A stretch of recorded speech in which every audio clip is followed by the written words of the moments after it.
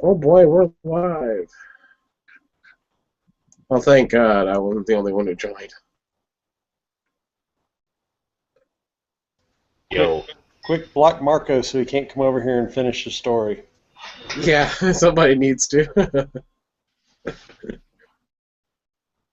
Sounds like he's been hitting the sauce a little bit tonight. Oh, he gets so angry either about the things. sauce or the PCP. All we're saying is you live in an area where there's lots of sirens. You can't get so carried. Just move someplace nicer. But that'd be like giving up. Yeah, on that shithole. Give up on that shithole. If I lived in Thank Houston, God I wasn't the only one who joined. if if I lived in Houston like my brothers do, I would move. Quick block Marco so he can't come over here and finish the story. Yeah, somebody needs Are we to. live? Did I just say that on live? Yes, you did. Oh, He's been crap. hitting the sauce a little bit tonight. Oh, he gets so angry about things. All we're saying is, You know, I love hearing my own voice there, DB, but gotta mute the external. I do like Marco's input, but still, I don't like arguing with him when he's been drinking. Not when he's been drinking. Yeah. When he's sober, he's okay. How do you think his wife and kids feel? He's not married. No, he's a college student. He said that a minute ago. Of course, nowadays you can be a college student and be retired. I might go back to school, become a nurse. I think that's my goal. Cooper, were you? Was that legit? You were saying those mags are actually pretty nice. Those Bulgarian 40 rounders. Because I've It never seen. depends which ones they are. If they're the metal reinforced ones, yeah. Oh, no, Cool, they're but I not. just want to know how you could be a nurse. I mean, unless you're working in the children wings, that big head will be way too much of a distraction. I would just get into pharmaceutical sales as soon as I got my nursing degree. I don't think I would be a nurse. Ooh, that works. But Free well, samples. yeah, just talk. You got to learn how to talk their language. The best way to tell, I know we were talking about this the other night.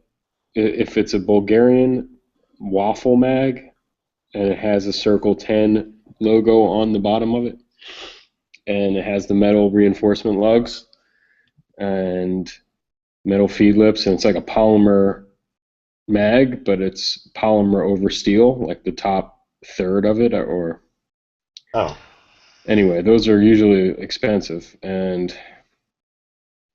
they're pretty hardcore, like they're indestructible. okay.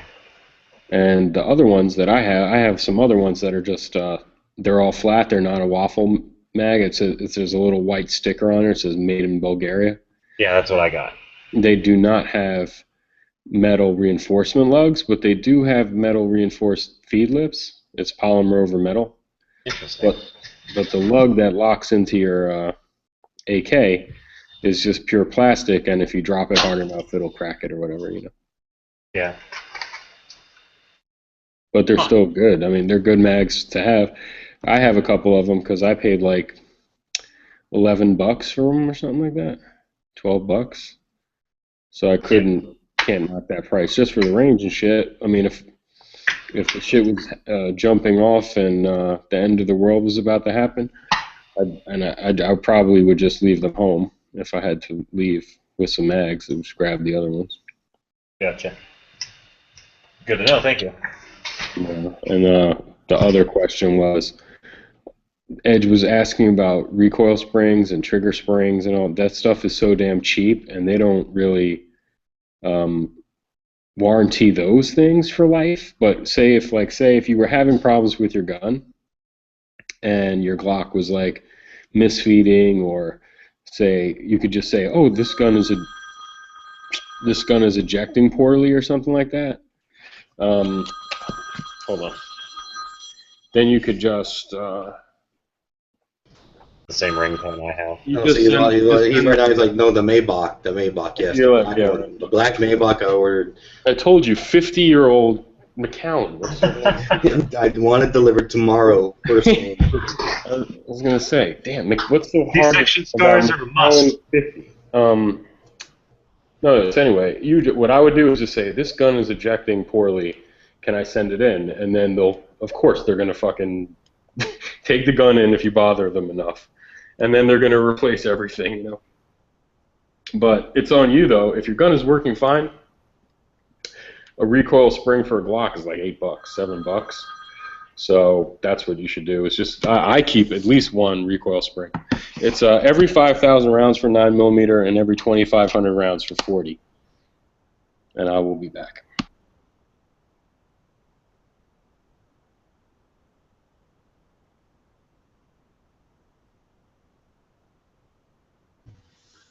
Okay, so here's the new rocket that I just constructed. So, ooh, ah. You there. Is it black and blue? It is black and blue, just like somebody who didn't do the dishes. I'm sorry, that was bad. Oh, your damn wife. She beats me up, though. I mean, for as much as I joke. I saw you in the chat. I saw you look. You're getting the stern talking to you. Oh, you remember that time she attacked me when I was saying stuff? Oh, that's funny. Okay, so check this out. So I bought the rocket kit the other day. I take it out in front of all these kids, and the stupid igniter fails. Okay, when you push the button that runs off the 9-volt, it won't set it off. I had to go to a backup cannon fuse that I brought just in case to launch the stupid rocket. Well, I decided I'll fix that problem. I put a lantern battery inside a wooden 22 box here, and I painted it green.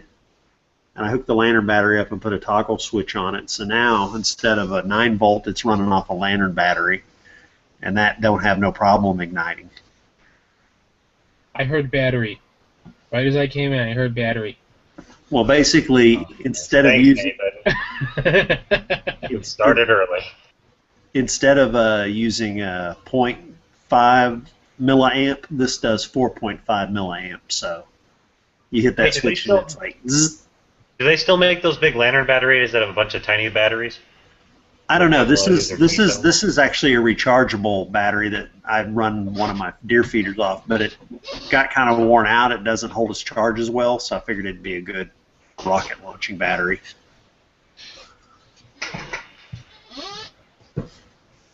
The Lestis rockets or the high power ones? Estes rockets. Mm-hmm. I've got ones that take A, B, and C motors. No D motors for me. I don't want to waste my money on those $5 pop motors. I may upgrade later to a big rocket, but I'll start off with the smaller ones.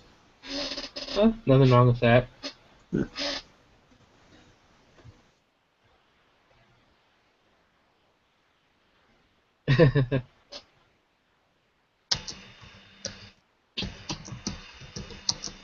See, looks like a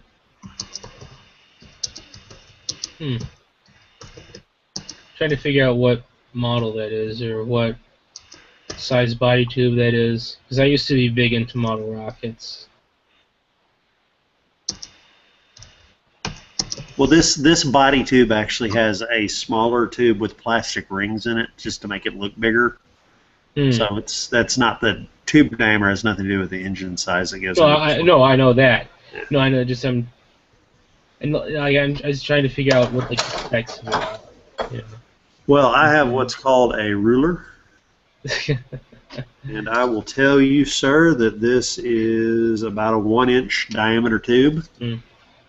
Should be BT50 size tubing then. Was it BT55?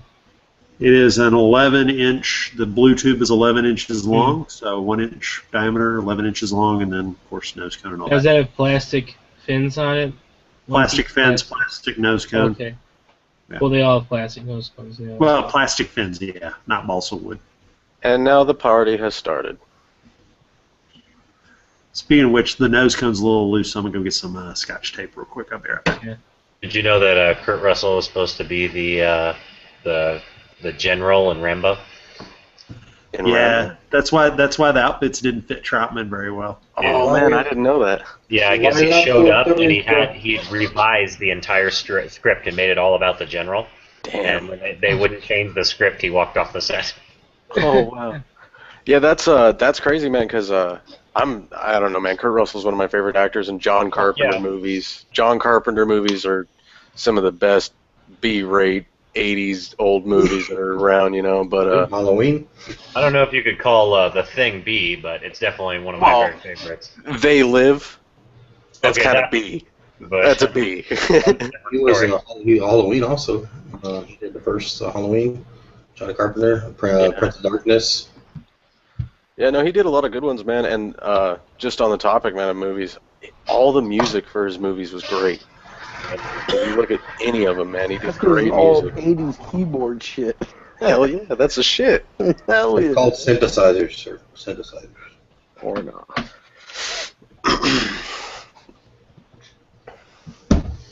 Speaking of music, my man Stitches got a new music video out. Oh, GunChannels, shit. holla at that joint. The White as mayo. Dude, I can send it through the mail. It's the one DB though. We put mixed together and like fuck yo chat. I said There's, fuck yo chat. Come on, there's fuck one- yo chat. scene in the music video where he's not getting all crazy and he just kind of looks up at the camera and he's just the whitest, most prep school dude you've ever seen with some face tattoos and a really shitty haircut. I love the smell of them bricks. That joint They was be tight. whiter than some mayo. And the funniest part, he has an AK tattooed on his face, and he's pumping his hands up like this, talking about his AK. And He's got He got an SKS. SK. No, you know what? I like the male song. Yo. The other song was too much, but I No, like the I'm male gonna tell you song 'cause this. He toned it down. No, like the male song is honestly, it's probably his It's dope. It's probably his best dope. song. It can be put on. It can be But put it on the lacks- radio. I it could lacks- I got turn the bass up on extendos. that. Bitches, I got extendos. If that line would have been in this new joint, then that Oh, whole man. music video would have been it. What? I'm getting my Ebonics guide out. Dude, are you not down with Stitches? Come on, you are a bam, man. He'll put a brick in your face. What are you gonna do with it? What you gonna? Better have my money when I come to collect. Yeah. No. You're saying it wrong. It's not collect. It's collect. Bitch better have my money through rain, sleet, or snow. You can't enunciate properly with that much Hottest fake gold man in your out on mouth. the block. Pimp of the year.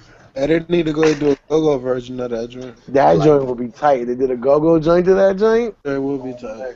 I know Fly Guy. Who you got? Drama Squad doing it? Damn. All right. So no. let's get in some conversation we all can partake in. I want to see Back hit that. Bag is old. You swell. But I don't care. Back is I'll classic. All right, down to whatever. Roscoe All right, Chickens and Waffles and hang some chickens, yo. XIB still So listen, playing? I'm gonna tell you guys something. So check this out. 40 in my area has, and I'm on the East Coast, has been extraordinarily hard to find in the store. I honestly, like if I walked into a random store, I would probably expect to find 9mm before I found 40. Carnival 40's been Virginia. ridiculously hard, and even when you go to the shows, they either have some bootleg name brand cases like Geeko or Geico, I don't know what the fuck it is, or Aguila, or some stupid 40 caliber brand that you never even heard of, and like 135 grains too, so it's stupid grains. Dude, got the opposite out here. that's 40's a all over the Normal place. brand. Yo, I got it out here in the Walmart, bro. I got Yeah. it. We I got can't find it. So I went to the Maryland FFL shop that had all that drama or whatever. Had Right. 40 cheap, super Engaged. cheap. So Chris in the chat is asking about some of his knife materials. This is the multicam G10. It's just right now because it's uncut. It's just black on one side, tan on the other. But it's 5 different colors repeating all the way up. So is it layered steel then? No, it's Like plastic. It's G10 for handles. It's like a Oh plastic. really? That's not straight plastic.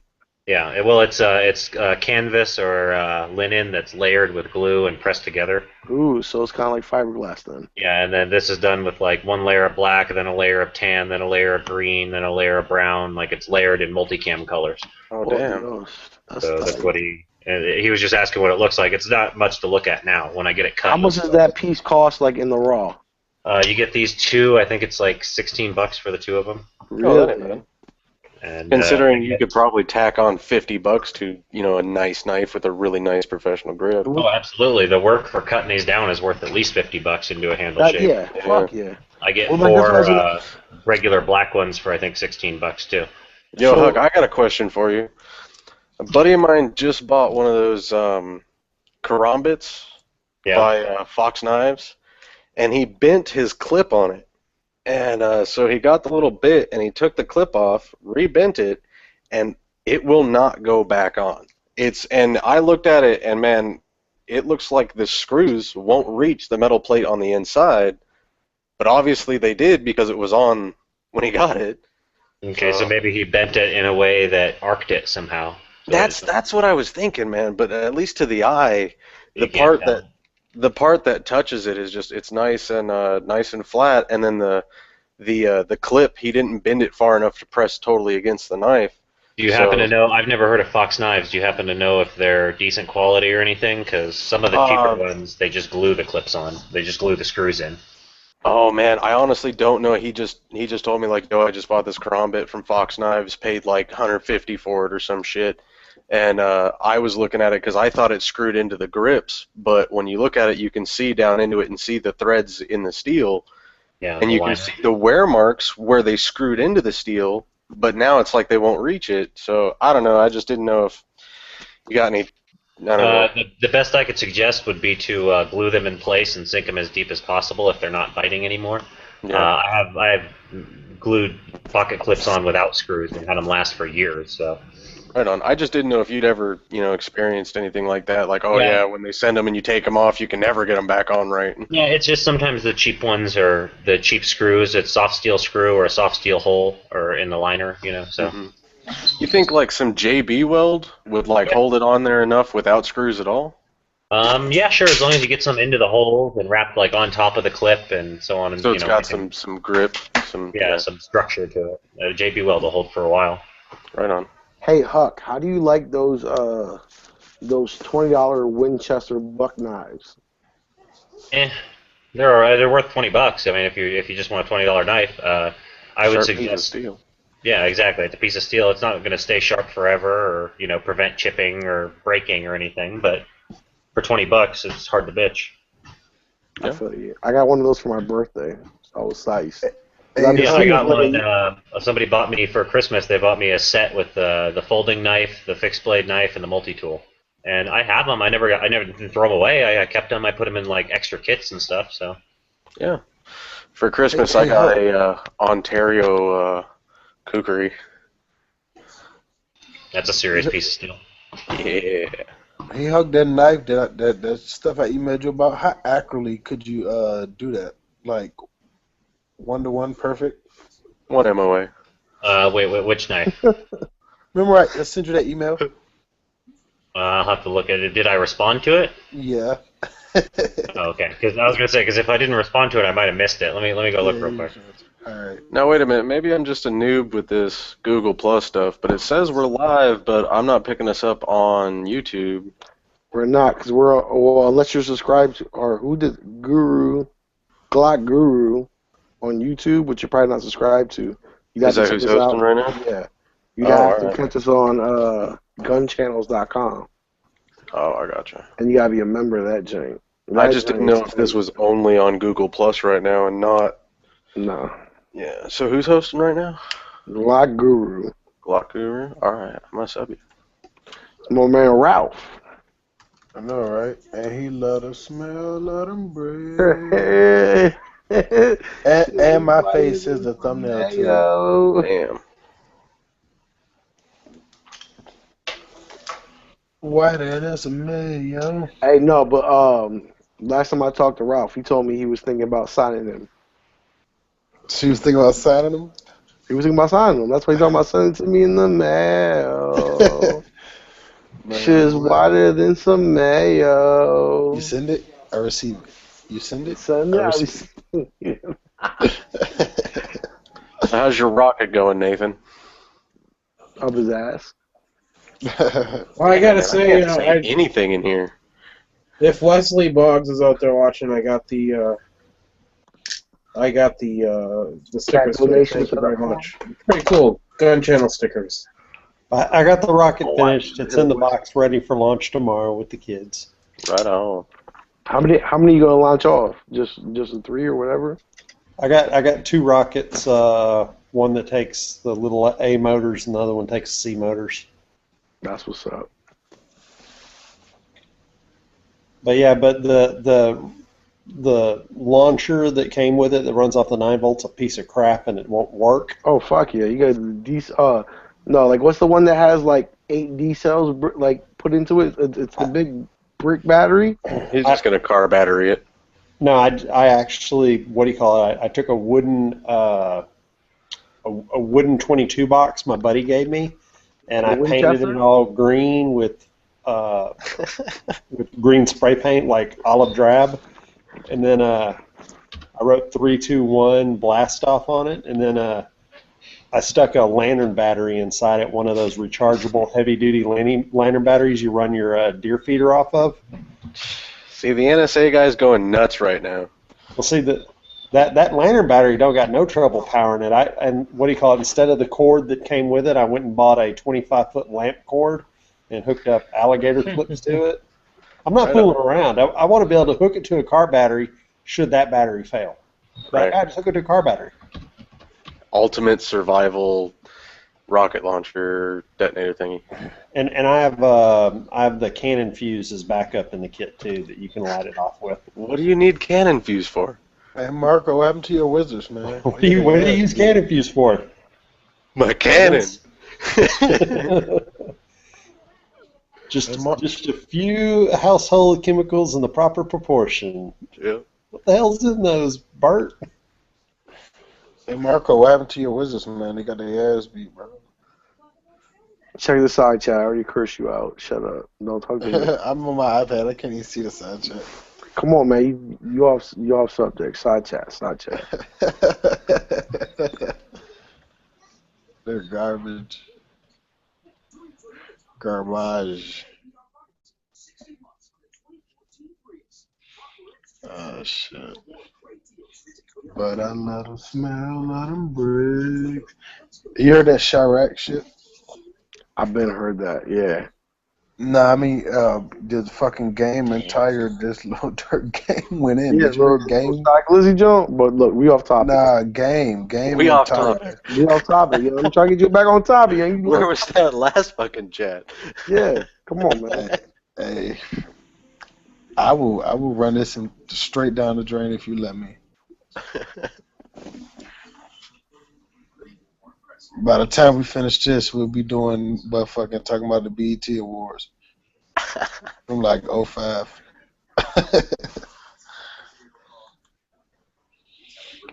So how about those Glocks? Yeah, buddy. I got Glocks on top of Glocks. No, you don't. I do. I wish I Yeah. did. You got like 1.5 Glocks. I got two, and each one has a plus half, so that's like 3.5. I suppose. He's got Glock squared. Right. I do have Glock squared. Because each one of them got a conversion barrel. Yeah. The conversion barrels are pretty cool. I put my Glock back in the 40. No, wait a minute, but Gert, you got a conversion barrel. Like, you have the Lone Wolf, or do you have the Storm Lake? I got the Lone Wolf. Storm Lake's too expensive.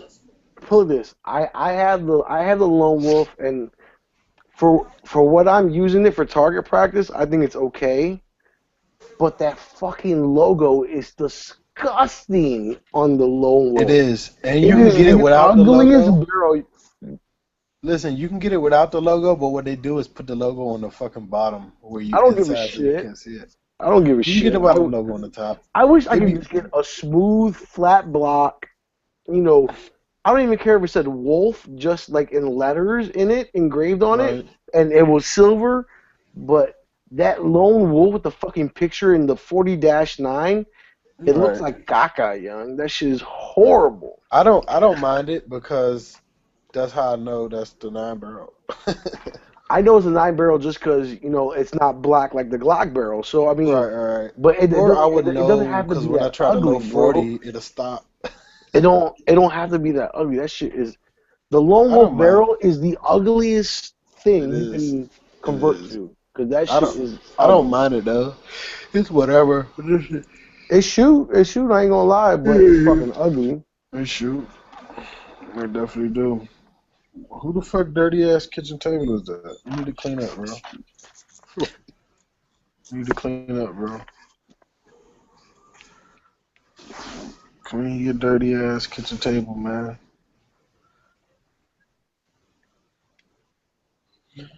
Shit. B, you in the military? Who's this? Yo, Who, me? yeah, you. B. Sometimes. Yeah. Sometimes. Yeah. Oh, I operate in operational operations. He oh damn. operates on the weekends. He's I'm, high speed as fuck.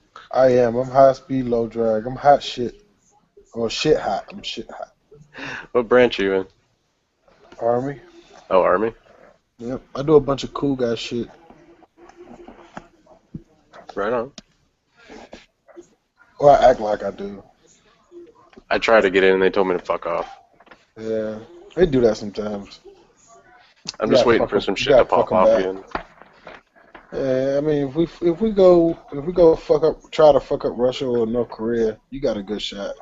It's gonna be Africa, bro. Oh yeah, Hey, wait, but whatever. North Korea is throwing racial slurs at the president. Come on. Exactly.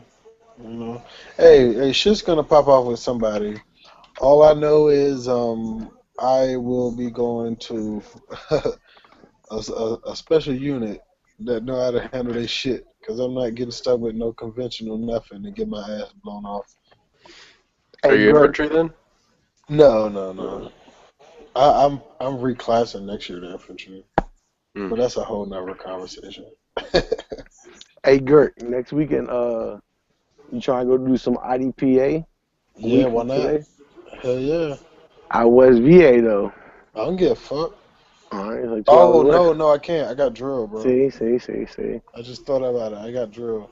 What about the You're weekend whiter after? than some I mayo. know, right? But nah, I need that check though. That check is what's gonna buy me ammo to do the IDPA.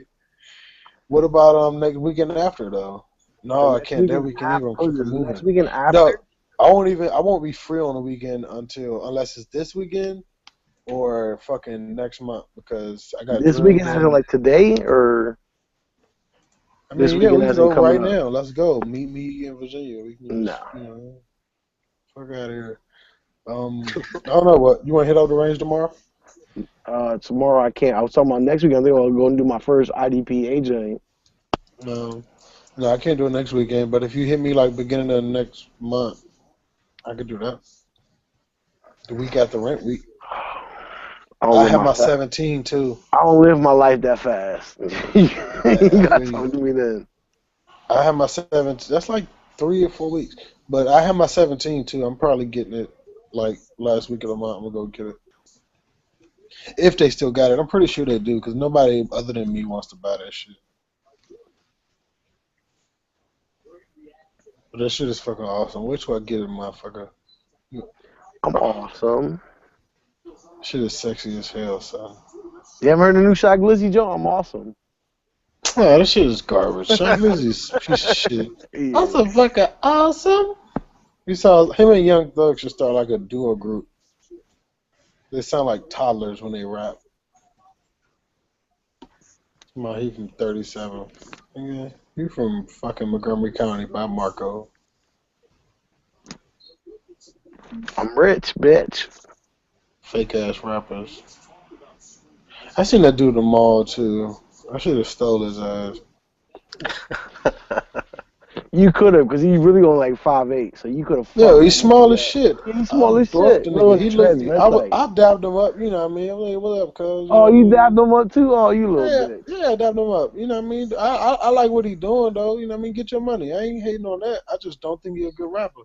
I was like, you keep doing your thing and shit. He looked all paranoid and shit. I think Like, yeah, because he off that lean. He stay off that lean. I don't know. I mean, I know I'm a fucking big ass dude, but you I know hung what I out. mean? I hung out with him at his party last year Right. down in the southeast when he threw his party. Mm, Wild boys, young. I bet. And so, like, you know what's really funny is like whenever you hang out with like gangsters that have illegal guns, they always had the KCI mag. They never had the Glock brand extendo. They They don't always because they they don't stay with know. the KCI They don't extendos. I know. don't understand that. You know Dude, what's that's why we're crazy? understand that. lucky because those guys jam up and get fucked up. No shooting. Exactly. That's what I'm talking about. You know what I'm saying? Like You know what's put crazy? it this, like My he has an entourage of 8, and me and Gert could probably take out his whole entourage. Why? Because we have good magazines. Well, that's like I was watching Gangland one time, and this guy's talking about this is my Glock 40, and he's holding a 40 caliber high point, and he's like, no, "Yeah, this is my problem solver," and I was like, "Yeah, maybe for 1 or 2 rounds." no, No, no. well, I mean, the I high was point shoots. watching Don't get it one wrong. in. Don't get it wrong. The high point. The No, problem with no, the high I'm point is just that it's playing only around, 10 but rounds. still, Yeah. if Don't you get were into the high someone that point was serious conversation about with what me, you're bro. doing, you'd drop 500 and buy a halfway decent firearm. But nah, bro. I was watching fucking one of these little gang shits about California, and this dude, he pulled out his mag and he was like, "You see these purple bullets right here? You shoot somebody one time, and they crippled." So I put it on Instagram, right? It was fucking snap caps. I was like, that's a fucking snap cap. I put it on Oh Instagram. yeah, you shoot It them was one fucking. time and then they shoot you in the face.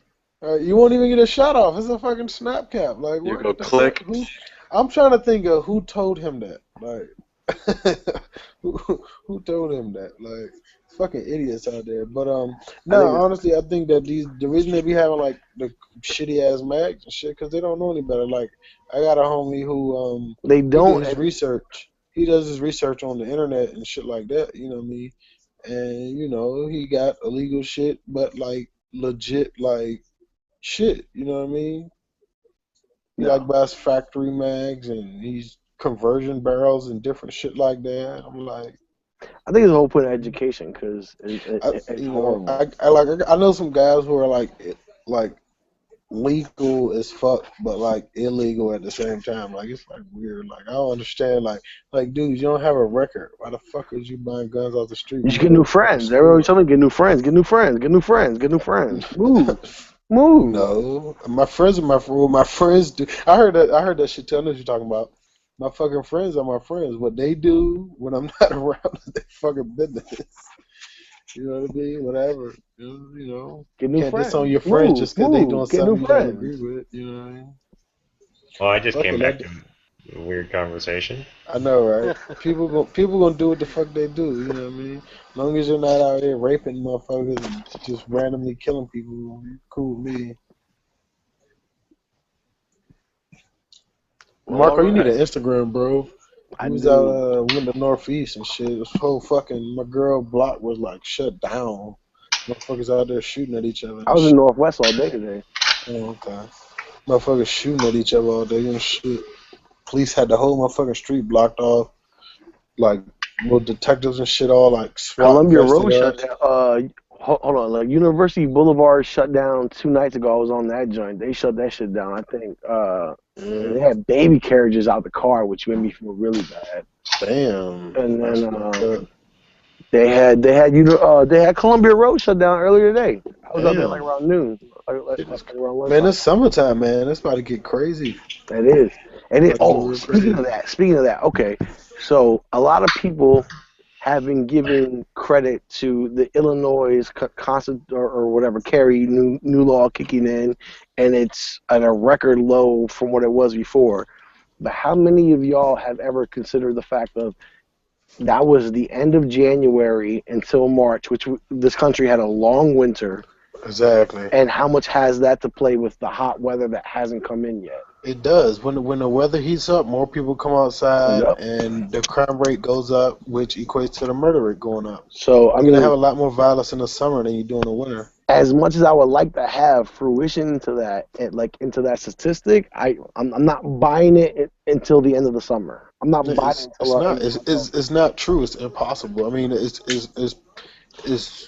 common sense logic. You know what I mean? Also, The more Chicago has increased their police force and the police activity too. That's So true. At the same time, yeah, like they said that they increased police force by like 20%.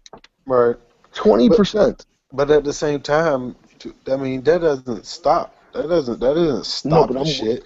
That's making people it just does stop the more. shit. It's not. You know what? It's not stopping shit. It's just making people may have to wait longer in between, or you know what I mean, watch Not out really, real not quick really. and wait for the police to drive by before they Not do what the really, fuck because they you got to do. realize that most of those shootings are spur of the moment. You're Yeah, they talking about are. most Yeah, of those they are. shootings are contemplating and whatnot.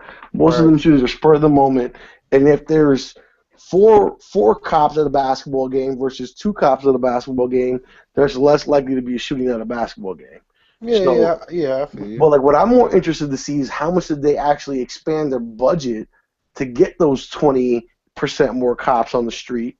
Right. You know what I'm saying? Because that was either if it was done off of like oh let's create an act or whatever. It doesn't. Right. It wasn't taking out the budget because it happened post facto. Right. You know what I'm saying? Like it wasn't like that 20% increase was put into the budget. So what I'm Right. curious to see was, you know what I'm saying, how much more does that cost? And there's that cost benefit there. And at the same time, they did that because they knew they lost. They knew Right. they lost and they postponed it, and it gave them like an extra 6 to 9 months before they could Right. actually spend it. So you know what I'm saying? So But if they back could on, have but spent that 20% more 6 years ago, we wouldn't be where we are now. So whose fault really is it? right.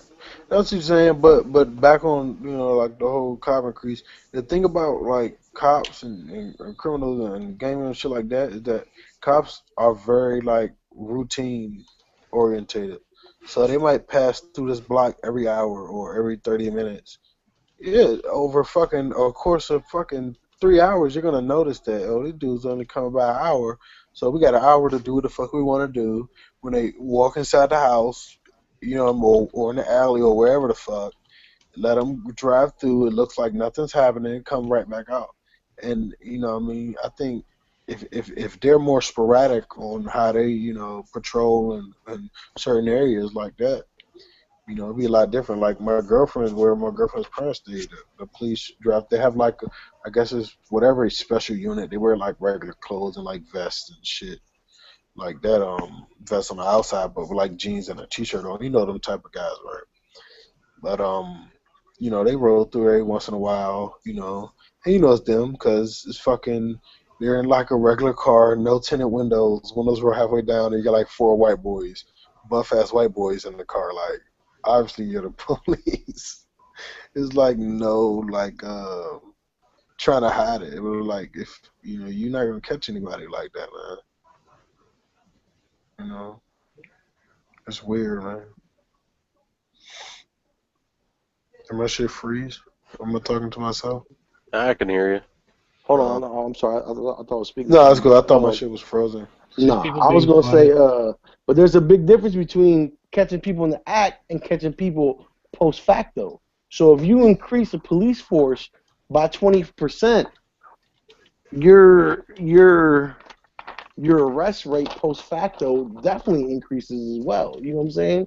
So, Yeah, because I I mean, because mean, put it like this: reaching that stat in the first quarter of the year, well, I think is great.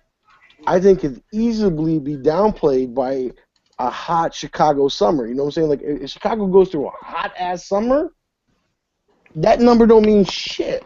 no, I won't. It I won't won't. mean shit. But this what it is. Releasing that stat is just a like a what do you call it? Like a it's like just something like for like a feel good thing. You know what I mean? Okay, well then if Hey, it's crime. feel good, That's the purpose of I feel releasing you, it. I feel you, I feel you. You know what I So mean? if it's feel good, and at the end, all right. So what? Chicago. Let's say like Chicago last summer had 300 murders. I really Right, don't know what they have. Let's say like they had 300 murders, right, and let's just say that shit goes down to like 250 at the right, end of the calendar year. right. So is that 50 murder decrease, which is what 1/6? We're looking at like what Yeah, 1/6. 18%, 17% maybe. What Right, if right. that drop in a 17% drop in a murder rate is fucking phenomenal. That's It is. fucking Yeah, that's God huge. given. All right. Right. So if you drop 15, 17% in a murder rate, is it going to be due at the end of the year to the 20% police increase? Because look at us. Look at what we did. We increased the police 20%. Or is it going to be because Chicago residents actually have concealed carry. Well, okay, I'll put it like this. First off, if that comes down by the end of the year, and say that happens, right?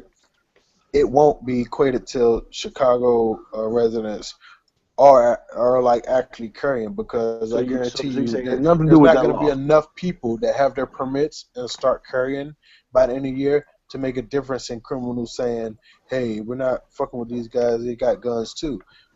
Hey, What Court, how may long did it take to get hold on on, the? hold on. How you can No, equate hold on, that hold on. if I just want to it's know like how long it takes to perceived? get a permit. I don't know, I want but to see how long. I Well, don't know how how long it long does it takes. take to get a permit? I But think it's but 90 days. Yeah, right. right. But people are starting to get them Way within, before the fact.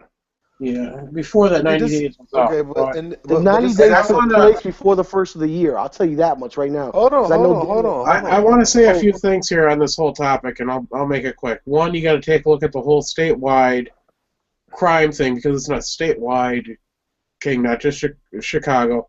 Two, the Midwest is supposed to have an extremely cool summer this year, so it that is, includes but Chicago. So that's going to help let's think keep the worst case numbers scenario. down. Let's think worst case scenario Hold there. on, hold on. Let me finish what I was saying. Let me finish what I was saying first. Court, you Hold got that next. thought. Hold that thought though. But all right, so It's like but no, first, no, no. okay, that statistic is released like a feel good thing, and if that does happen, regardless of what caused that decline in the murder rate or crime rate, they're gonna take credit for it, which is cool. Go ahead, and take credit for it. Who cares? You know what I mean? It's cool. It's down. That's all what matters, right? No, But listen, but you got to think of most of those murders aren't aren't people, and a lot of those robberies aren't people just robbing and killing random white people that stay on the east side of town, right? You know what I mean? It's people, everybody in the south side, different gangs beef, and they're killing each other because of whatever beef. They're robbing each other because this guy sells a lot of drugs, and this guy wants to rob him for his drugs and his money. You know what I mean? That's a lot what's happening. You're not really robbing fucking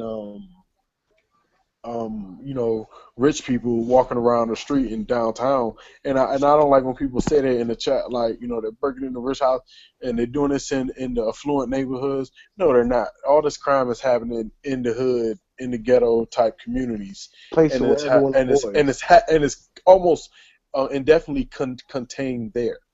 You know what I mean? It doesn't really branch out to where it spreads and everyone is crazy affected by it. No, only the people in these areas where it's happening at is affected by it. But go ahead. Court, go ahead. Okay, well, those are the two things I really had to say. And yes, it's going to bring us what Girk mentioned, that these are, these crimes are happening, these murders are happening in the lower income areas. So that's also going Let's to say have an ghetto. effect on the numbers. If the police presence is increased in that area, of course, crime is going to go down slightly because police are going to be able to stop some crime before it happks. Just because, the police are there. You increase it by 20% in Yeah. that area, there's a Debatable, 20% but chance okay. more likely they're going to see some suspicious activity before it happens. Okay, well, all right. So all right. So let me go back to the original number, which is about what, a 15% decline. Like is what they Yeah. said. Let's stick with 15. All right, 15%. So 15% out of whatever number of crimes that happens. Right. This is what I like to say. So while most drug dealers are not out there robbing grandmas, Right. the crackhead is. Right. And the crackhead that has a 22 revolver llama, or the cheapest fucking 22 revolver you can find for like $100 in the street, is the one robbing grandma. So now, Okay. Go while ahead. Chicago grandmas now have the opportunity, the whole question is how many Chicago grandmas are actually going to buy a gun and actually go out and do this? You know what I'm saying? Right. That's where I think we get our biggest strength in numbers, because if at the end of the year this stays at a 15% decline, but yet we only get 1% of grandmas, or let's just say legal gun owning people that stop. It doesn't have to be grandmas. I'm just saying, like, moms and dads or whatever, just legal people that have the opportunity to legally own, because until now they also had the same ban of no pistols in Chicago. So at the same Right. time that went, this went. So let's not Right. forget that. You know what I'm Yeah. saying? So I mean, Okay. First, okay. This. I mean, If you really, I know a lot of hold on, crackheads, let right? Gork go. Let Yeah. Go ahead, Court. Court go. Let Court go. all right. I just want to say, you want to look at these in real numbers too. You look at that 15%, and you look at murder rates. That's 50 people that are alive. Yes. So you can look at it as human lives and not just a number. That's 50 But my whole people thing is still like, where do you alive. think the media is gonna play it? Or like, I mean, because obviously, like we know the media is gonna pump. We obviously know the media is gonna pump because 20% more police officers were on force, Right. and it has nothing to do with the constitutional carry law.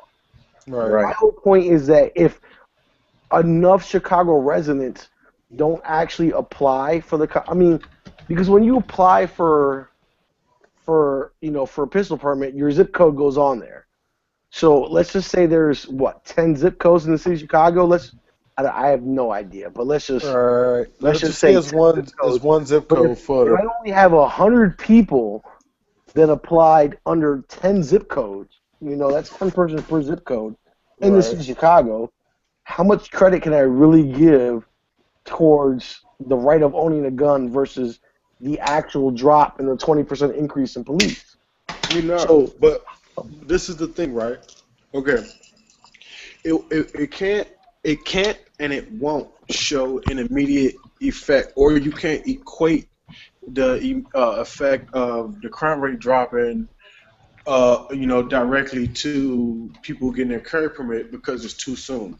That type of thing takes time. It takes time for people to acquire their permits. It takes time for people to learn the new laws and know they even exist and know what they have to do to get it. Because I doubt there's commercials on TV, because I haven't seen none here, that says, "Hey, come down here and come get your pistol permit."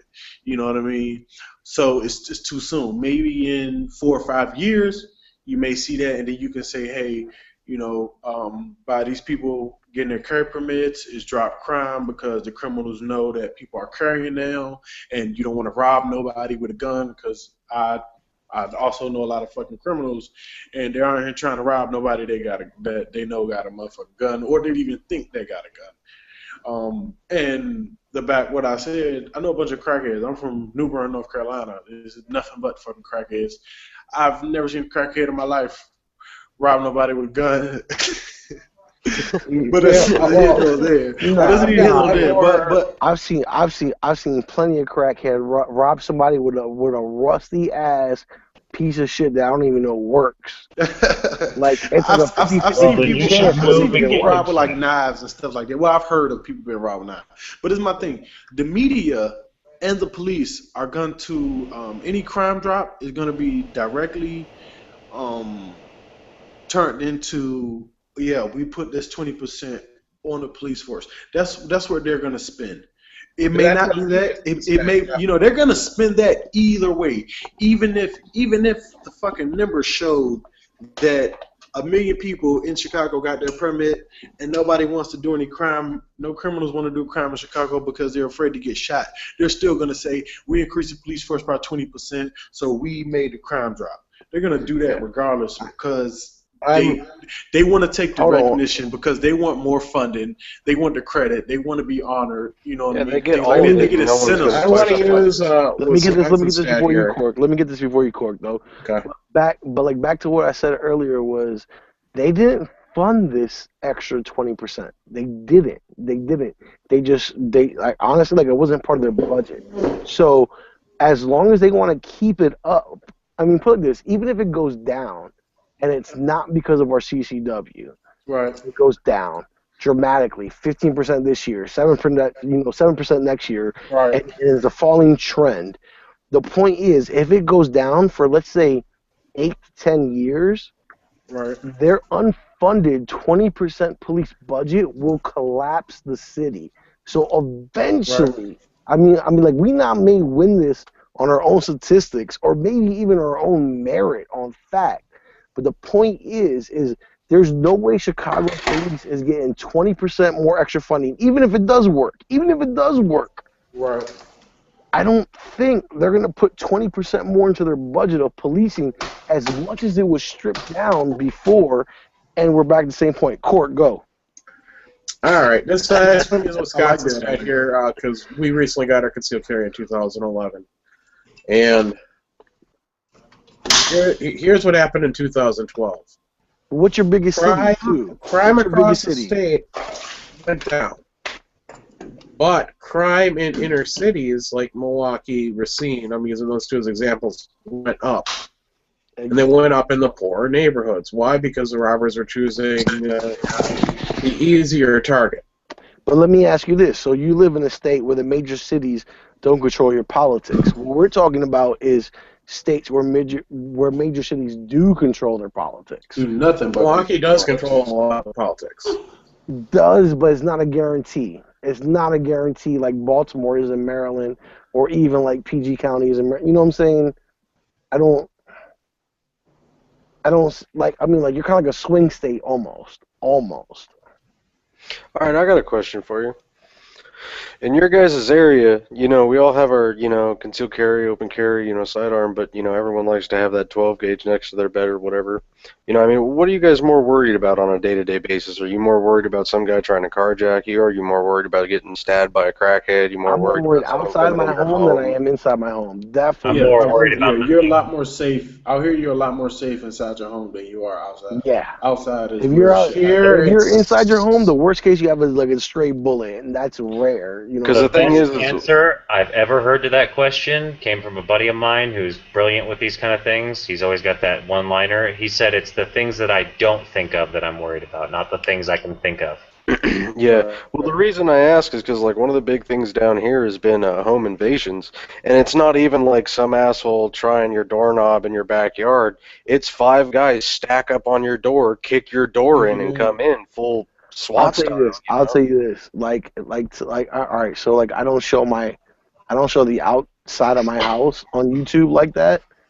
I mean, unless No, I just mean it happens. You know, people come from Northtown down into like Green Valley or I'll some tell of you the this. nicer areas in my area, and I mean they'll just, like I said, you'll have 5 guys park in a driveway, chill there for 30 minutes, make sure no one drives Very, by, very, stack on the very, door, and very few next thing you know, people. your door's kicked in and guys are coming up your stairs. I'll tell you this. We Like, got car thieves in Phoenix that their reaction, if they were met with any kind of resistance, they usually just like take cars out of parking lots. But if anyone says, "Hey, what the fuck are you doing?" they start dumping 12 gauge rounds at them. Oh yeah, I mean, well react. that's what I mean though, is like you guys were talking about you know, out walking around and you know how there's a lot of drug addiction in your area or whatever. So that's what I was curious about, because obviously, you know, I'm in Vegas. There's drug addicts all fucking over the place, but for the most part, it's like, you got a cigarette? No, get the fuck away from me. Right. You know, but the I'm real not thing worried is about that like, motherfucker, because that motherfucker I could probably box out or just knock out off of one punch.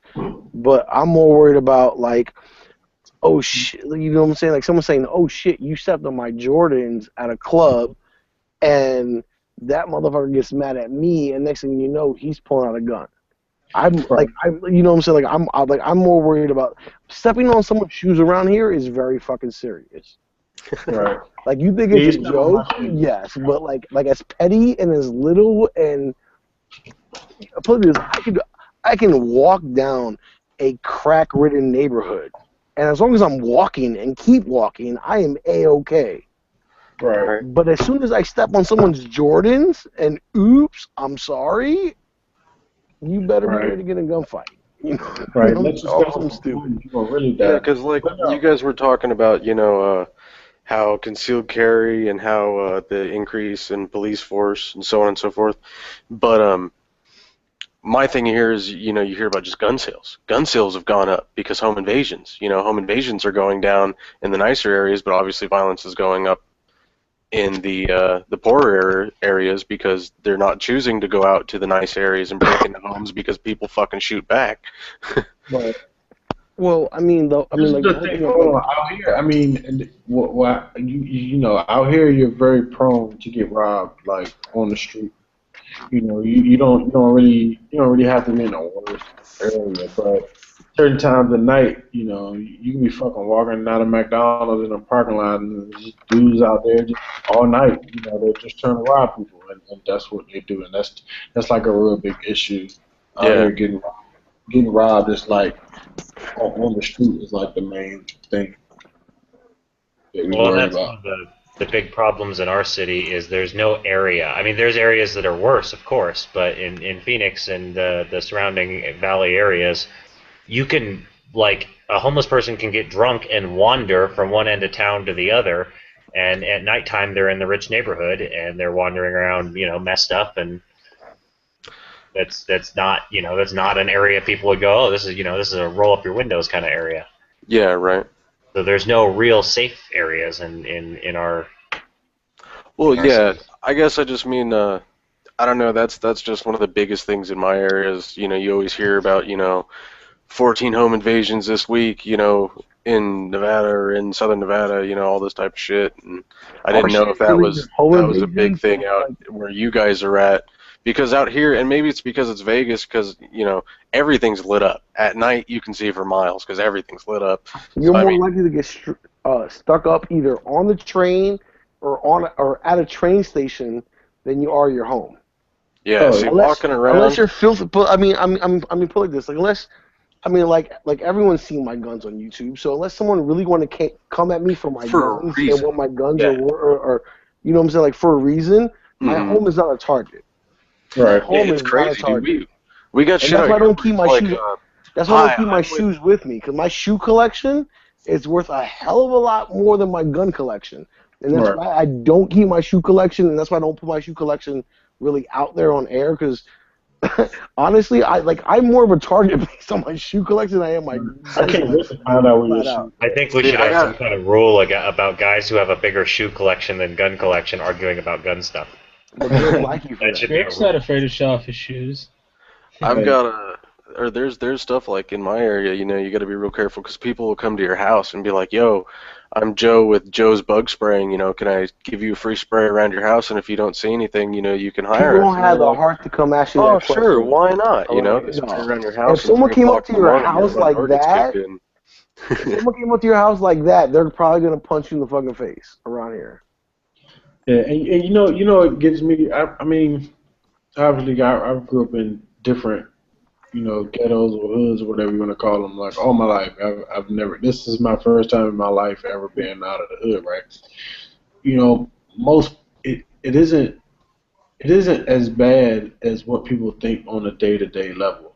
When you look at overall numbers like end of the year statistics, yes, it looks bad, but day-to-day, a lot, even these criminals that's out here, like fucking selling drugs, robbing people, murdering people, are honestly a lot nicer and people than what people actually think they are. You can like you can be white and walk through a black neighborhood.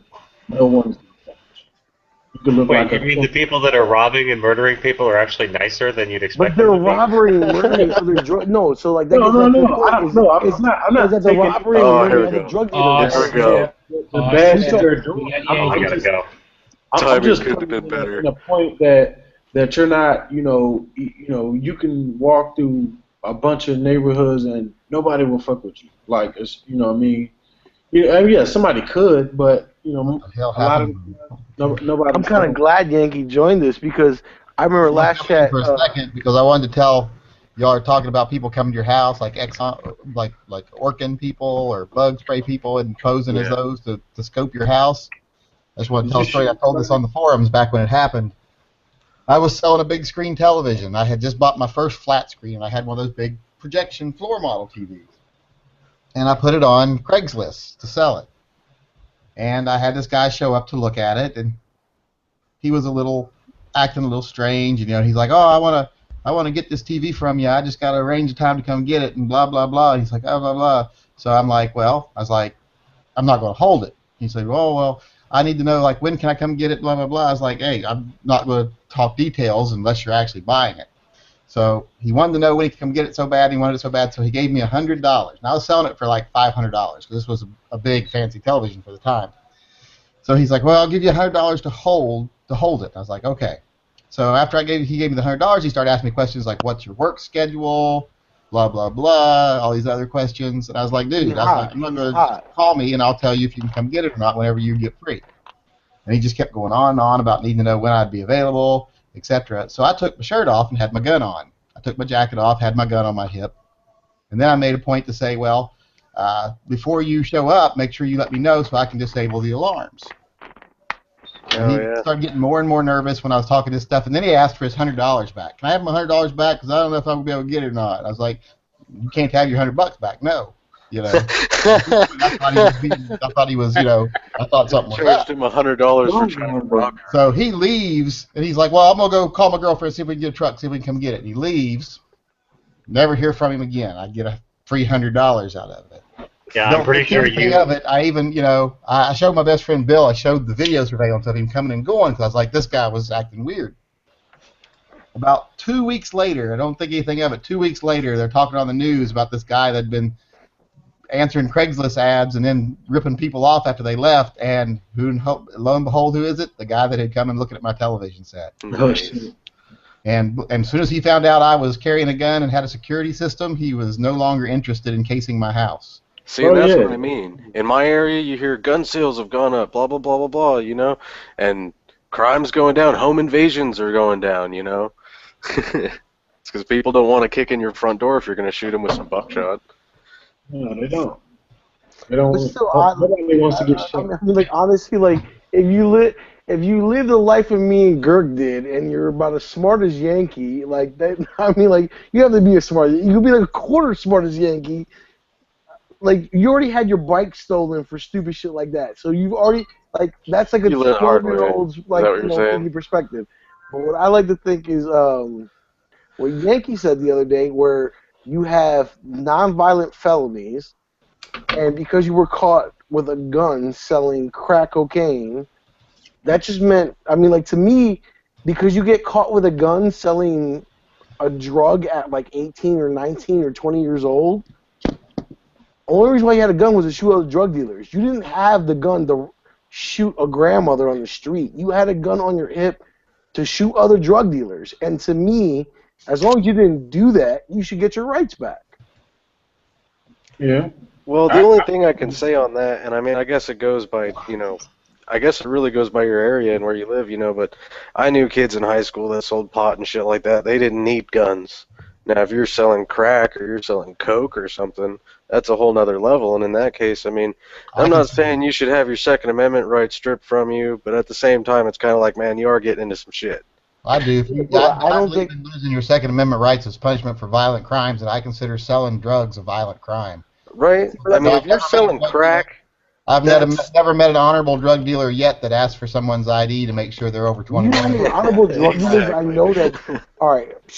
Like, you know how many honorable drug dealers that I know that don't stay on the corner that specifically deal with, like, millionaires and people with PhDs, and, like, they're not corner drug dealers. They're legitimate pot. I had a friend that his family member sold drugs, but he would only sell drugs to people he knew, like literally, and they were all like in their 40s and 50s. And what's the difference between that schmuck and a they guy were all who's like, oh, it looked like they were. Let me tell you something. They might tell you they do that, but having had experience in law enforcement, I've never met one yet that actually does. Had like 2 years. Still got it going out the back door to schoolyards and everything else too. Oh, that's bad. Yeah, you don't make a living selling just to your friends.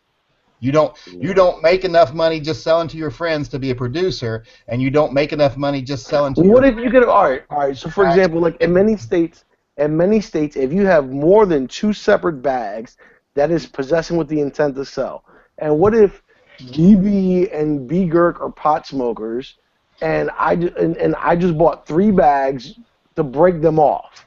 To get my habit for free. I was going to say, this guy that I was talking about, he didn't make any money. Like, he was basically poor, but he basically did drugs for free, basically, by selling to his friends and stuff. The average but that was like hard drugs. I had a friend when I was in high school that sold a little pot here and there, and yeah, if he would have got busted breaking it up and selling it, he would have got a felony, and that's understandable. But at the same time, you're already fucking up, and if you're going to fuck up and get caught, you know, and that's what, and I mean that with like pot. Now, if you're in hardcore drugs, then obviously you're already toast, you know. But I just mean, I don't know. Either way, it's like if you're dumb enough to get that charge or dumb enough to make those decisions, I don't know. Marco, if they're doing that, if they're just breaking up to support their own habit, they're not a dealer.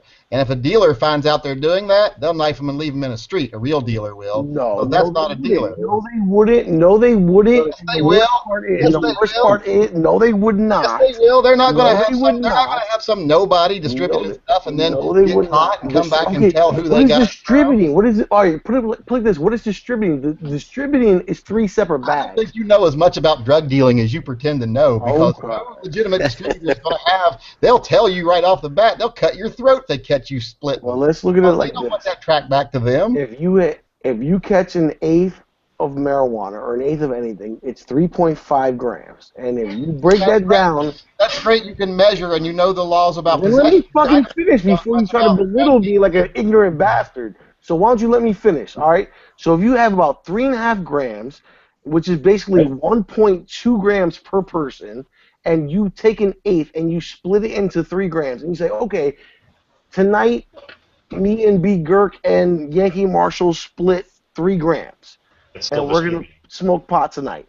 And that's 3 different bags. I can get arrested for possessing. No one's saying you wouldn't get arrested for that, but I'm telling you, any legitimate dealer is going to tell you if you go splitting on the street with my product, and you get arrested, and then you come tell them I got it. If I get arrested, they'll tell you. If I pay him back, he doesn't give a shit. If I pay him back, he doesn't give a shit. He honestly does not give a shit. Oh, yes, they do. No, they do not. No, they do not. You know what? I was going to say, Yankee. You know, a lot of times, you know, the person I was talking about, they would buy the drugs, say, like in a city, in New York City, and then they would bring the drugs to like the suburbs. So the drug dealers in New York City, they didn't give a fuck. Well, Like, and yes, that drug dealer in New York City would give a fuck. No, if you're driving. You didn't pay him back. Here's what I think miles is the away, line that needs to be drawn. The line that needs to be drawn is anyone, just like he said, if they're breaking up a small amount, is still breaking up a small amount and gets the same charge, regardless if they're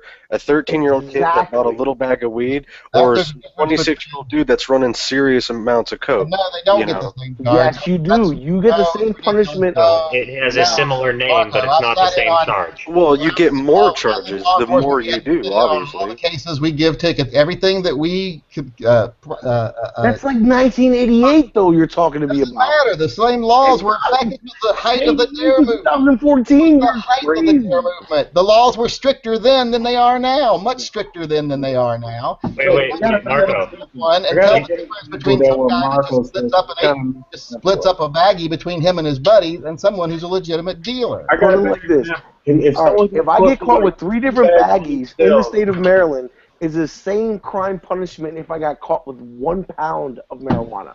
Marco, G-Web says you need to move to Washington or Colorado. Yeah, I need to move. I keep loving when people tell me I need to move. I love the I move. I need to move quote. I love that. The Google Rockefeller drug laws. But even in G-Web's state, if you have an ounce broken up for sale, let's just an ounce could be broken up into eighths. It could be broken up into distribute. Yeah, I was gonna say, whatever. Just turn into a drug chat. The thing that you're not tempering your sentences with here is experience. And the experience will tell you, any officer that has any experience in drug prosecution, 2 of my good friends here locally, one of the guys just went to the NRA dinner with the other night, is a narcotics officer, and they'll tell you, the guy that gets caught splitting up a bag of marijuana between him and 2 of his friends is not going to cop the same charge when it comes to prosecution. Even the though narcotics officer is not copying that guy that has 3 bags. It's the street B cop that files the possession with the intent to distribute. You need to move to New York because they won't even write you a fucking ticket in New York anymore. It's been decriminalized to the point where like we have legalized pot, where if New York is decriminalized where anything less than an eighth is a ticket.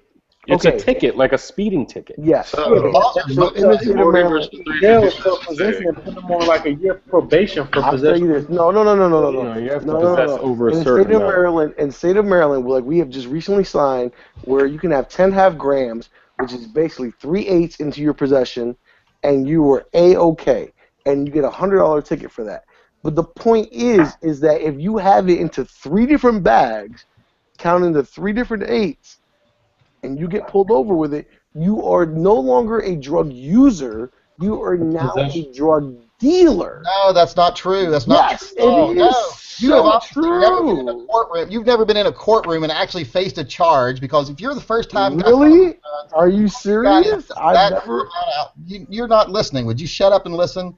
You obviously have no experience in a courtroom, because people Okay. cop to lower pleas on that thing all the time. Judges do not make a habit out of making the guy that, went and bought a small amount of marijuana and split it up with his two friends and the drug dealers. They don't do that. It doesn't happen that way. Okay. In fact, it's the other way around. It's more lenient. Guys often got to get caught 2 or 3 times before they ever even get prosecuted to the letter of the law. If you had any experience inside the courtroom, you'd probably know that. If I had experience in 1988 courtroom, I probably would. Courtrooms were a lot stricter in '88 than they are now, drug-wise. That's The fine. drug laws were much stricter in 1988 than they are now. Okay, so you're one thing you're kind of forgetting here is that you're talking to a judge who's a human being, and they're not exactly robotic. I had a buddy who's he's about, I don't know, 4'2" and Mexican and covered in tattoos and has like a 2-foot mohawk, and he got pulled over in his Jeep recently, and the cop didn't like him, so he threw him up against the side, pressed his face against the window and gave him all kinds of bullshit charges and tickets and stuff, and he got to court looking like he did, and talked to the cop intelligently and, articulately, and explained what happened, and didn't get charged with anything. Not a single ticket. Yeah, that's why a lot of states enacted those 3 strike laws on drug charges, because they got tired, and they're like, oh, these drug guys are getting off every time, because the judges weren't throwing the books at people. They're like, yeah, he was in a fraternity party, went and bought a little bit of pot, and then got caught with a bag of pot for him and his 2 buddies on the way home, and they didn't prosecute them. That's just the way. There's a difference between okay. See, like you guys keep generalizing into just a little bit of pot. So my whole point is just a little bit of pot. Well, so do you know broken up into guys 3 that bags, just broken up into bought 3 pot? different bags, broken up into 3 different bags, becomes a No, totally different situation than what you guys are referring to. No, it can by the letter of the law, but it most often does not. And that's the thing you don't seem to understand. You seem like someone who's read a law, and now you think this is the way it is. Well, then what if you are that petty drug dealer what if you are that stupid friend drug dealer that constantly... Well, are your friends that stupid drug dealer? Are your friends getting... I have a lot of them. I have a lot of them that have multiple... But are they drug dealers? But are they drug dealers, or are they just some guy that bought a baggie and then split it with 3 of his friends so he didn't have to pay for it? Usually like that stupid friend that bought an ounce of, you know what I'm saying, like to supply his own habit and got caught splitting it up. Well, that's not a drug dealer then. That's just some guy got caught with an ounce of drugs. But that's the guy that by the time he gets caught... All right, so that's the guy who you said, because he got caught with a pistol... all right, so back to my original argument, is the guy... Look at this. Even if it is a hardcore drug like heroin here in Baltimore, if it is, and he gets caught with a pistol, even if he didn't get caught charged using it with, like, you know what I'm saying, like within a violent act, I think he should get his gun back. Well, are you talking about the casual heroin users? No, I'm talking about what you said 2 chats ago. Right. I said if you're a drug dealer out pimping drugs with a gun on you, that's a violent charge, because I think no, it's not. Charge, and your gun is not. Casual heroin user, really? Yeah, I know. Yeah, I've known a couple of them, dude. I swear, there's people that did heroin like on the weekends and shit. Yeah, I'm pretty sure if you just not all heroin junkies, not all people who do heroin actually inject it. Dude, I work with some functioning tweakers. You're talking the casual heroin user. You're talking the proverbial fucking unicorn. You're not talking the standard. No. Most heroin users are addicted to it, and they do. But I'm telling. Okay, put it like this: if you think the average heroin user is out to, or the average heroin dealer is out to use his gun in a vigilante or a crime, that's not the case. Because he doesn't want to draw any attention to himself, but he doesn't take it out with the intent of legitimate. So all right, hold on. He's taking it out with Marco. Actually, taking it out with heroin and a gun. That's a violent crime. Get real. Yo, Marco, wait a minute. So you said not half a fucking hour ago that crime isn't these guys going to good neighborhoods. Crime is drug dealers shooting drug dealers, right? Yeah. So if you get caught with any amount of drugs split up and a gun, what are you doing? Most likely shooting at other drug dealers, right? You're not concealed carrying because some guy might rob you. All right, if you're a drug That's dealer and exactly someone what comes you to are. rob you No, for an no. ounce, you give him the You ounce. missed the point. You missed the point. That's exactly what they are doing. That's exactly what they are doing. No, they're doing it to They're protect still their caring for other drugs. drug dealers. They're not doing it to These protect themselves from illegitimate attack. They're doing it to protect their business and to protect their drugs that they're And they're holding. kill still not shooting competition. innocent By shooting civilians me in at the that. They're face, I still get all not the doing that. clientele. Chris, are Look you at there? this. Hey, check All it I'm out. saying, look at this. All I'm saying You is can't that try to legitimize something like concealed. Also, can I? I'm not trying Can to I? legitimize. I want to ask Digital this too, I'm because not. where I grew up, there was drug dealers on the corner, right, in New York Yeah. City, and those drug dealers, yeah, they mostly stayed to themselves, but they also started shit with you when you walked by, talk shit to your girlfriend. Sometimes they'd even rob the customers of their money and not give them any drugs. So they were out there on the corner. So that's in between bad themselves. shit all day long. That's Like, laws that's between what they did. themselves. But that's all- what they did. I'm just Okay. saying. They weren't like genuine business people who would were be just really all about their business. They were out there drinking, smoking, playing dice, selling drugs, Yes. and they were causing shit and starting shit any chance they could. Oh yeah, you'd be surprised how many calls. You'd be surprised how many calls law enforcement gets from someone that says, "Hey, I was just trying to score some heroin from this guy, and he robbed me at knife point." Yes. Check it out, That's Chris. a lot. Okay, but back to my original point was, if a kid who has 5 bags of heroin and a pistol in his pocket gets picked up at 19 years old, should get his rights back. Not till he's rehabilitated. No, Exactly. he should Okay. lose his Second Amendment rights while he's being punished for that crime. The key word was rehabilitation. Well, That I mean, was there's my no guns original in jail, point. So, so like, as much yeah. as you guys spun this or whatever, my whole point No, is that our whole point, the one you seem to miss, was that we said nonviolent crimes should not lose their Second Amendment rights, period. Violent crimes, like drug dealing, carrying a pistol for assault, etc., things like that, assaulting someone, those should lose their Second Amendment rights until they are rehabilitated.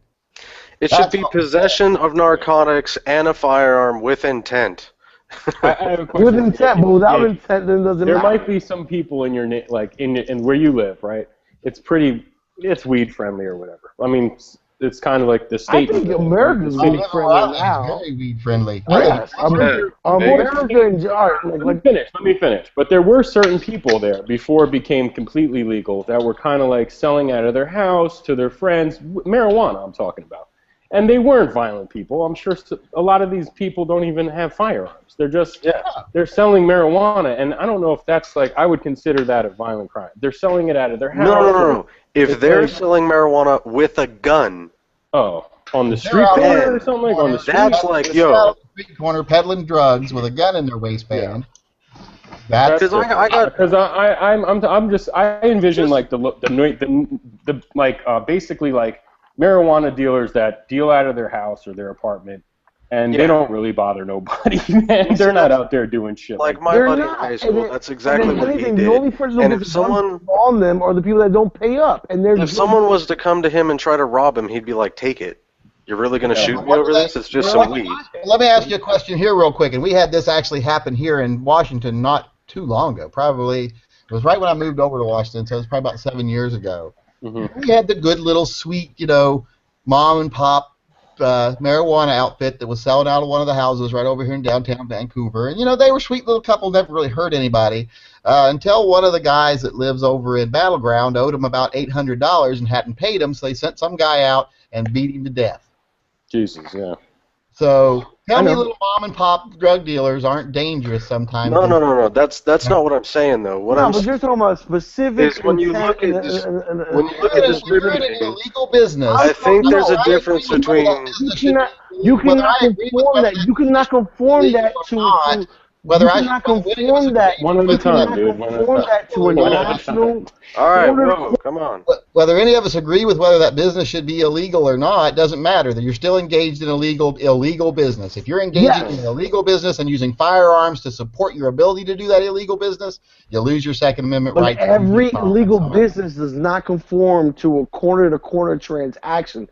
That's like saying, okay, so that puts take away all discretion. If you say, no, wait a minute, no, hold on, wait a minute. If you say every illegal action needs to be forced up with the same letter of the law, then you have no discretion whatsoever. I didn't say that either. And that's the whole point of law, is that you have You discretion. have no gray area whatsoever, and you seem to make these huge logical jumps from one thing somebody says to another, when no one said all illegal activities should be treated the same. I said, if you're engaged in in an illegal business and you are using a firearm to protect your enacting of that illegal business, I'm sorry, you lose your Second Amendment rights when you get caught. Agreed. I would It's like a felony to, level, period. One of the main problems I have with the drug laws is that the mandatory sentencing, treating somebody who's never been arrested ever in their life as the same, you got to treat that person the same as a hardcore criminal, who's been snatching purses, assault, rape, whatever the fuck. You got to. Yeah, man, but that doesn't happen because you had a bag of weed in your pocket. Oh, that it does. Because you had a Google the duffel bag Rockefeller full of drug some laws, shit. dude. It absolutely does. And Dude. yeah, We have mandatory drug sentencing in New York State. Mandatory. Oh, well, so the all right, judge yeah, has maybe to in your look state. at I don't you. know your laws. They That's have why no. judges hate them. Judges hate mandatory sentencing because the little kid that didn't do much of anything gets pulled in front of him, and because the district attorney needs to get a conviction on his record this month to keep his job, he'll have to give this kid the minimum sentence for what he did. The And then that kid's Rockefeller going to drug be in there laws with some put other more- kids. Yeah, I'm telling you, the Rockefeller drug laws fucked up more people who basically got caught with a little bit of drugs, and they could have easily got a slap on the wrist. And they were like, well, anything, like, a little bit. Trust me, it was like Rockefeller drug laws could have been a half ounce, a quarter, whatever it was. They're still in place, by the way. They're not going anywhere. So, we have more, as a country, like G-Web said this in the chat, we've got more people in prison than anybody else. Most of these drug people are in prison for like, bullshit. I'm telling you, not everyone in jail for drugs are like hardcore criminals. They were like... No, most of them aren't. And let's not forget that during the Clinton administration and before the Clinton administration, like in the midterm elections under the Clinton administration, one of the big platforms all the right-wingers were running on was mandatory sentencing. Mandatory sentencing. These criminals are getting off too soft. Mandatory sentencing. I still hear it. I'll still hear it. But I'll still hear it from that's like where the charge comes from. Like if you have like I know how to broken up solve amount. Chicago's crime problem. If you get caught with a handgun, 20 years in jail. Like that's it, mandatory. We could, and you know what? It might actually work. It might actually clean up Chicago. But how many people would be sitting in prison for like for things forever? They'll be sitting in prison for 20 years because, and in some cases. You're right. It's a kid who wants to go to school, a kid who's going to college, who's so scared of his environment that he might have bought a $200, Raven 25 ACP to walk down his street, and he is not a drug dealer. He is actually carrying that gun for self-defense because a lot of the times in Chicago, there's so many gangs. I can name them. There's like 5 or 6 gangs. They're at war with each other. It's not like L.A. had the Bloods and the Crips. Chicago has like 4 gangs, 5 gangs. And they're all at war with each other. It is like a complete war zone. And if you're not in a gang, you're trapped in between these war zones. It's crazy. I mean, and so people who live there didn't choose to live in a dangerous area. They're stuck in a dangerous area. They have to defend themselves. And it's the older people that probably are safe because it's like when you're in that range of like 12 to 17, if you survive, you're lucky. I would say they do some pretty shitty things to old people too. That's true, but that young person range is where you're most likely going to get hurt. If you can make it out of there, if you become like 20-something years old, okay, well your odds go down. Well, I will agree with kids out there that are shooting each other are in their teenagers. Most of them are teenagers. Even the older gangbangers, they use the kids as the shooters because they know. Oh, we'll send this guy after him. He's a 14-year-old shooter, and if he gets caught, so what? He's 14 years old. He's going to get out in like 3 or 4 years. If you look at any crime statistics ratio, by the time you hit 25 years old, you are 2 to 3 times less likely to commit a crime. By the time you hit 25, and that's just a matter if you live that far to get there. If you live to 40, if you're a white male that lives to 40, your chances of committing a felony are so small. So small, but that's also because you're white. But if you get to 25, regardless of what color you are, the felony conviction rate or just ability to commit a felony drops by like 70% by the time you hit 25. So And while I agree with Yankee that okay, so if you get caught with a pistol and you were selling heroin, you got caught with 3 bags and intend to distribute, great. You should lose your Second Amendment rights. But the point is, you should, by the time you're 19 and got caught with that, by the time you're 40 and did your time, and you did your probation and your parole, you should be able to get your gun rights back. Well, all of us already said that a long time ago. We said as soon as you're off probation, you should get your gun rights back. Okay. Yeah, and No, even if you like, don't, there's ways to do it.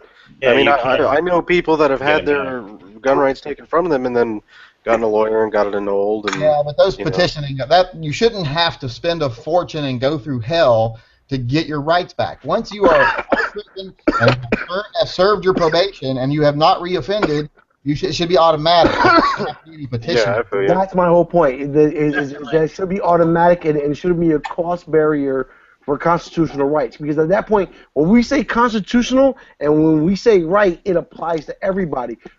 So you shouldn't be barred by that. Anything that we consider constitutional, anything that we consider right, should not be barred by a dollar amount whatsoever. Ever. Yeah. Good guy. You open carried your Pat pistol today or what? I know. That's what Chris did. On him, that looks like a full-size AK. Dude, you need to get a trench coat just so you put that joint right underneath it. You know what I'm saying? A little thin jacket. That's how I check the mail across the street. I do like little dive rolls and like tumble the whole way. I'm pretty sure that guy Philster. We'll start putting on my body armor and goggles and stuff to go get the mail and low crawl all the way to the mailbox back there. Damn, You have a single point sling yet, Chris, for that joint or no? Not the crank. No. Oh, now it's a crank. Ooh, You have a crank? My bad. Oh, my bad. You got a crank? My bad. Sorry, pap. My bad. You James Yeager? You got a crank? That's a pap. Never mind. Sorry. That's almost gonna be a. I mean, it's I a guess little AK. It is a crank once you SBR it, isn't it? It's not like the Russian military is going to make us do 1,000 push-ups for using the wrong term. G-Web says it's a crank. It's only a crank if you From what SBR. G-Web said, crink is essentially like a made-up nomenclature, right? Yeah, Oh, is it's it? like slang or something. Yeah, slang. That That's has what- 41 in. My gun shop has a Glock 41 in stock, and it's so tempting to buy it. Whoa. How much do they want? $700. Hey, a lot of people are loving that 45 long slide. I just don't know the point of it, though, but I guess I still kind of want it. It's fucking 5 inches, same thing as a 1911. It makes the velocities cool. It definitely adds a little bit of velocity. Did you put, like, what kind of bipod is that? Oh, it's I don't know. I just found it on Amazon, so it's a pistol grip. It's a no brand? Yeah. Oh, I hate those. Oh, I hate those. Why? Because they're way too long. Yeah. It is. It is. So I had to put it a little bit forward so I can clear for the mag. Yeah, because I mean, I only use vertical grips for a hand stop, basically. Let me ask you this. Hey, Chris, if you went to another James Yeager class and James Yeager tried and you think James Yeager would knock off your front grip like he did this or whatever he knocked off before? He will ask me for permission first. 'Cause, like, he asked me for permission to take this out. He's not gonna knock it out. He has to. No, but you didn't have that before then. You had something else. But I know a lot of What did you have before? What did you have before? Like that he knocked off?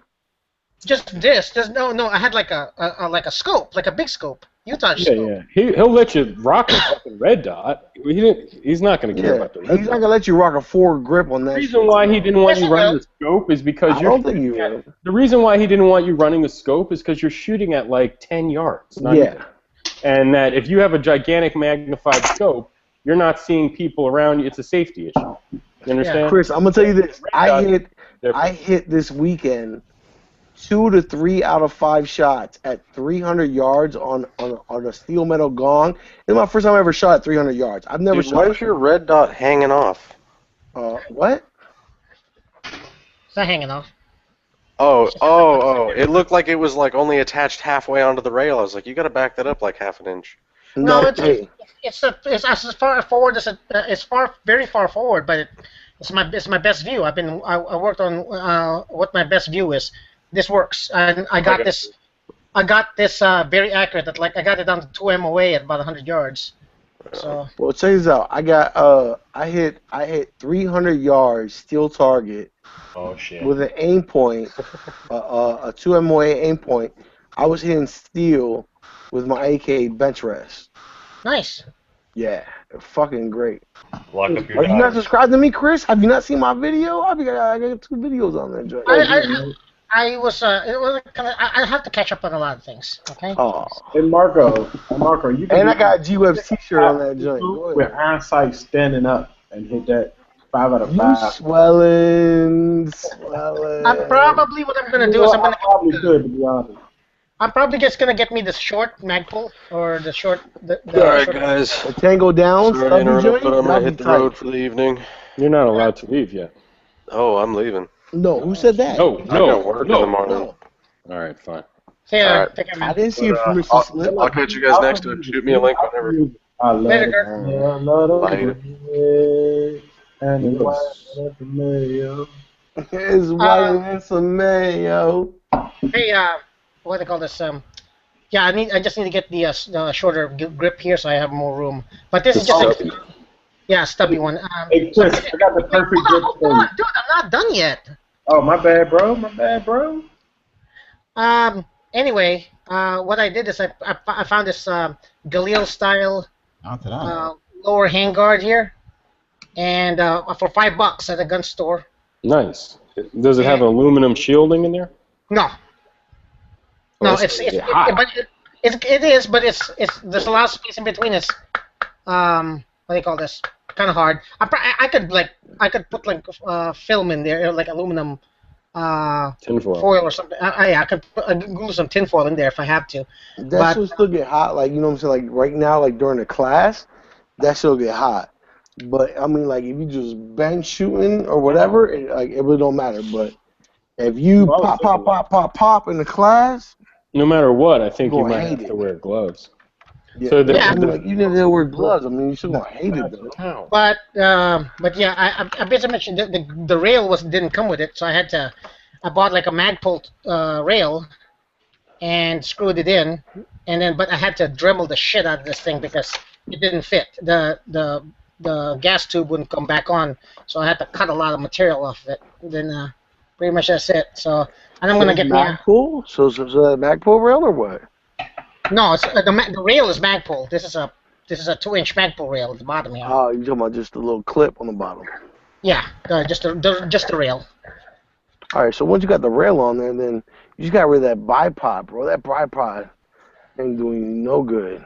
Yeah, I just put a grip in the side chat for you. They make a shorter one too. The one I got. Little Tango down or whatever. I'm gonna get one of those. Yeah, it's pretty good. It's solid as hell too. But I use it on P2, so I can't speak what it does on a big caliber. But I'm pretty sure it'll be alright. Yeah, I'm looking for something expensive. So, but yeah. Oh shit. Yeah, no, but just but just a little stubby foregrip is inexpensive. I mean, like BCM. you get an expensive joint for like $25. Hey, that UTG must be pretty awesome. It says right there in the description, most solid grip and most secure attachment. Utaj. Most solid. It's even written in an accent. It's like most solid grip, most solid grip. No, listen, They're not lying. I would like to take credit for creating the word Utaj, because without me, the word Utaj would not exist. So. I even heard Tack Daddy say it on one of his main chats. Really? Hey, Yeah. that's all my credit. I had some random the other night. But Marco, I think Jaeger said it in Jaeger No, said he it in did one of his. not. He's I like, haven't "Ooh." heard Jaeger say anything like that. Hey, dog, you try to call me Jaeger, young? Go ahead. I get all the credit because I Young definitely Jaeger. said Utaj first. I definitely said Utaj. Young Hugo. Young Hugo. Young Hugo. My rap name would be Young Hugo or Lil A. Oh, gee. I can't figure it out. My rap name would be Big Glock. Big Glock. Big Glock. That's what the bitches call me. I think I'd be Young something like Young HK or something. Chris, what would be your rap name? Mr. NC Star? DB, I'm pretty sure you just beat DB. I haven't bought any Star product in a long time. No, but still, I'd be well, like, what would DB. your I'd rap actually name be be? What would DB your rap Cooper. name Yeah, be? DB Cooper is a pretty good rap name. Nah, it's not. Because if you don't know who DB Cooper is, Especially if you know who DB Cooper is. yeah. No, what would be the I rap? actually got. I mean, I knew about DB Cooper the movie, but it's from a. It's actually from a rap song that got that. Mine would be Mr. Big Locker, aka He Don't Miss. What? Yeah. Get the fuck out of here. He don't miss. Kill yourself. Go outside. Look, go outside and like practice falling down. Oh shit! Listen, I can ring a gong at three. I can ring a gong at 300 yards with an AK. What's the size of the gong? What's the size of the gong? 16 or 18 at 300 yards. It's not too bad. Do it though. So, can I kind of hijack Go ahead. a question out here? I got a buddy, a close friend of mine, who's really, really, really got the AK building bug. He wants to start buying parts kits and building AKs, and he just got his eye on an Uzi kit, and he's got a guy who wants to pay him to build an Uzi, That's and a G-Web's question. wondering if anybody had some specific advice or anything towards. I told him to build an AK first. Actually, I told him to build an AR and then to build an AK. I told him to build 5 AKs before he built an Uzi, but Yeah, as far as I understand, there's like only a few people that have ever done Uzis. yeah. Is this guy willing to buy the Uzi kit and then divide it up 3 ways? What does that mean? Like Intent to distribute AK. Oh, yeah, I gotcha. Intent to distribute. Got it. Sorry. It's been a long day.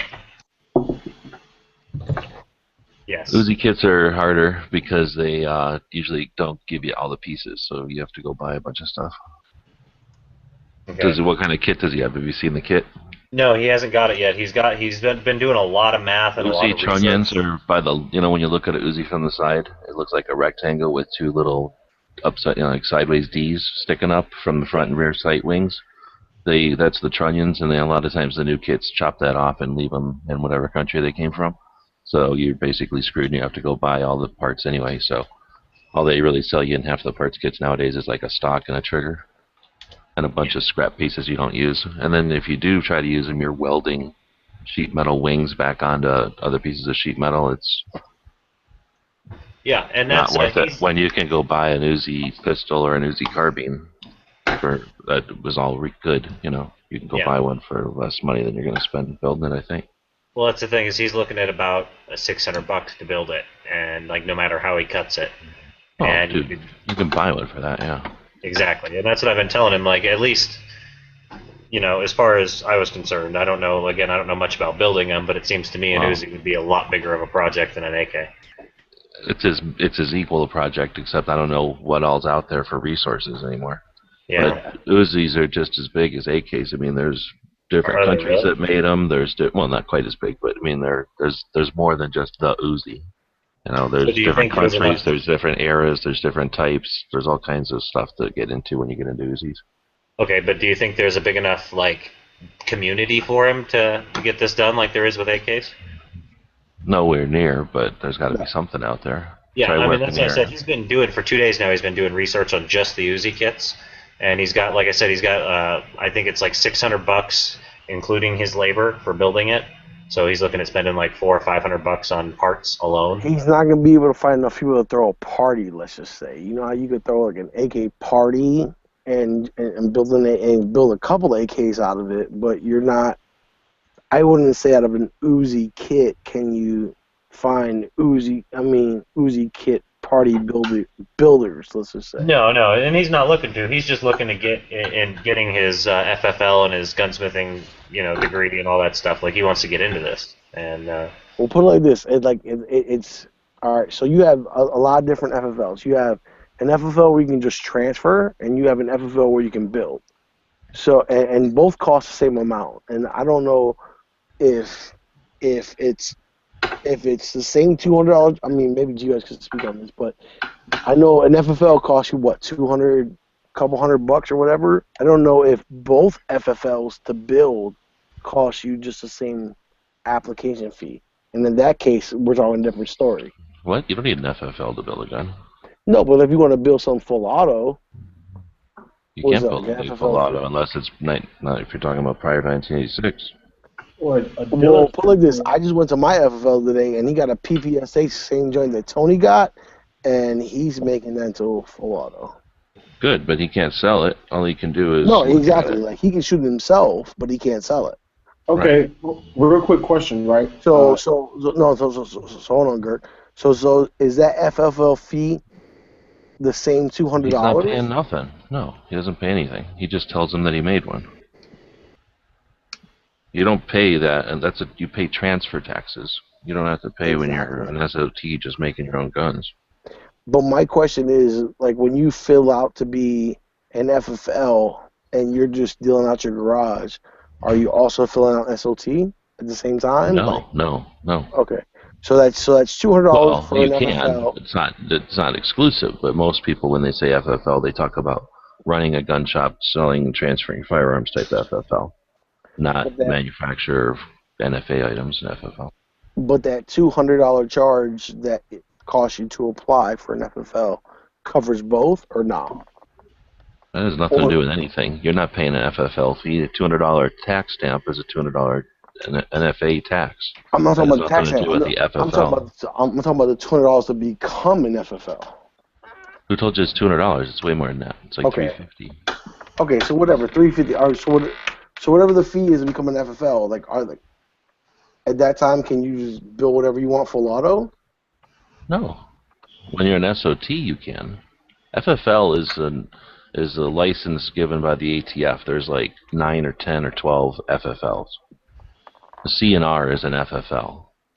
So you're using too broad a term there. If you're asking specifically if you're an SOT, a manufacturer of NFA items, whatever that is, it's like an FFL 07 or something, then yes, as soon as you get your license in your hand, you can do whatever you want. You're now licensed to do whatever you want. But if you're a regular manufacturer, I don't think that applies. I don't know. Ralph, he's the one who knows more about the actual FFLs. Okay. All right, my question. I was listening to one. It was a podcast popped up. I think Ralph was in it, right? And they were talking about you got a fully auto, and it's a short barrel, with a suppressor, whatever. But and you were saying that's a 3-stamp gun. But I've heard you. I don't know if it was in the video or in the chat. Say no, that, you can't make 3 stamps. There's 2 stamps. It might not have been. I think it might have been on Chaos's little video thing he did. But when it's a fully auto, it doesn't trump everything else basically. So it can not suppressors. Suppressors are their own entities. Yeah, so you can get a 2-stamp firearm, but you can't. There's no way to make a 3-stamp firearm that I'm aware of. Yeah, fully auto. Suppressors are registered themselves, right? What? So the suppressor is registered itself. That's its own item, separately. Yeah, it's its own gun for whatever reason. But a full auto can be any size barrel, so you don't need to make it SBR and full auto. But that implies pre-86 transferable full auto. Okay.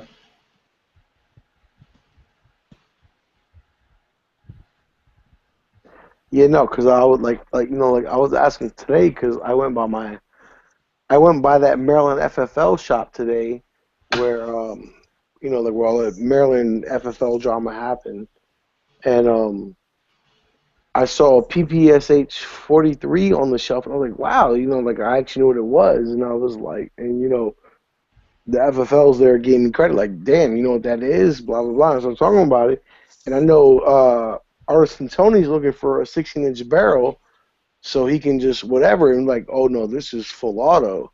I'm like, well, is it full auto because you're an FFL and your name is on the FFL, or is it a full auto the way you got it? He's like, no, it's a full auto because I'm an FFL and I can do whatever the fuck I want to it. So my question was, if I'm a home FFL selling or transferring, better said, transferring guns out of my basement, does that, and on top of that, I want to build my own full auto gun for myself or for law enforcement production, do I have to have two FFL cost, or do I just have the one FFL cost? It was my question.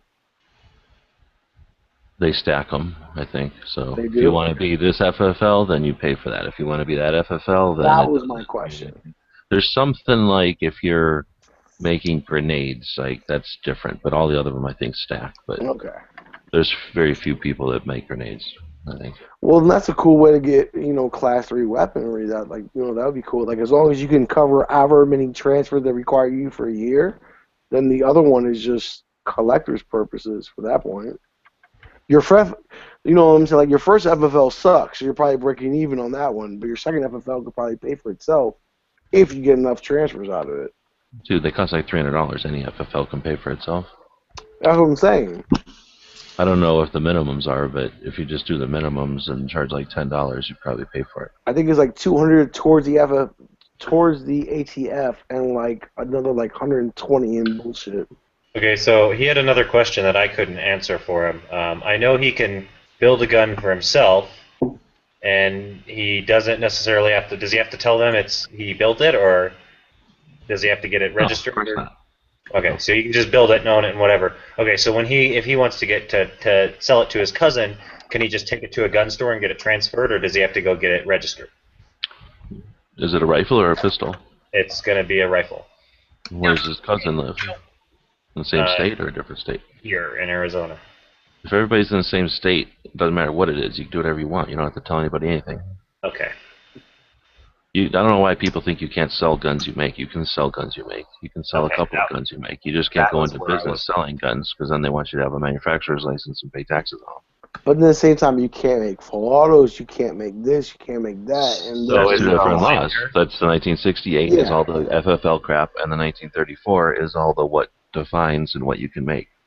So that was it. That was the other part. What's the profit? Is there like a profit line where you're a manufacturer, or like manufacturing cost your money or something for the year? So if he doesn't do anything, that's the weird part. Like you could be retired and just sell a bunch of your guns off because you're old and you want to sell a bunch of your guns off. Your kids don't want them or something, and then you can technically go, you only made X amount of dollars from your retirement income, and now you made that money times 4 in firearm sales. Did that old guy have to buy an FFL in order to sell off his collection? It's kind of stupid. Okay, so it's not like he's gonna buy a $200 parts kit and get charged because he sells it for $600. No, I ain't gonna say that at all either. Because just because the letter of the law says you can do whatever you want and be a free person in a free land doesn't mean that your friend doesn't have the FBI after him because he split a bag of weed between 3 people and they think he's a distributor. And then the first time he makes a gun, they go, well, now he's a drug dealer who's trafficking firearms. Exactly. So what they're going to interpret as what. So, that's why these internet type of discussions are theoretical. Because exactly. And that's what I told him. Is it's all a big gray area. There's no, I'm not a lawyer. Unless he's doing something like I would do. Like, here's the parts kit I just bought and put it on the internet, and then here's me putting it together and put it on the internet. Here's me selling it to my friend and put it on the internet. How is anybody going to know what he does? Well, I mean, the big point is that unfortunately, we have come to the point where if you are going to open FFL and you do have these questions, you should hire a lawyer. Yeah. You shouldn't do it on your own. You shouldn't do it on your own and based on what you hear on. That's what they want. If they want to make it that complicated, you just let the terrorists win. I say no, screw that. They shouldn't make it that way, but I know. In reality, don't go talk to a lawyer. They just go get their FFL. Come on. Don't make it seem like it's something that just because you're walking out on thin ice and you shouldn't even be there, you got to be able to justify being there. No. They made a law, and they said that if you want to do this, then you need to buy this. So you're just buying that so you comply with their stupid law. You shouldn't have to go get a lawyer and be all worried about it. You can if you want to be way over worried about everything, but do you get a lawyer when you go to the store and buy a bunch of soda? I mean, at some point you should or could, but doesn't mean you need to. I know fewer people that probably talked to a lawyer before they got their FFL than people that just got their FFL because they printed it and wanted to be able to start selling it. Like this, you need to write. All right. So my argument to that is, you need to pay money when you go register to vote. No, but you need to pay money in certain states. Oh, he's going straight to constitutional right to have an FFL. Yeah. I know where he's going. It's Friday night. constitutional anything. I have a constitutional right to not have to get on constitutional right discussions. Constitutional right to high. Can I get a constitutional right to high-priced call girls in Vegas at the Bellagio? In Vegas? Wow. High I price? want them shits That's in. pushing it. I don't Maybe want just cheap. call girls. Isn't it all a part of like the right, They should call them Obama the girls. pursuit of happiness? You know what I mean? You know what's really funny? Like, at least here, like in the DC area, when, like, you know what I'm saying, like before Craigslist and before, you know, Cracklist? that, yeah. So the hottest place to find hookers, like, you know, like the Hud's Point or whatever, you know, like just the hot ass area to find the hookers in DC was literally about 6 blocks away from the White House. If And yet he still couldn't get laid. Does it cost more for a prostitute that has been with the president?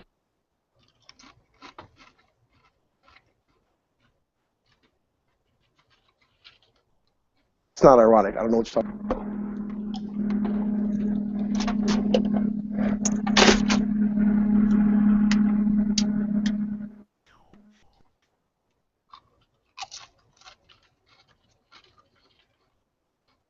Yeah, so I've been trying to steer my buddy towards AKs as much as possible. I'm gonna do my Ralph imitation. What are you eating, dude? Like carrots? Like a rabbit? I don't know. Ralph's like the wettest eater I've ever heard. He's just eating Ralph is barbecue. wet. No, he's not. He just eats a lot of peanut butter. There you go.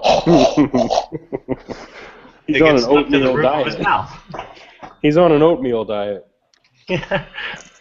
with maple. I'm that way when I eat Pop-Tarts. Can you believe Edge said he lost 25 pounds in like 2 weeks or some shit? I said, oh shit, you better go see a doctor, motherfucker. I think he was talking about his chihuahua. Ed probably lost 25 pounds in 1 week because one of the dead animals he sat on finally fell out of his folds. He said, oh no, I mean, maybe in the last month. I was like, Jesus, even that's fantastic. Or you're dying. I really like those Magpul mags. I really like the The look bigger of you are, the more you can lose, the faster you can lose it. It's like when I first started, when I was closer to 250, I could lose 4 or 5 pounds a week. Now I struggle to lose 1 a week. Yeah. I lost 4 pounds last week. I just stopped eating bread, and there you go. It's like, boom, it's going to happen. Those Magpul mags are awesome, but come on, man. Listen, matzah what makes is still them so bread. much better than like $10, you know?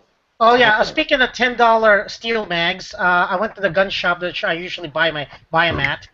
I saw them. I said, "Hey, can I get one of those?" He says, "Okay, $20." It's like, hell.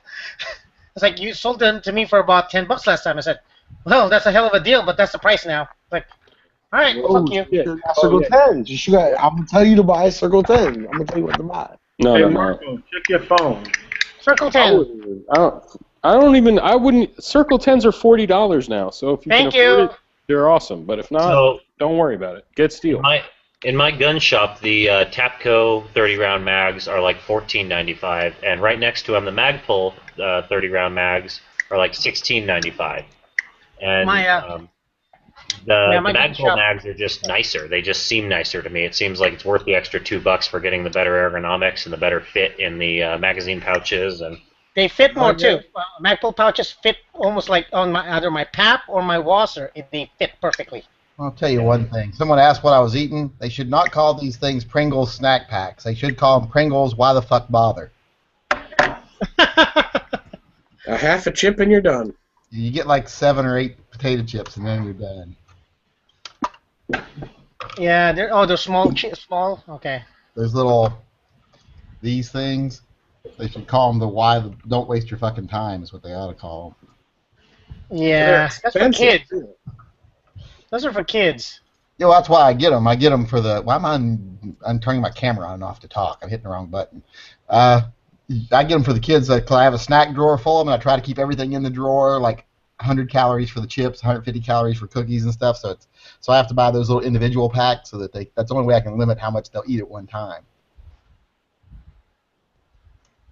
Because my oldest son's like me. If you give him a whole box of Oreo cookies and say only eat 5, 15 minutes later, 1.5 of the rows are gone. You can't only eat 5 Oreos. That's impossible. I blow through half a pack every time I open one. I sat one night and ate a whole pack of Oreos in the course of like 2 hours. You can't tell anybody just to eat 5 Oreos. That's like, what? That's racist. That's like a serving, though. A serving's like 5, and it's like 300 calories for 5 of them. Yeah, but it's cool. You know, you can work that off. You work that off by drinking the milk. You'll be all I don't think that's how it works. right. I need to lose some. Yeah. Check out those links I just put in there. I bought the green one for Mandy for a purse knife, and I bought the Cold Steel for me. Oh Nice. yeah, look, did you ever find that email? What the hell kind of knife maker buys knives? Yeah, well, I buy things I can't make. I can't make like rubber handles and stuff. So. Nice karambit. Is that a karambit? Yeah. How fucking cool is that for like $12? Yeah, that is cool. What Karambits are nasty. Oh, it's in a link. You break Yeah, the tips if you're not careful, but yeah, they're cool. Oh yeah, I Oh trained. shit! Right. I forgot you used that. Karambit. I've trained on karambit usage, so they're very. Oh yeah, and I'll give Very good. Mandy a little crash course on it. She's done some Thai boxing and stuff, so she's not inept. So I'll give her a little crash course on a karambit style. I ate some Thai chicken the other day. Does that qualify me? No. Sarku, Yes. Sarku Japanese chicken, extra sauce. Did you guys see my video? My shooting the pap video? Yep. Yeah, you got that flinch. Huh? That flinch on the first shot, but the other ones you didn't have that drastic flinch. I know. I wasn't really aiming at anything, so. Hey Yankee, so I got this video coming out on my friend's brother-in-law's really super old, about 8 years old, stainless FS92. And if you look at all the recent FS92s that come out, all their controls are like dual tone, where like even though it's stainless, They're as a black gun- rubber coated. They're black and rubber coated nowadays. Yes, but his put it stain Yankee, you're gonna bust a nut when you see this. Probably made in Italy. If it's got the stainless controls on it. Yes, it's super old. So I didn't know it was made in Italy, but the fact is that everything that I see new now on Gunbroker either has like nickel plated controls or like a shiny chrome control on everything else as far as the accents, but this one is 100% all satin stainless. It is beautiful. Yeah, I used to have one like that. I like them better with the stainless controls. What I don't like about it is that, so the first time we took it out, because the guy had it like in his drawer for like 3 or 4 years, we couldn't even get it to fire because it just wouldn't go in the battery. And now, like we cleaned it out one good time, and it went in the battery. And about 500 rounds later, it's right back to where it won't go in the battery. So I don't know how well he cleaned out the fire chamber, but the firing pin chamber, but we got to shoot, and like after the third or fourth time of just slamming the slide home and pushing it forward and shooting it, then it fired. But Did you look it in the eye when you were slamming it home? Yeah, nowadays they That's make what she even on the Inox guns. Even on the Inox guns like this one, the controls are all black. yeah, when you see my video coming out, the entire joint is satin finish, and it looks beautiful, bro. Yeah, I used to have a 92 like that. I liked it a lot.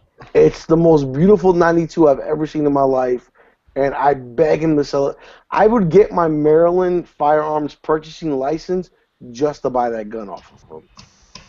It's beautiful to me. Beautiful. What gun is this? Very nice. It's a 92 FS, full size, stainless, with all the controls as far as like safety and slide lock. Stainless. Stainless, but the whole gun is stainless. Period. The whole gun is stainless. Even the controls are except for the- stainless. except for the All new frame. controls right now are like either black or chrome. Yeah, Why the is frame it is still aluminum, but everything else is stainless. But I mean, I don't like 92s. I want. What is the 40 caliber? 94. You swelling when you see this joint. This joint is swelling. The 96 at the FS 96. I've never actually seen one in person. They look the same, just up there 40 You know caliber. what? I like. So how you gonna hate on something that you've never seen in person, man? That sounds stupid. 92, the one with the new polymer frame and it's like spelled out.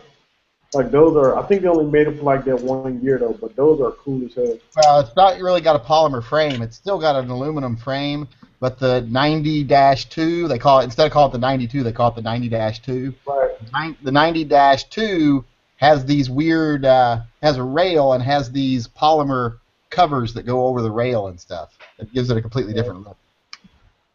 So it's more like a grip cover polymer, as far as like a fold around grip, or no? No, it's just got this cover that goes over it. It's like a hoe cover or what? No, it's a 90-2. Let me see if I can find a picture of one. Yeah, and it looks Yeah, Yankee, you shot that recover tactical yet? The what? Have you shot the 1911 recover tactical yet? No, I haven't had it. You mean since I did it the first time, or? No, since you put it on. Have you done it? Have you shot it? I put it on. I shot it that day, but. Okay, how was it? It's all right. I mean, it's like shooting a 1911, except it makes it feel more like shooting a polymer gun.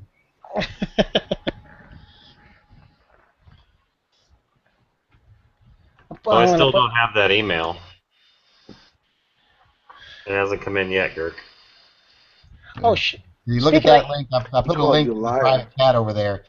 As you can see, it's still an aluminum frame gun, but in it's got this cover on the front of the rail. Makes it look completely different. The cuts are different on the slide and stuff too. But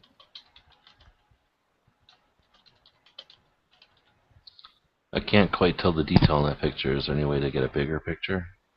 Is it big? Fucking like Oh yeah, like, yeah, fuck like yeah. two particles on the grip. Yeah. There it is. Oh, the breacher. Okay. Yeah. Just sent her. I sent another one. Yankee, you have that? But yeah. What? I have who? I have what? Whose Beretta is that? The 92. You have that? No, I don't have one. I was just showing a picture of him to show him what I meant by it has a polymer cover on the front rail. Yeah. And that thing's pretty cool. But now, what I was, I just and I'm pretty sure you can, I know you can make the blade and all that stuff, but for like the grips to be like close, how like close could you get to that? Pretty damn close. Okay, that's good. I would just draw that zigzag in the center on with a Sharpie, and then not cut that spot. Because this is the thing is like I know you make custom knives. That knife is twice what you quoted me, and it's like I don't think it's. I mean I don't think I didn't. Wait, how much did I quote you for it? 150. Yeah, and how big is it? Hold on. I don't know. You got to go to the site, but it's a size of a knife. It's not crazy big, but it's kind of like I don't want to invest 300 in a knife when I can get a guy that can make it. You know what I mean? Make it for cheap, if anything cheaper, and then I don't need the highest quality steel, whatever they use. I just want a cool ass knife. Yeah. Well, I could definitely do it. I can't find the specs on it, but. It should be on the site. You probably can find it somewhere. Oh shit. Yes, like But I looked at it. Nah.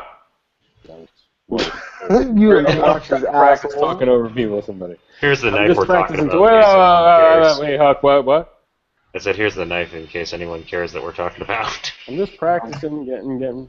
Nah, but seriously, like, my boys 92 will have a video coming out after, like, probably sometime this week. It's probably the nicest Beretta I've ever seen. No. The entire thing is satin stainless. What are you talking about? The 92 Inox? Yes, but the 92 Inox that you're thinking with the black trigger? No. I hate that one. That one I wouldn't touch with a. Okay, but like everything you're thinking has like the safety or the slide stop or no. Like it all has to be the same stainless steel. So But no, satin stainless steel or just.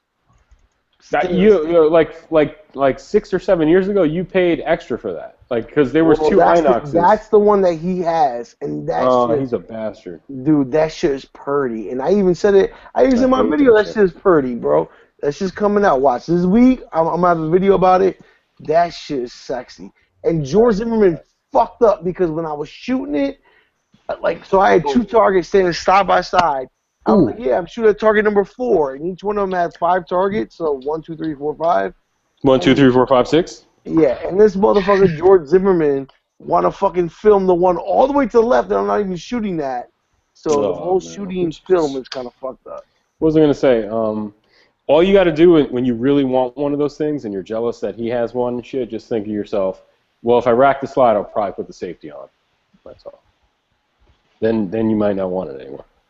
It is. I did fuck up because after I racked it, and I was like, oh my god, the safety went on. I was like, I had to flick it off. Yeah, it shouldn't be in there. I fucking hate that thing. But it's Otherwise, dog, it's sexy, man. It's I know. sexy. If they made that gun and they had the decocker where the Taurus was, like on the thumb, like a thumb decocker, and it was decocker only, or even if it was a thumb safety, But it was still ambi. That's what I loved about it. It was still ambi. For They me, could make the other one ambi too. For me, it was still ambi, and that was sexy. I like that. That's what I But like. just the overall look of it, all satin dogs. That joint was Oh, dude, it's awesome. sexy. You know, and at one point I was able to get those for like $600, $620 or whatever was like maybe the most. I wouldn't say it was like 8 years ago. From what we can guess, it was about 8 years ago. Well, no, it depends because I would see at the same time they would have the one with the black trigger and the black safety decocker, and then they'd have the same gun with the stainless trigger and the stainless decocker and the safety, and I'd be like, well, obviously one is nicer than the other, but they're the same price. But Here's they the just one did. you want. I want this one myself. Right here, I'll put a link over in the side chat. Click on that one. That's the one you want. Oh, that's the steel frame one. Yeah. That's the best. That's the best one ever. That's the best one they've ever made. It's got the frame mounted safety. Yeah. So why they're so stupid? They stopped making that. You can rack your slide on that one. Oh, they don't want it. They don't make that anymore. Look, and it's got dovetail rear and front. Rear and front. It's the one I've always wanted and never could find. Yeah, that's the one. I'll see them. You want it just because of the frame mounted safety, because that slide mounted safety is like inhibits you, and it fucks your fingers up when you go to rack that slide back. You can't get a good grip. I'm not crazy about the This frame. this might be my new dream gun because I know it's like on Obtainium. Like it's on Gunbroker. It's like $1,000 maybe. Oh yeah, it's hard to find. If you even find it, they want an outrageous amount of money for it. Yeah, but that's it. Because the other thing about aluminum framed guns is that they have a limited life. You know. Excuse me. Oh, that was a good one. That was a good one. That's a limited life, but like that's steel on steel right there. So that's like a 1911 Beretta. You know, it's like heavy as fuck too. But yeah, I mean these guns I wouldn't carry anyway. I would never carry a 92. Oh, if I got that, I'm not carrying that. That's going to go in a safe, and it's going to be brought out, and then I'm going to masturbate to it once every 6 months, and that's about it. Even if I had a regular Beretta 92, I wouldn't carry it. I don't think. Well, Gary will. I don't carry mine. I've got the compact M9. I don't carry that. It's got a safety. I wouldn't carry any gun with a safety. This I might. It's gonna be taken apart and No, tabbed into I your will. neck. Awesome, dude. I might carry this thing. I guess I got to eat my words there because I would carry this gun has a manual safety, but I would carry this gun because if you carry it in double action, single action, like this, you know, just carry it to where you can just draw it and pull the trigger. The safety, you cannot even put the safety on when the. So how much you got to really make sure you're not eating greasy foods when you lower that hammer down. Like, what if your thumb had some grease from like some chicken? Yeah, that's the thing. I always. And then you were lowering that hammer down, and oops, bam, right into your bucket of dirt. You got that sand bucket. I lower the hammer over my bucket. I wouldn't do it anywhere else. Oh, but still, it'd be so loud and scary. That loud 9mm. Don't be a pussy. It's gonna be so scary. Your neighbors are gonna call the police. He finally's doing it. He's finally flipped his lid. He's shooting. Oh, it wouldn't be finally. They'd be like, he flipped his lid again. There's only one neighbor. Oh, my neighbors would have the entire There's fucking only one neighbor I have any trouble with, and it's my guy that's right next door to us, and he's like the guy that nobody in the neighborhood can stand because they're real reclusive and they're real. He's like a total asshole. He's like a hippie gone wrong. He's got the long hair and the ponytail, but he's like what a hippie would be like if they were antisocial and psychotic. And his wife is like milquetoast, you know. So none of the neighbors can stand him. The lesbians across the street can't stand him. What's he doing? Oh God, I couldn't imagine. I couldn't imagine having an ND. Hey, DB, But, tell me if this picture shows up in the next couple of seconds for this Beretta. 1,000, 2 1,000. Don't see it. Not oh, shit. Hold on. I have to get ice from my 100-year-old Macallan. I was gonna say, are you climbing through your mountain of Mountain Dew? Alright, let me get. Hold on, I gotta put Let me try ice to get in a better my. picture of this. Can you see? my Is it showing up 150-year-old yet? Macallan. Nope. I'm trying. Alright, hold on. Let me try to get.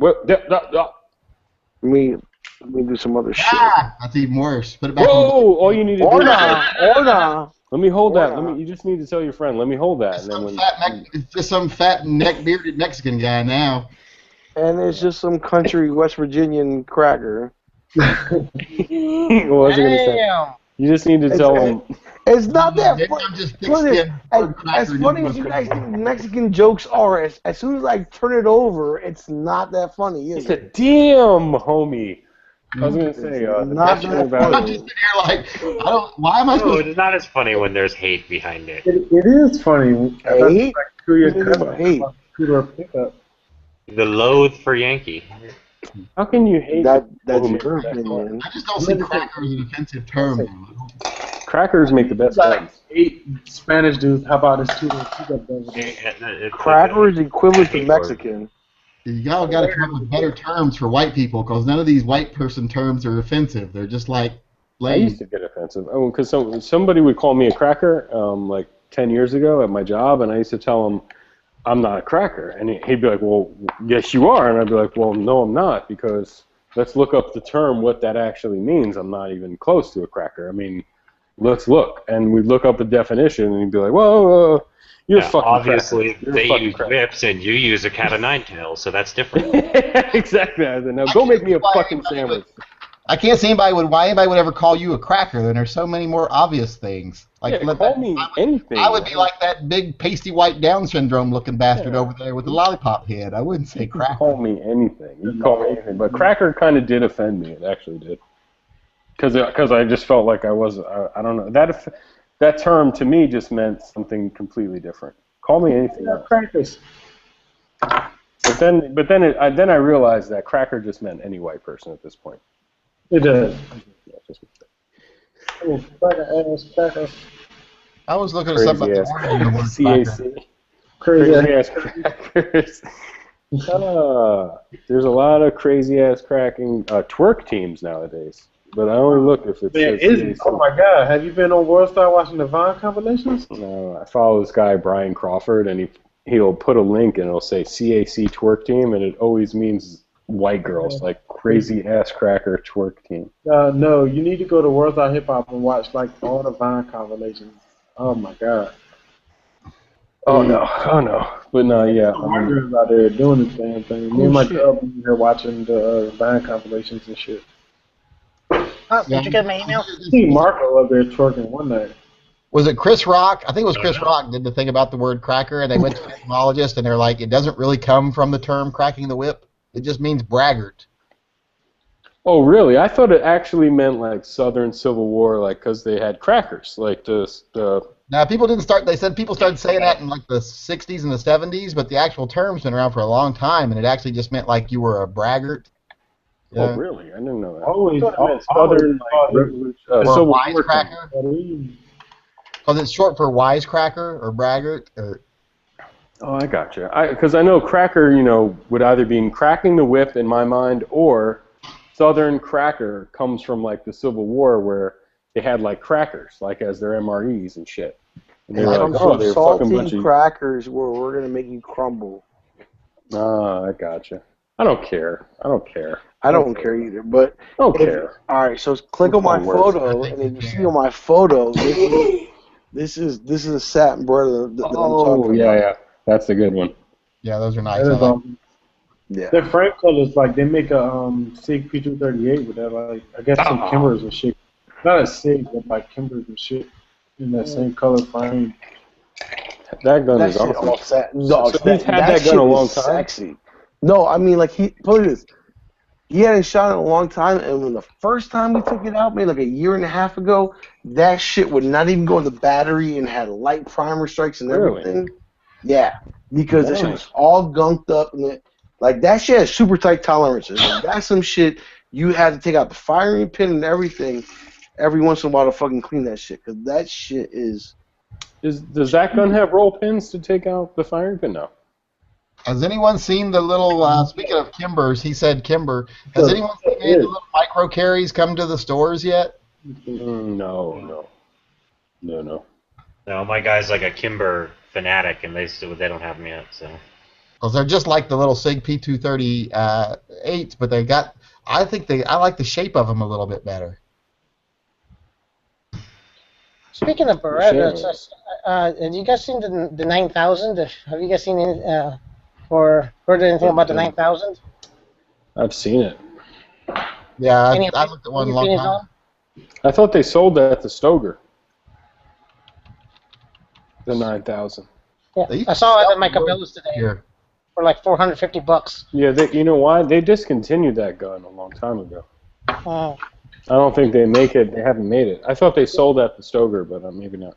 It's like a short version of the 92. It's polymer frame. Yep. Yeah, it used to be. They used to sell those really cheap over here at Fisherman's Marine. I wouldn't touch it because what kind of magazine is that got? I mean, like, and if they haven't made the gun in 10 years or 5 years. Yeah. Oh no, I wasn't planning on getting it. It was a curio to me. Don't tell Chris that it's hard to get parts for and that it's obscure because he'll run out tomorrow and buy one. I never buy it. $99. As long as it's cheap, you'll buy it. When I bought that HK, bought an obscure gun in a long time. Not since I bought that HK P7M8. I even bought a holster to carry it. But I have not bought an obscure gun in a long time. I was on a waiting list for like parts on hkparts.net, and they emailed me and they were like, "Your parts are in stock." It was 4 or 5 years ago that I got on that, and it says your parts are finally in stock. I clicked on it. It was a recoil spring assembly. It was $99 for the recoil spring and the firing pin. Now I know I'm going to make a lot of people mad. I'm going to make a lot of H&K lovers mad, but I think that P7 was like the most overrated piece of crap I've ever shot in my entire life. I would say it was accurate. It was okay if you think about it like this, because this is what my mindset was back then. Was I am literally looking for the gun with the most hardcore safeties that you could own, and that thing was pretty damn safe. I mean, it was like you had to squeeze the grip to even cock the gun to shoot it, and that gun wasn't going to go off by just carrying it in your holster. I could hit the broadside of a barn with it though, because I was always throwing my point of aim off, squeezing the damn grip so hard to try to get the little round to chamber.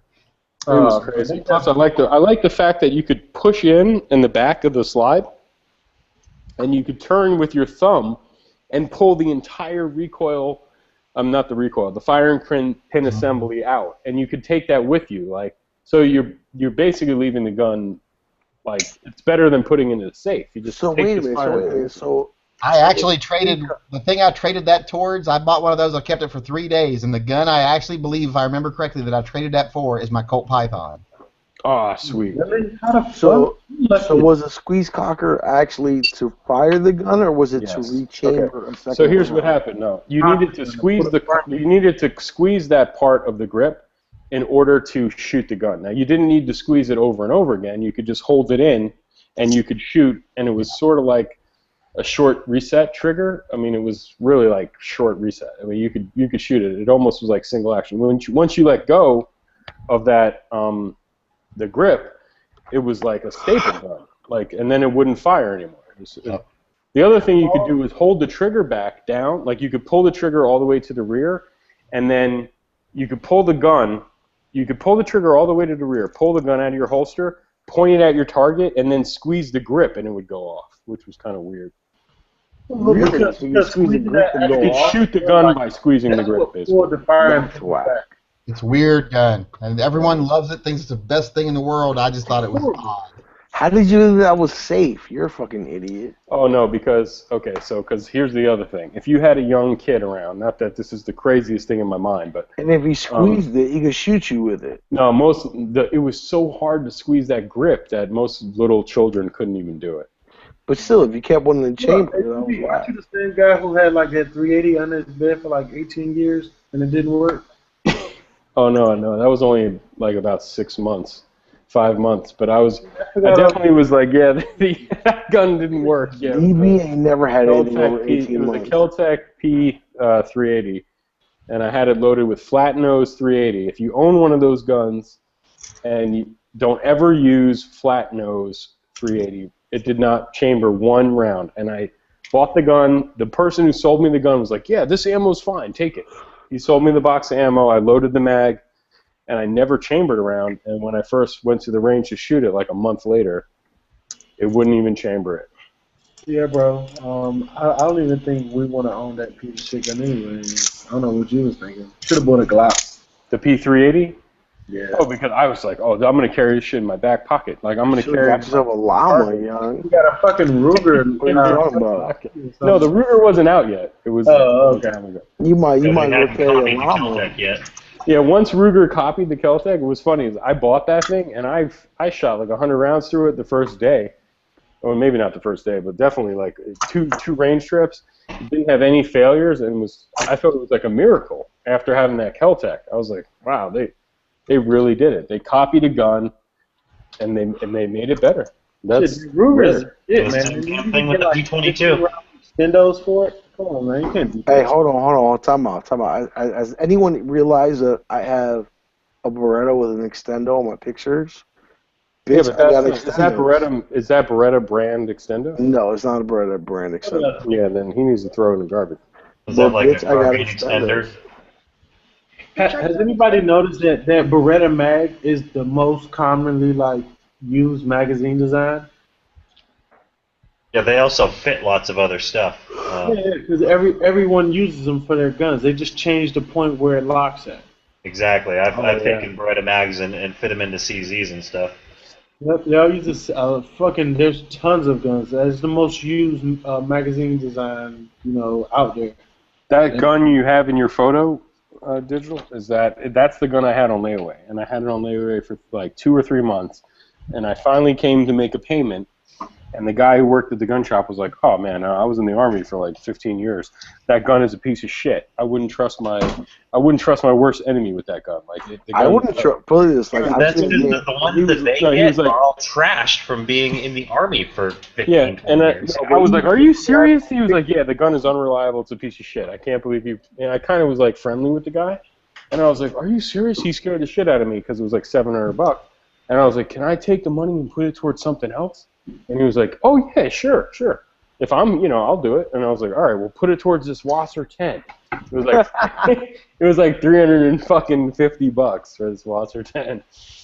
And he did No, that. honestly, I mean, just because I've seen that gun shoot, it's gummed. Like I'm not gonna say it's jammed up, but it's gummed up like twice in less than.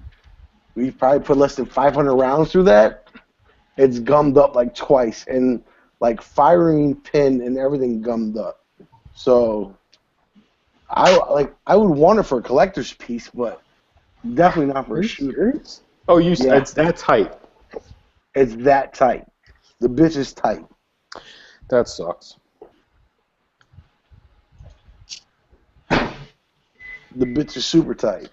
People complain about that grip, and when I pick up I that complain gun, it about feels it. good in my hand. It feels good. I don't feel like, oh, this is super thick or whatever. I Yeah, don't- no. Like when you see my video, I definitely complain about it being super thick.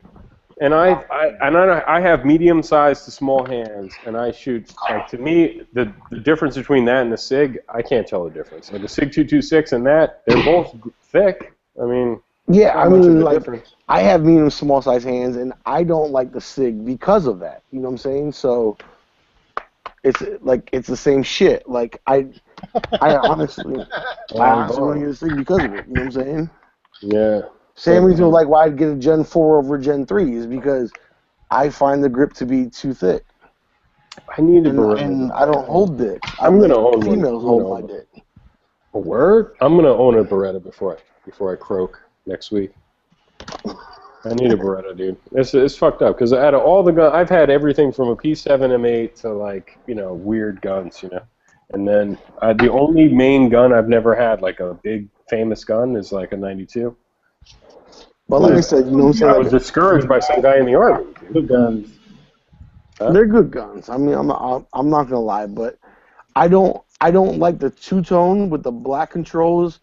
Just I think I would just get the I thought you cheapo- like all black everything. All black everything. all black everything. That's why I get Glocks. But if I can get all satin everything, like that joint, it is so sexy. Satin. You know what? The one Yankee put up is a lot better though. That frame mounted fucking safety. Oh, dude, that thing is Yeah. that's probably the best gun they ever made. But that's a steel frame, so it's gonna That's the be. problem with it. Like that and like ambi safety 1911s and shit like that. It's so fucking like racking that slide back. Like your fingers hang over the edge of the slide a little bit. It's fucking hits all that shit. That shit fucks your hands up.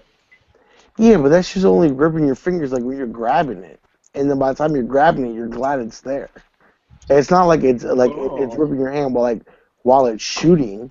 No, It's but only gripping your sitting hand. around playing with your gun, I don't. That shit, fucks my middle finger up. Like when I'm working on them and shit, like, and then I fuck around with them. I hate it. Fuck those. Fuck Berettas. Glocks are way better anyway. Yeah, it's fucking rectangular, just fucking so simple. All black everything. Really simple. But no, I love that Beretta 92. JJ's Glock. He has that nickel boron. What is it? Nickel boron? Whatever the Halo edition Glock 19. Nibix. Yeah, the Nibix. Man, that shit is Nibix. I like the Military Arms Channel guy. He has a new custom shop, and he's got this gun, and it's like a Glock 17 with some really cool sights. Robar is the way to go. If you're going to send your gun out to get finished, Robar NP3, it's like nickel. It's like their version of nickel boron, but So it's like $1,000 color for this? What color? Huh? What color is it? I don't like dollars. Before I would, if it's anything like it used to be with the Robar finishes, I looked into having a gun refinished with Robar one time, and I'm like, fuck, I'll just throw the gun away and buy a new one cheaper than I can get it Robar finished. Yeah. It was expensive. No, but that's the thing is that Military Arms Channel Mac is like, I think for what you're looking at. Yeah, but Tim's a 1%er. Yeah, that's true. But he's selling the gun for $1,000, right? But it's a $500 gun. It's got a $100 pair of sights, and then it's got like at least a $100 grip reduction from Robar, and then a Robar NP3 finish.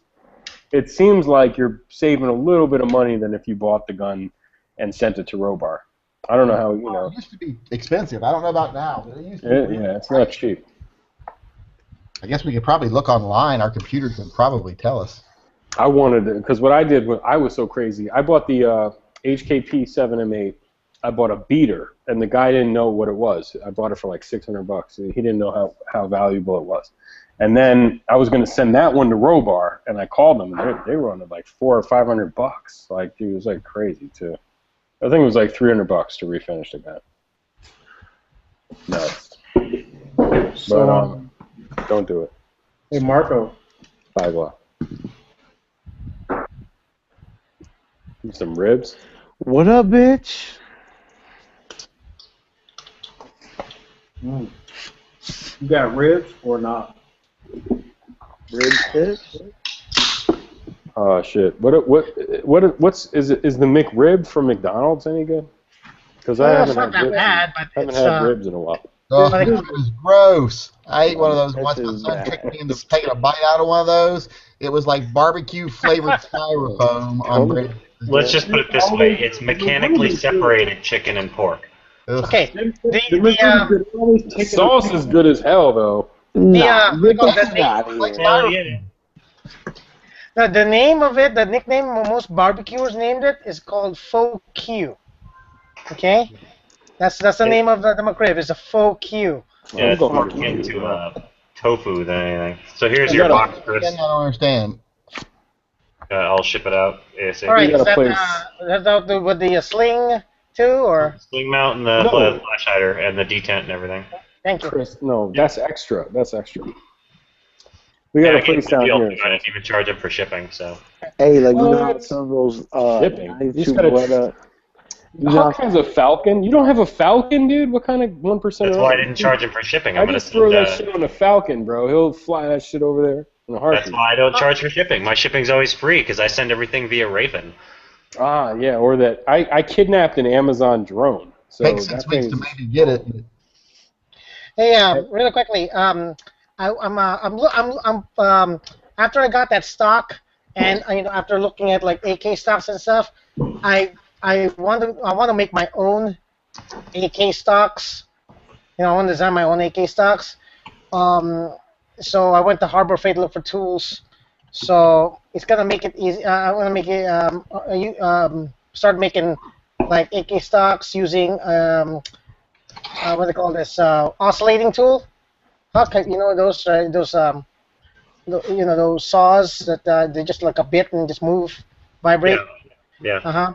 And also I'm gonna get me a rotozip drill saw to cut the shape out of a block of wood. So I'm gonna go. Dude, before you do all that, get a better AK.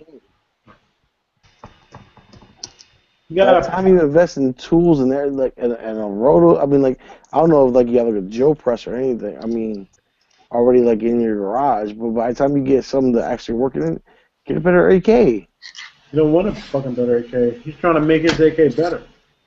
Thank you. Thank you, Girk. Mm-hmm. Hey man, we're soldiers, baby. We gotta look out for each other. Yeah. So I already have a good AK. You have. All right, never mind. No, I know what you're trying to say, and you know me in that you know me in that subject. I already have a good AK. It runs. It takes mags. It shoots like crazy. It shoots good. What else can I ask for? AR. A VP or VZ58. That's what you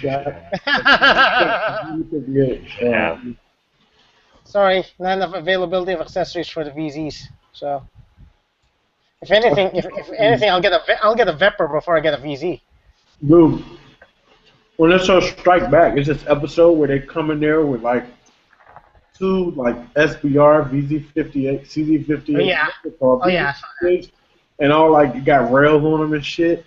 That's what make me want to get one so bad because I want to throw rails up there and fucking. Oh man. I wish Gen G sold Veprs. They have a lot of guns, but they don't have Veprs. What's the good thing about Veprs? I don't. Nothing. They don't even have the right bullet guide in them. I think at this point, I could be wrong, but Veprs need their own magazines. They don't even use AK mags unless you sit there and like fuck with them. Well, aren't Veprs the one that are like Russian AK? Vepr is like, I think it's made by Molot, and it's just a commercial rifle, like a hunting, no threaded barrel, no muzzle brake. It's got a nice, they're quality builds and shit, but I don't think they're a sporterized RPK. Oh, okay. And when I was ultimate shit, it's just that they're sporterized, so they're like a diamond in the rough. People just don't realize it, but you can buy those. You can turn them into RPKs again. It'd be really super cool. Or just have an RPK strength AK. It's just that they're, like what DB saying, you can't buy really accessories for them and stuff, and you have to modify them a bit if you want it to be. Well, who wants an RPK when you can get an RPD? What I was going to say is that Krebs Customs, all of the Krebs now, if you look at them on his website, they're all he takes the Veprs and he makes them the Krebs custom, AK-12 or whatever he calls them. But he's doing that custom work so that they take AK mags and stuff. I always was under the impression that if you bought one, it would take an AK mag, but I just saw some stuff online that probably slight modifications. It just depends how they modify them. You need to get a bullet guide. Bullet guide, right? You get a proper bullet guide, and then just cut the hole a little bit more. What the hell? At that point, I mean, at that price point, I'll just get a fucking. I'll just get. Sega. Yeah, no. I'll just get a Sega. exactly. My Well, point you still need to get the bullet guide and convert the mags. So Well, it's like saying, well, I don't want to change the tires on that like Dodge or I guess a Ford 2500, so I'll just buy a Toyota two-wheel drive because that's easier to just get in and go. Hell yeah. I'll What's just the get that bullet? Honda Accord. I don't want to get a Mercedes-Benz and have to change the struts or whatever. Well, but I'm trying to say it's like going from a heavy-duty truck down to a thing that has a bed on it and it looks like a pickup, but it's not a heavy-duty truck. So that's the difference. An AK is an AK, but an RPD or an RPK is a much stronger AK. I do love the look of them. I like the wood stock. If I did buy one, I would just want to modify it so that it would take regular magazines. Everything else I just keep. Yeah, 922R might prevent that, but I understand what you're saying because it does kind of look cool the way they sporterize those. You know, it's a different factory. Those people just have a different mindset, so I think they did a little better job on it yourselves. Oh yeah, the wood stock looks quality, dude. It looks high end almost. Okay, what's a bullet guide? I don't know what the fuck that is. It's a ramp. It's basically like your bullet ramp or like on a feed ramp on a barrel, like, you know. Oh, okay. I always wondered. It's like a ramp that's not there. So I think what it is that the magazine, when you buy a Vepr, say you just bought a Vepr out of the box, it'll come with these Vepr mags or whatever they call them, and that magazine will provide a little bit of a lip for the bullet to go into the chamber, where an AK mag won't have it because an AK would have the they call it the bullet. But let me ask you this: like, if you were to, like, once you install the bullet guide, could you still use the original factory Vepr guides, or would that bullet guide fuck up the I don't Vepr think magazines? I don't think so. At that point, you've converted it to use AK mag. At that point, that's a G-Webs question. Oh yeah, I will divert the question to the experts. I'm talking on my ass.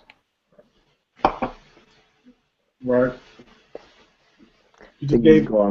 Have you ever seen somebody? Have you ever seen someone install a bullet guide? First. Nah.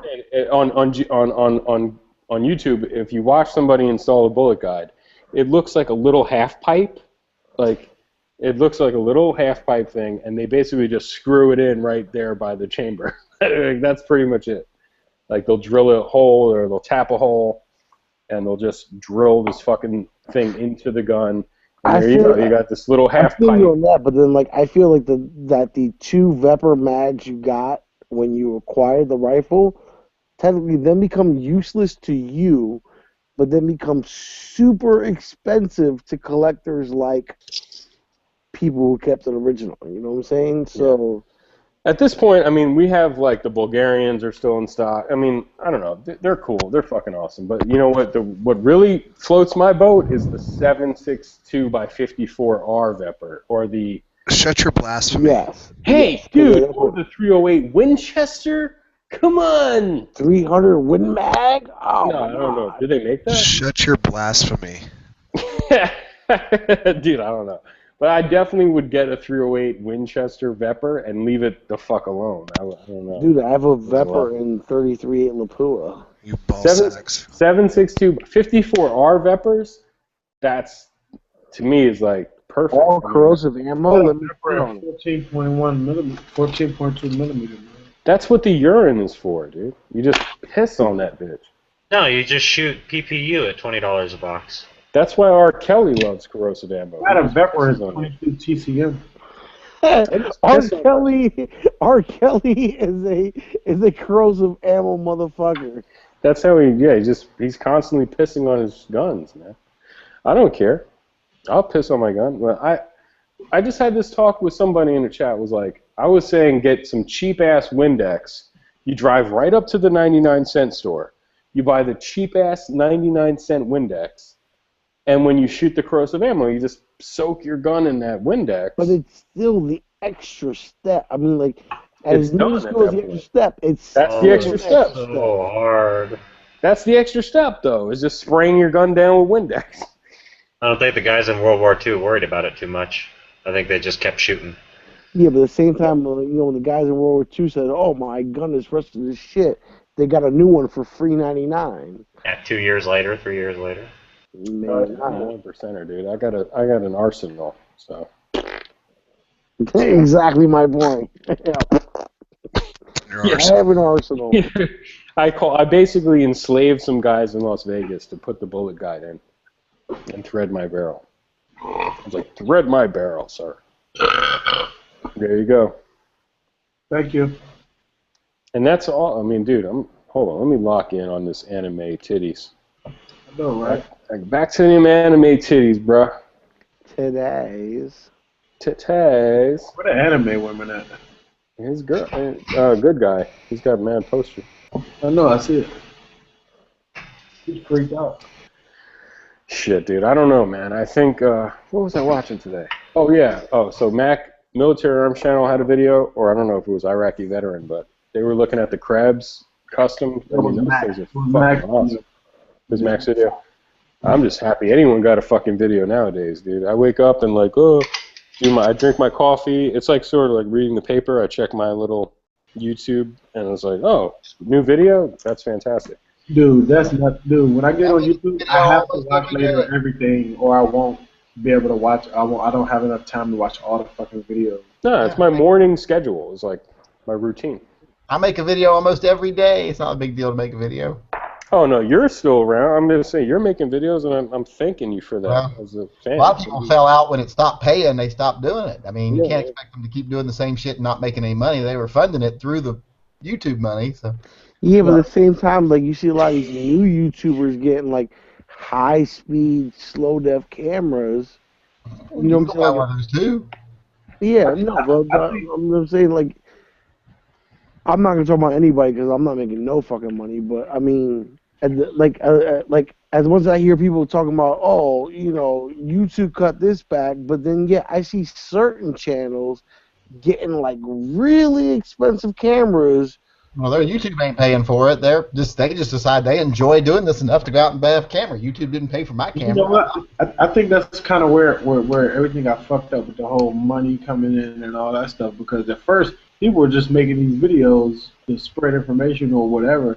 Now when you start getting money, you know, you got so used to it. Now it's not there anymore, or isn't like it was. Everybody's like, yeah, fuck this. You know, We without the people. You're gonna do YouTube videos, make YouTube videos. If you want to do it for the money, put your shit on HBO.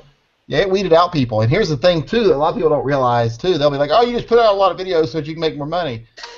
If I do not put out a video for 3 days, or if I put out a video every day, I make the same amount of money basically every day. They pretty much model how much previous hits. You know, it's about it's within pennies of each other every day, whether I make a new video or not. I make new videos because I enjoy making videos. Right. Yeah, I mean, because your 500 videos behind you, like, create, like, your bankroll, basically.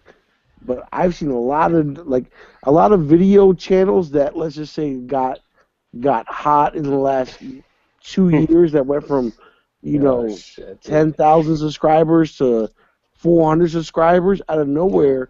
Now, as what they were saying, oh, well, they cut back my YouTube money. But yet, these motherfuckers got $40,000 cameras. Hey, you know what's fun? You know what I want to see? I think the next evolution is basically gun guys that are into makeup, doing makeup. And then, was it San Antonio, you motherfucker? I've already done that. Dude, you need to do makeup videos? Do you remember the video I did where I tried to put on face camo and I just ended up in like full drag queen makeup? See, I've already done that. 5 million fucking subscribers that bitch has on. I see her. Now those people are making money. Those people. Holy those people are also. I heard I was talking to someone the other day about these people that have like 2-3 million subscribers and they're making a fortune. He's like, yeah, but they're and he's in the business, the advertising business. He's like, yeah, he said they make a little money off YouTube, but YouTube does the same thing to them. It caps them. It doesn't matter if they get 100,000 views today or 1 million views today, they make about the same amount of money. There's only so many ads that can go around, and if YouTube didn't cap you on how many ads you got, all the ads would be used up on 3 or 4 channels and nothing else to go around. So they cap you. But these people make their money on endorsements and product placements and stuff like that. These people are getting, the way you should when you get into that level of a business. You're getting paid to do your job, so they're making their money in other ways. I just want to apologize earlier because San Antonio made me aware of something. What I said earlier probably made everyone in this panel and everyone watching probably stupider and dumber than everything before I said. So yeah, I just want to apologize to that. In fact, and You shouldn't talk anymore. San Antonio, please take it from here. All I'm gonna say is that bitches like Jenna Marbles, who you know what I'm saying, like they got like 300 videos. So the point is you know what I'm saying, you know what I'm saying, like that bitch doesn't have to put out a video for like a year, and she probably still make the same amount of money because the Jenna 500 Marbles, guys dude. showed Can up. you imagine some chick who used to go to parties and like he's like one of those Marbles though. she used to go to those parties and make like $100 at a party to like stand there with her stomach. Nah, but she does that now though. Jenna Marbles. No, I don't think she's doing that Jenna now. Marbles is probably like a loser in high school. Seriously. Oh no, now I'm sure this chick is making like $500,000 a year, dude. But I mean, I kind of like in some ways. I mean, in some ways, I don't like the fact that YouTube scaled back how much they pay gun channels, especially and things like that. But in some ways, there is a silver lining to everything, and the silver lining to the way they've been doing the payments on YouTube now is the people you're seeing doing it are people that care and people that do it because they like it. It's like before you saw every motherfucker in town trying to start like let's say Danable Jones. That's a perfect example. I'm going to be on YouTube because I'm going to get famous and be paid, and then those guys aren't around anymore. That's good, yeah, that's good too. But no, what bothers me is not you're around, and I give you credit for that. But like Hickok, he's not putting videos out every day or every other day. It's like, God, it's like it seems like it's like once a month or something. Maybe once. Nah, Hickok. He put one out today. I watched it. He shot an AK. He shot an AK Hickok at will a put like can 2 a full of week. coke. Hickok will put like 2 a week. Let's also give him a little bit of slack. Let's also give him a little bit of slack that he is what 68, 70 years old. Retired. I get it. Yeah. He's retired. I get it. He probably don't feel like going out every day and making a video. I'm talking to you, Jaeger. You get a pass, but no, I want a Jaeger video every day. I'm just spoiled, dude. FPS Russia did what, like 1 a month? I mean, like think about it. Like FPS Russia has like 60, 70 videos at best. So that's what. Dude, I never liked that guy. I just for some reason. As much as you didn't like it, but the whole point is. But FPS Russia to market to a whole different crowd. Yeah, and as far as Jaeger goes, I'm sure Jaeger started off making Call of Duty videos, right? No. And the gaming crowd for watching YouTube stuff is way bigger than the gun community. It is, but how often do you put out That's content? scary, but dude, say what you and want. he had his viewership, and gamers like that shit too, and then it just built on this. So he kind of had like a head start. Yeah, but it's just I don't. making a He video. just come out of nowhere. To do with that thing he's doing now, that Gun Nation or whatever it is. Ammo Nation and training, dude. Busy. It's full time. I mean, I get it. I just I used to check every morning my subs. You know, I'd check my subscriptions. I'd be like, okay, well, I'd had at least like 3 or 4 videos, five or 6 videos maybe. I don't know. But it just seems like a lot of people slowed down, and that's fine. I get it. I just made a video last night because I didn't piss off. Too. They just released something about that. It's not showing like all the newly uploaded videos from your subs too. Oh, it's not doing that right now. Viewership is down for everybody because YouTube's broken for the last couple of days. But okay. Yeah, it's real fucked up. I still make videos for fun. I watched your video. I watched your video today. Your fireballs were coming out of there. It was crazy. I just made the video I made today just because I didn't piss off the people enough when I talked about the smart gun first time, so I had to piss them off a little more. Did you see my comment about if there's silence in the government, I want Boomer to come? I saw that. Yeah, you were like early commenter. You got in like the first hour or so.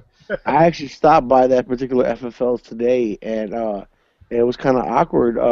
You know, I mean, our county is small in size and huge in population, and from what I gathered just by talking to him was that he's getting a lot of support from previous customers, and he maybe lost like half of his transfer customers, which he really didn't even care about, and everyone else who hated from him was from outside the state. So his business has, from what it was prior to this, has actually shrunk very little.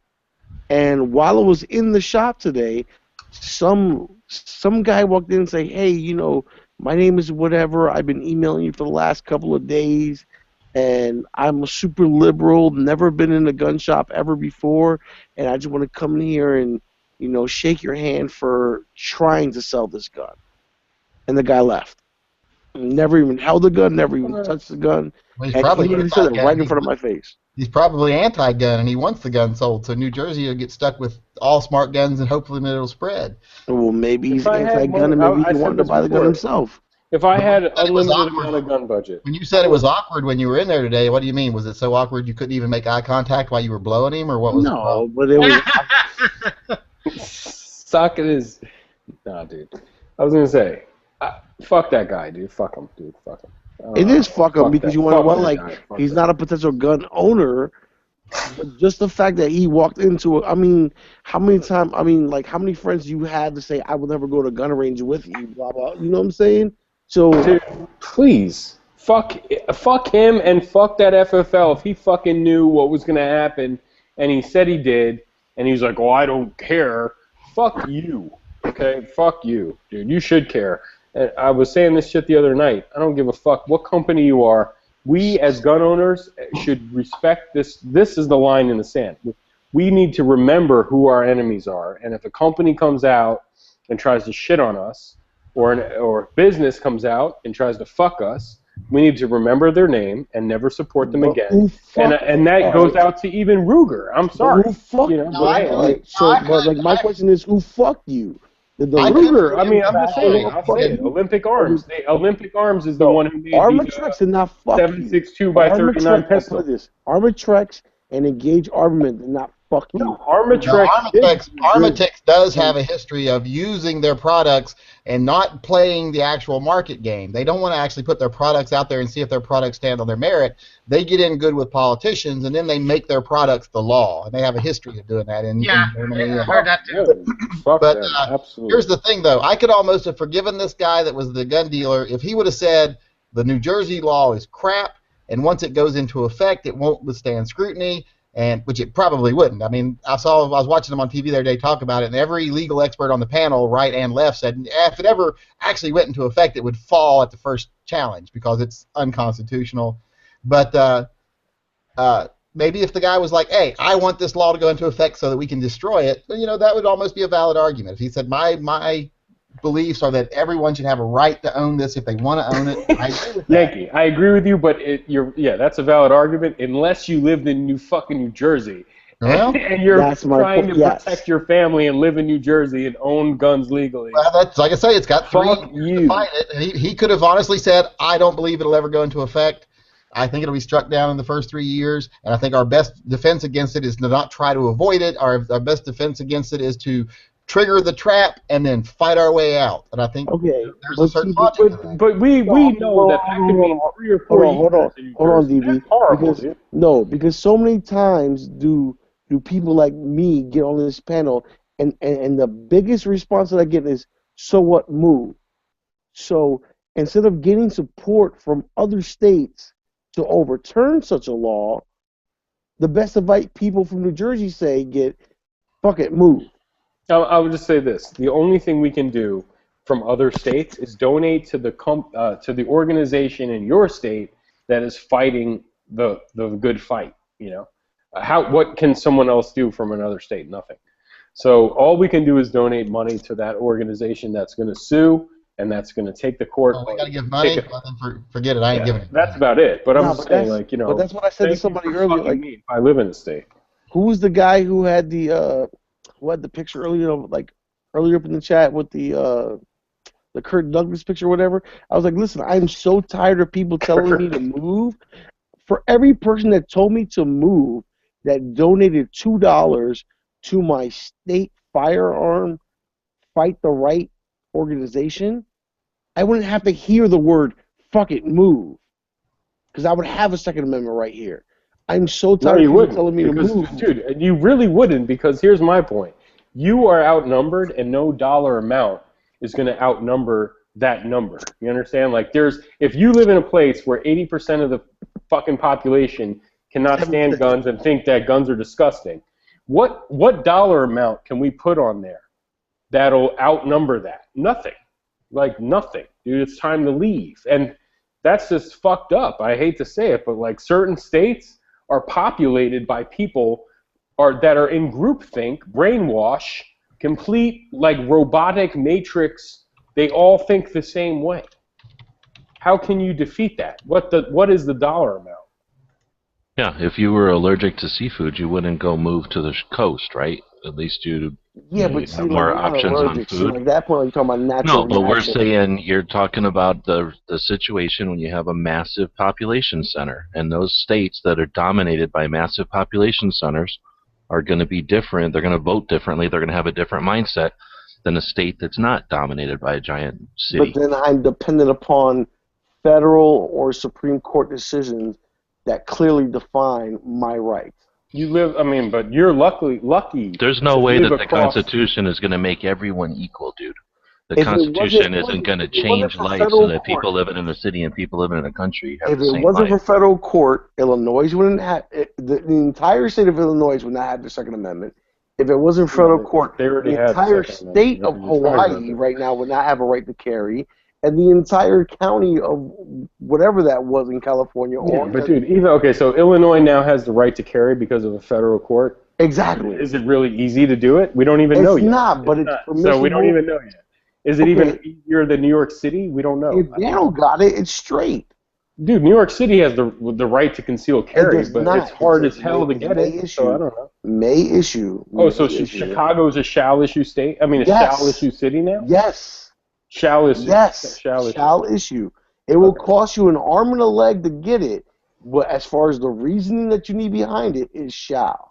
Gotcha. All right. Well, my point is that you sent me a link today. That was on GunChannels too, where that woman was talking about a barrel shroud. Right? She's a senator from New York, or a state senator from New York, and it's just like, you know what? Her husband, I think, was the one who was killed on a train by Colin Ferguson, the mass shooter in New York at the time in like the 90s. Either way, am I ever gonna convince someone like that guns are cool? Am I ever going to convince anyone who voted for her that guns are cool? And how much? What's the dollar I'm gonna amount? tell you this. Your state is populated by people like that. This it's is over. this is not where it falls in, because this past weekend I kind of saw a light, and I talked to two liberal people that do not own guns, and this is where I think we fail. And how to change this, I don't know where it is. She says, two females said, you have the right to own a gun. You have a right to carry a gun. As much as it shocks me, because I live in an anti-gun state, I'm not used to seeing it.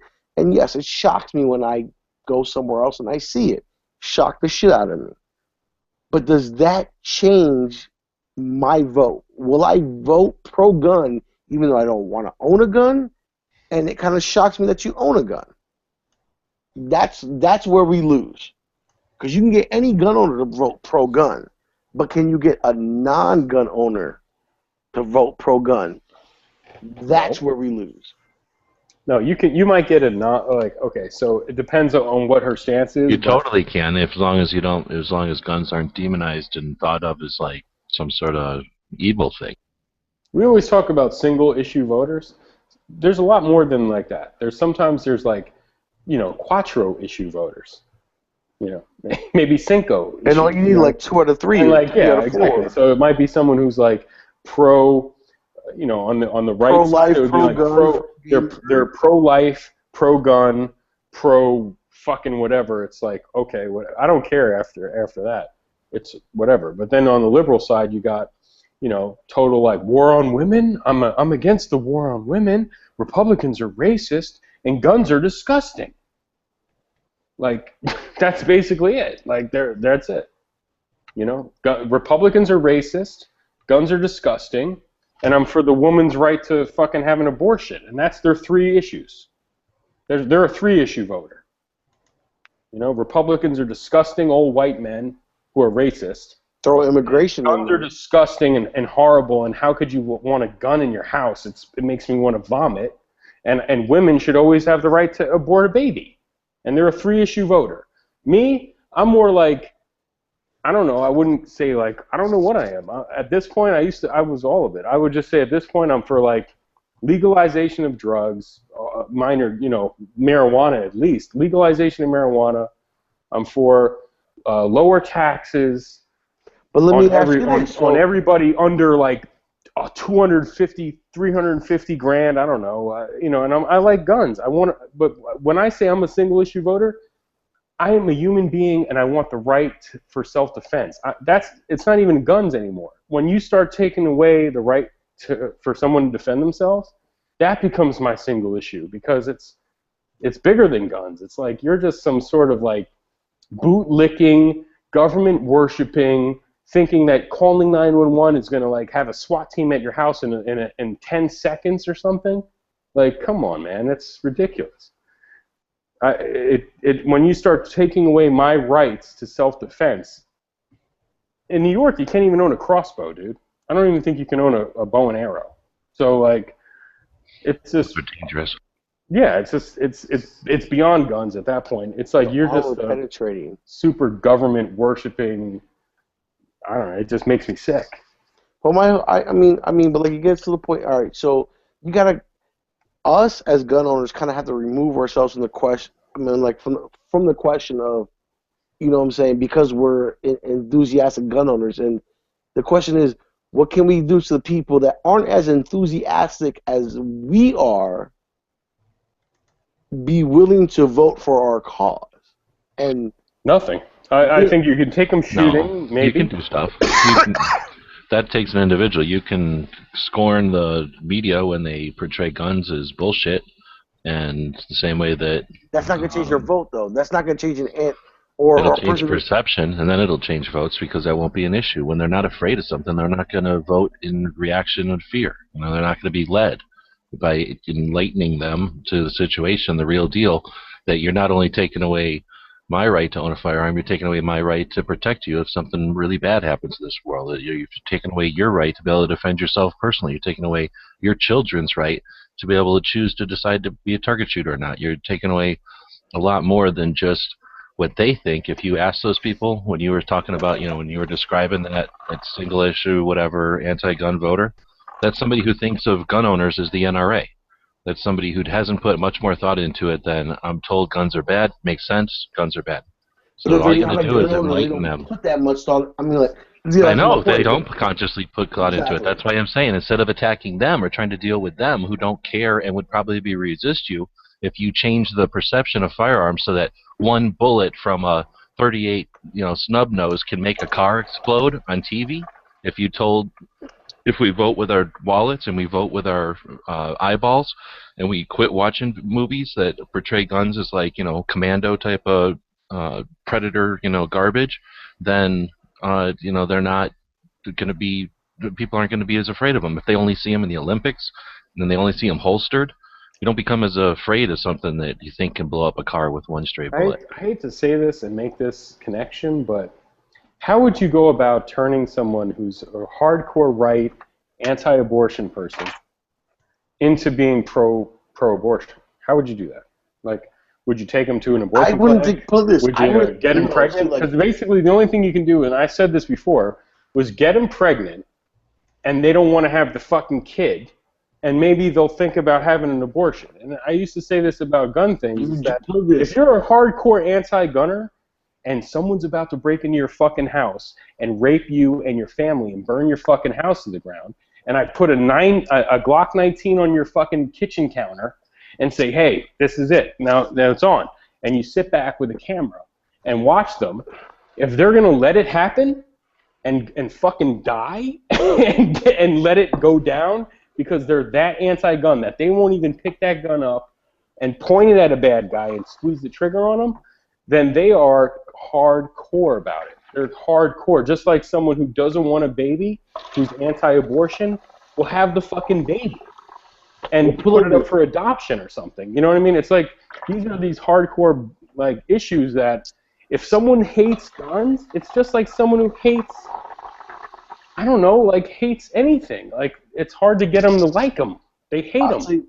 I'll tell you this: by you joining the issue, I think is our biggest default instead of separating the issues.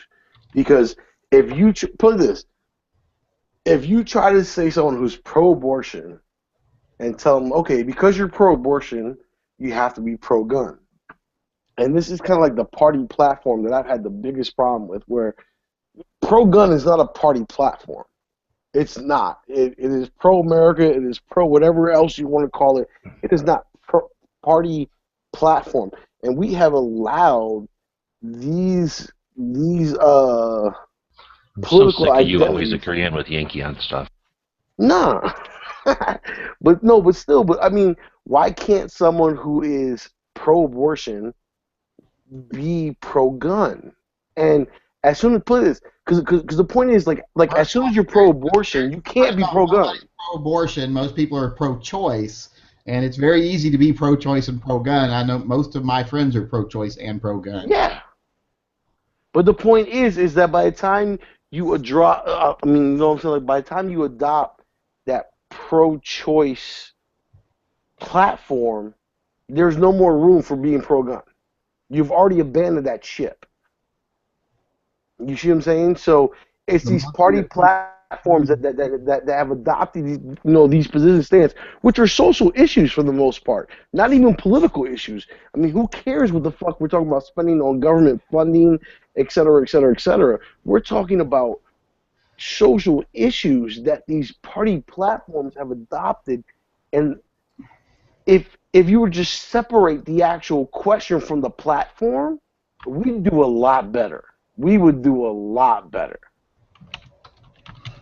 It's just sad. I mean, I know I've known people in my life that have hated guns. I know my best friend's mother.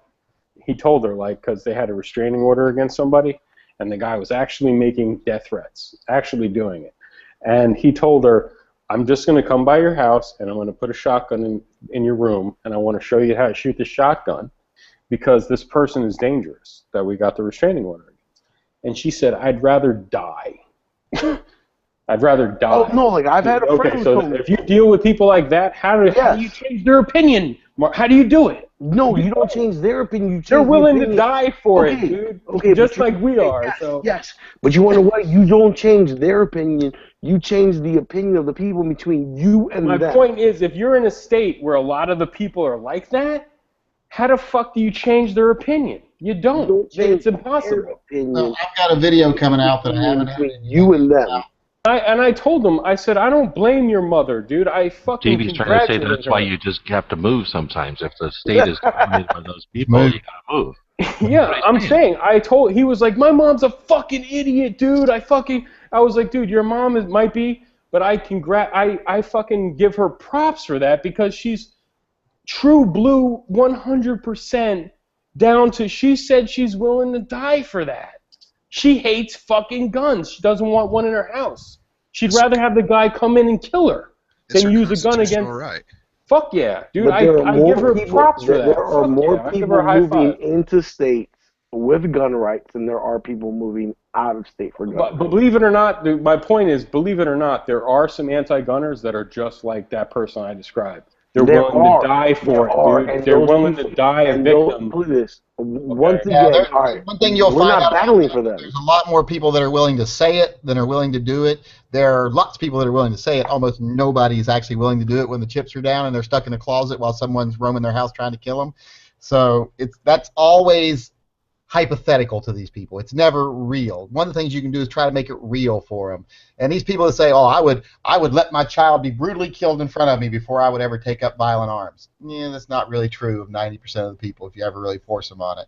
Of course not. I've got a video coming out that I've never edited yet. I need to edit it. And it's about, don't make the mistake of thinking that certain groups on the left don't hate us because we own guns, because they do. They hate us. And it's not that they hate guns only. They hate guns with such a passion that they hate us. They hate us as people because we support guns. And it's because guns are so demonized, and we don't help anything either. When we allow things like issues to become so intermingled that people can be like, "Oh, what, you're pro-gun? Oh, but you're pro-choice? Get out of here, you motherfucker! I hate you." Yeah, we do that. We're all lumped into one batch. Right? So it's real easy for them to hate us back because we give off so much fucking hate. We allow the minority group of the gun community, that little tiny evangelical or ultra-conservative or whatever group they fall into, we allow them to be so visceral with their hatred towards people that are different than them, and we don't speak out against it. We just sit back. We're so guilty of just being quiet so often when other people say bad things that are gun owners or that are gun supporters because, well, I agree with them on gun rights, so I'm not really going to tear them apart or else I weaken their position on gun rights. No, I don't tolerate that shit from anybody. I don't care if Colin Ward tomorrow, I support him 100%, and I love his opinions on guns, etc., everything. Or Tim from the Armory Channel. 100% support them. But if they came out tomorrow and said Jews are fucking worthless and should be rounded up and put to death, or gays are worthless and should be rounded up and put to death, I would denounce them with my dying breath and tell everyone how bad I thought they were. But we as a community sit back too much and let too much hatred go from the tiny minority in the gun community towards everybody else that isn't like them. Okay, so Yankee, I have a question. So I don't see any. I see from the gun community online and YouTube, I think is tremendous, right? I don't see any kind of racism from the major channels or anything like that. I don't see any racism from the NRA. They're totally single issue. I don't ever hear. They never send me any email. Are you going to pretend though that you've never been on a gun forum, and as soon as someone is a little bit different politically than the other people, they're not a conservative right-wing Republican? That's what I'm saying. It's like shouted down and tore apart. Dude, I can't say I've seen, but I mean, I've seen racism out of nowhere, like just come out of nowhere. Yeah, I mean, maybe I'm not talking about racism. I'm just talking about. We're not even talking racism right now. We're talking. It's like I'm pro-gun and I'm pro-choice and I'm pro-Jesus and I'm pro. Well, that's bonus points for you, buddy. I don't care but it doesn't about play out that way, bro. I don't even have a religion, dude. Too many of those people that are pro everything else denounce anyone else. There are people that I know, friends of mine, that I tried to get into shooting, and I'm like, come on, come shooting, and they wanted to, but the first gun show I take them to, it's all this conservative bullshit that they don't want to hear. So I don't they even want to talk to you about it. Right? Take them to a gun shop and they got to hear somebody bitch about, Obama and, and all this other crap. And they're like, I don't want part of this, So it's so intermingled. No, I took my stepfather. He was born in Germany, like as a baby during World War II. So like he grew up with nothing and all that shit after we bombed the shit out of him. When the first gun show I ever took him to was like, he got visibly shook up when he saw the Nazi counter, the Nazi. He saw all that Nazi shit, and I kind of was trying to tell him, like, well, look at this knife. This is like an officer's PPK, or like it's kind of cool, right? Like it kind of shook him up. It did, but that's just, I don't know. I mean, I don't see blatantly racist shit. At gun shows. I don't see Jews. I don't see pictures of Jews with big noses or racism. It's not racism. It's hatred, and there is a lot of hatred coming from the gun community to other groups. Yeah. It's like, how often do you? I dare you right now, go to the highroad.com and see how often you see the word libtard in the first page. Okay, yeah, I'll see that, but okay. I'm not going to say hatred. Can you? Okay. But all right. But okay, I got you there. This gets back to my point where this 2A, like being pro 2A, has been hijacked by political parties to the point where those people that either kind of support 2A but don't really have a necessity to support 2A because they're not gun owners. We don't have them. Dude, wait. You just said they don't have the necessity to support the 2A because they're not gun owners. No, because if they're not gun owners, they don't have a dog in the fight. Well, they probably don't have the right, DB. Yeah, no, I mean, for whatever reason, they probably don't expect them. If they don't own guns, they don't have the right. They should move somewhere where they do. Exactly. No, I'm saying, so they're like, okay, how can I expect somebody that hates guns to support the Second Amendment?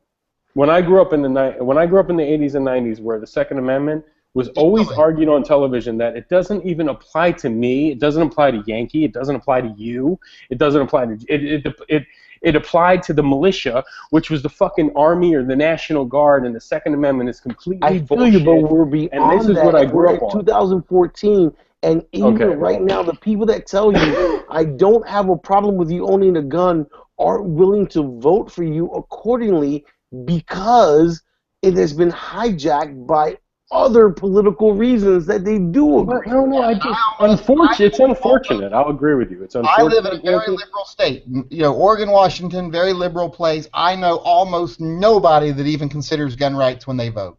They consider pro-choice. They consider gay rights. They consider marijuana rights. They consider all those things when they go vote. They don't even think about gun rights. Yes. Well, then it sounds like you're all frustrated. We need to just have a very, well, I'm just say liberal for lack of a better, whatever politically correct term, but a real left-leaning pro-gun organization that doesn't bring along of other baggage either. That doesn't say we're pro-abortion or we're pro-gay or we're pro whatever the hell else people get offended by.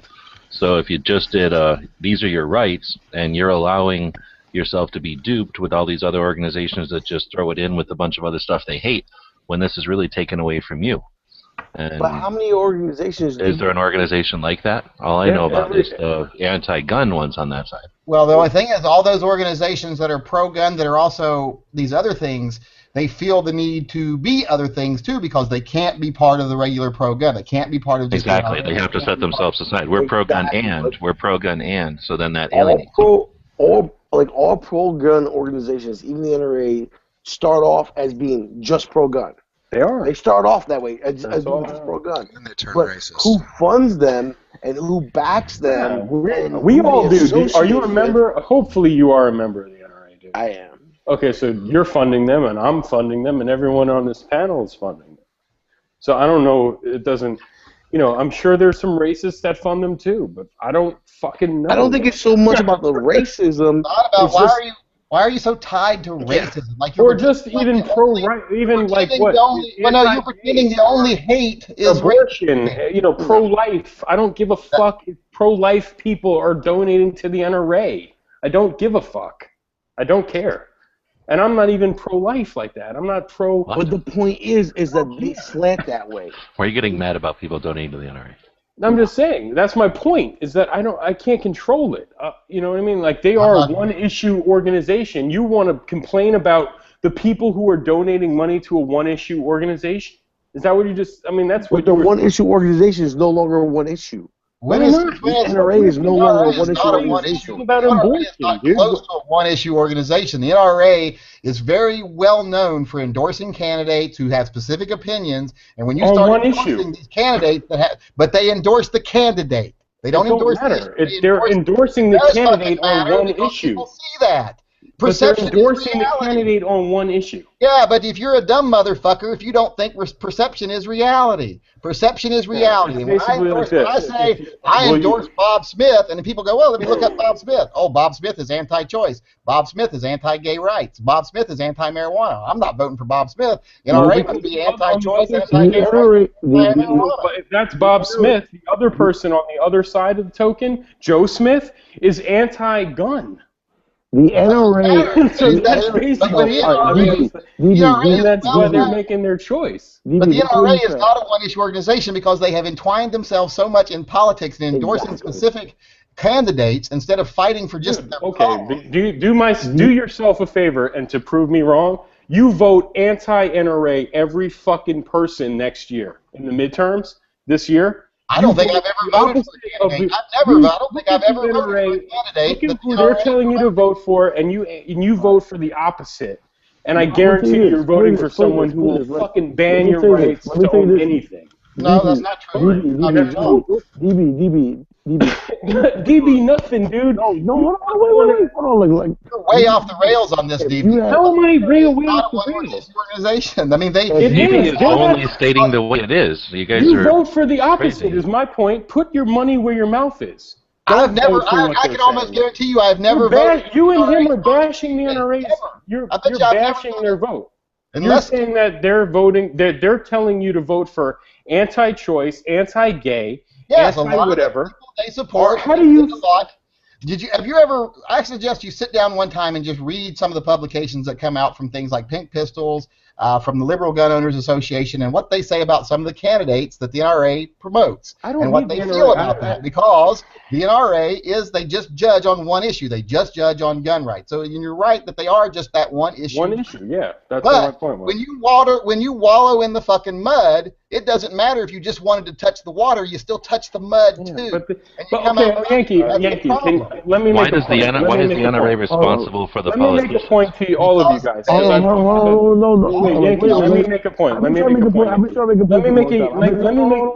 Wait. You say something. I haven't talked in a minute, but hold on. If you had two candidates in the primary, whether it's Democratic or Republican, doesn't matter. They're in the primary and they're fighting each other, and they both say I'm 2A, and one guy's an atheist and the other guy is pro-Jesus, who is the NRA backing? And that's where your problem is. I don't know and don't care. My point was this. You don't care. You don't care. You're talking about backing, like gives them money, or are you talking about backing puts them in the list that they're pro-gun?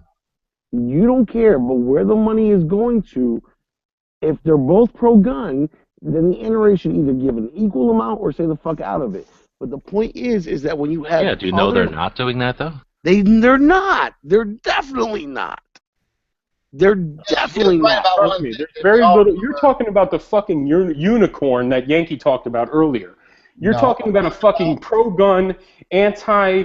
You're If talking they're about both pro-gun. Republicans, if they're both Republicans, You're talking about a pro-gun, pro-fucking gay. The fact that like 15 years or so ago, when the NRA had their big meeting and they discussed, they did their So autopsy you're the report on the unicorn? NRA. Well, would you I'm shut not up the for a second unicorn. and let me finish the sentence? When the NRA did their autopsy report, I think it was like, D-Wes probably might know this better than me, but it was like 15, 16 years ago, they stated one of the things that people had a problem with them with is that they were ignoring pro-gun candidates that did not meet other conservative criteria. And they were getting called on that by candidates from Colorado, were like, my record on guns is totally pro-gun. Did they have a chance in the primary, though? But they didn't know. They were Democrats was the problem. Okay, well, did they have a chance winning their Democratic They primary? won anyway, even when the NRA was back in their Okay, well, that might be different. But my point was this, is that if you're going to, I would say, you're talking about a unicorn. I've never seen a Democrat that's pro-gun and really hardcore pro-Second Amendment. And then is also pro-choice and then pro-gay marriage and pro... President Obama wasn't even pro-gay marriage. Dude, President Obama wasn't pro-gay marriage until last year, dude. You haven't seen them. You haven't seen them. I bet you've probably never seen a vagina on a woman that was above a 3 either. But it exists. I've seen pro-Democrat candidates. I've voted for them. I voted for them last year. We got a lot of them here in Oregon. I'm from New York, dude. Well, then move out of your own fucking little reality and live in the rest of the world. No, that's not my little reality. That's an entire fucking... He didn't say just a pro-gun Democrat. He said a pro-gun Democrat I've with those never seen a qualifications. pro-gun Democrat in my fucking entire life run for anything in New York, ever. And that's the ownership of the political party. I don't anymore. I don't anymore. And then when you move down south, you'll start to see sort of pro-gun Democrats because that's where they're from, where they can't even be successful if they said anything anti-gun, so that they can get away with it. You've seen these people. Can you be in the North and say anything pro-gun and be successful? No, probably not. Not in the Democratic Party. You can't. Even the Republican Party. No, probably not in the Democratic Party. You can't. No, so in the Republican Party, you have to be pro-gun.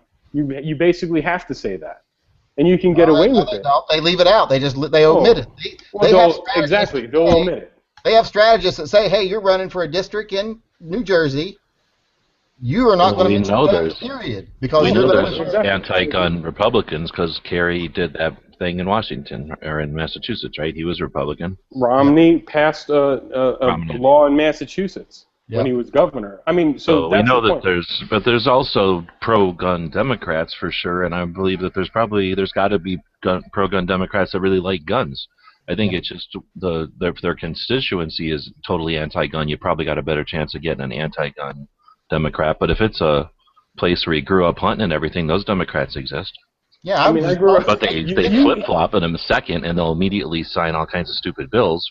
I mean, they are. If you ask them just one-on-one if you're pro-gun, I'm sure they say yes, but they'll always bow to their Well, here's the thing. Here's the problem we cause. When we allow ourselves to be so ingrained in, if they're left, they're anti-gun, if they're right, they're pro-gun, when we do that, well, then these people who sit down and decide, these strategists that say, okay, we got to decide, what we're going to put forward, what face we're going to put to the public for you to get elected, they go, well, you're a Democrat, so the pro-gun people aren't going to vote for you, period, because you're a Democrat, because they have it in their heads that Democrat, Republican pro-gun, Democrat anti-gun, so Republicans aren't going to vote for you, period. So we really got to go after 100% of the anti-gun people.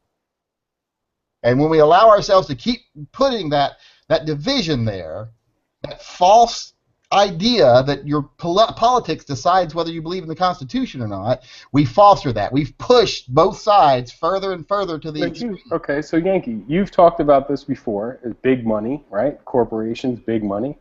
They donate, the big money comes down, and big money for them means, hey, you better be anti-gun, or you better be pro-life, or you better be. That gets back to my original voter ID registration question, laws. which was where we fail is by allowing political platforms, not and by party division. I mean, So who cares Why? if this Dude, I don't this need. person- I gotta understand. I gotta get out of here in a minute. I can't stay here and agree with Marco. You guys need to team up, but I just want to say, like, Yeah, I'm when so I sick of see- Yankee and the Prophet always going against the rest of us. He's left leaning, you know it, and then Marco. Just because where you're born, you're just you're definitely left leaning.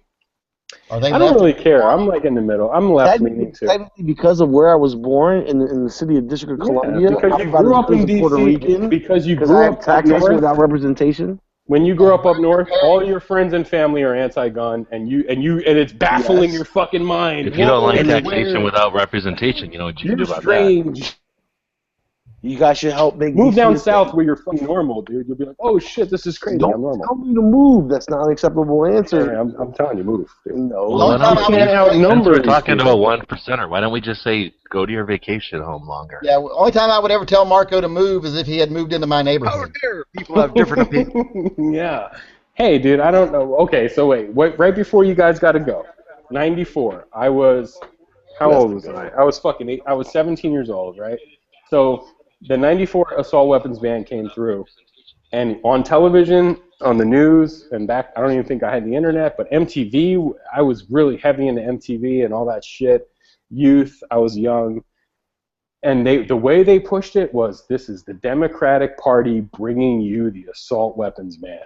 Not one Republican signed on it. Not You were one. 17 years old when Cream came out? I'm just saying, so, well, whatever it was, I'm just telling you. So when that came down, the pipe, now one Republican was involved with it, and at that point, I associated myself more with That's not, Clinton. you're not. I voted for, I didn't vote, but I You're had not arguing Clinton. against I our was a point Clinton here. I know you think you're arguing against our point, but you're not arguing against our point. You're arguing for our point. You're arguing. Why was it that it was pushed to America we allow it as to become a political issue? We allow it to become a right, left, Republican, Democrat issue. how many years ago? It's not. So The my First point- Amendment is not a. Which party is the party of the First Amendment?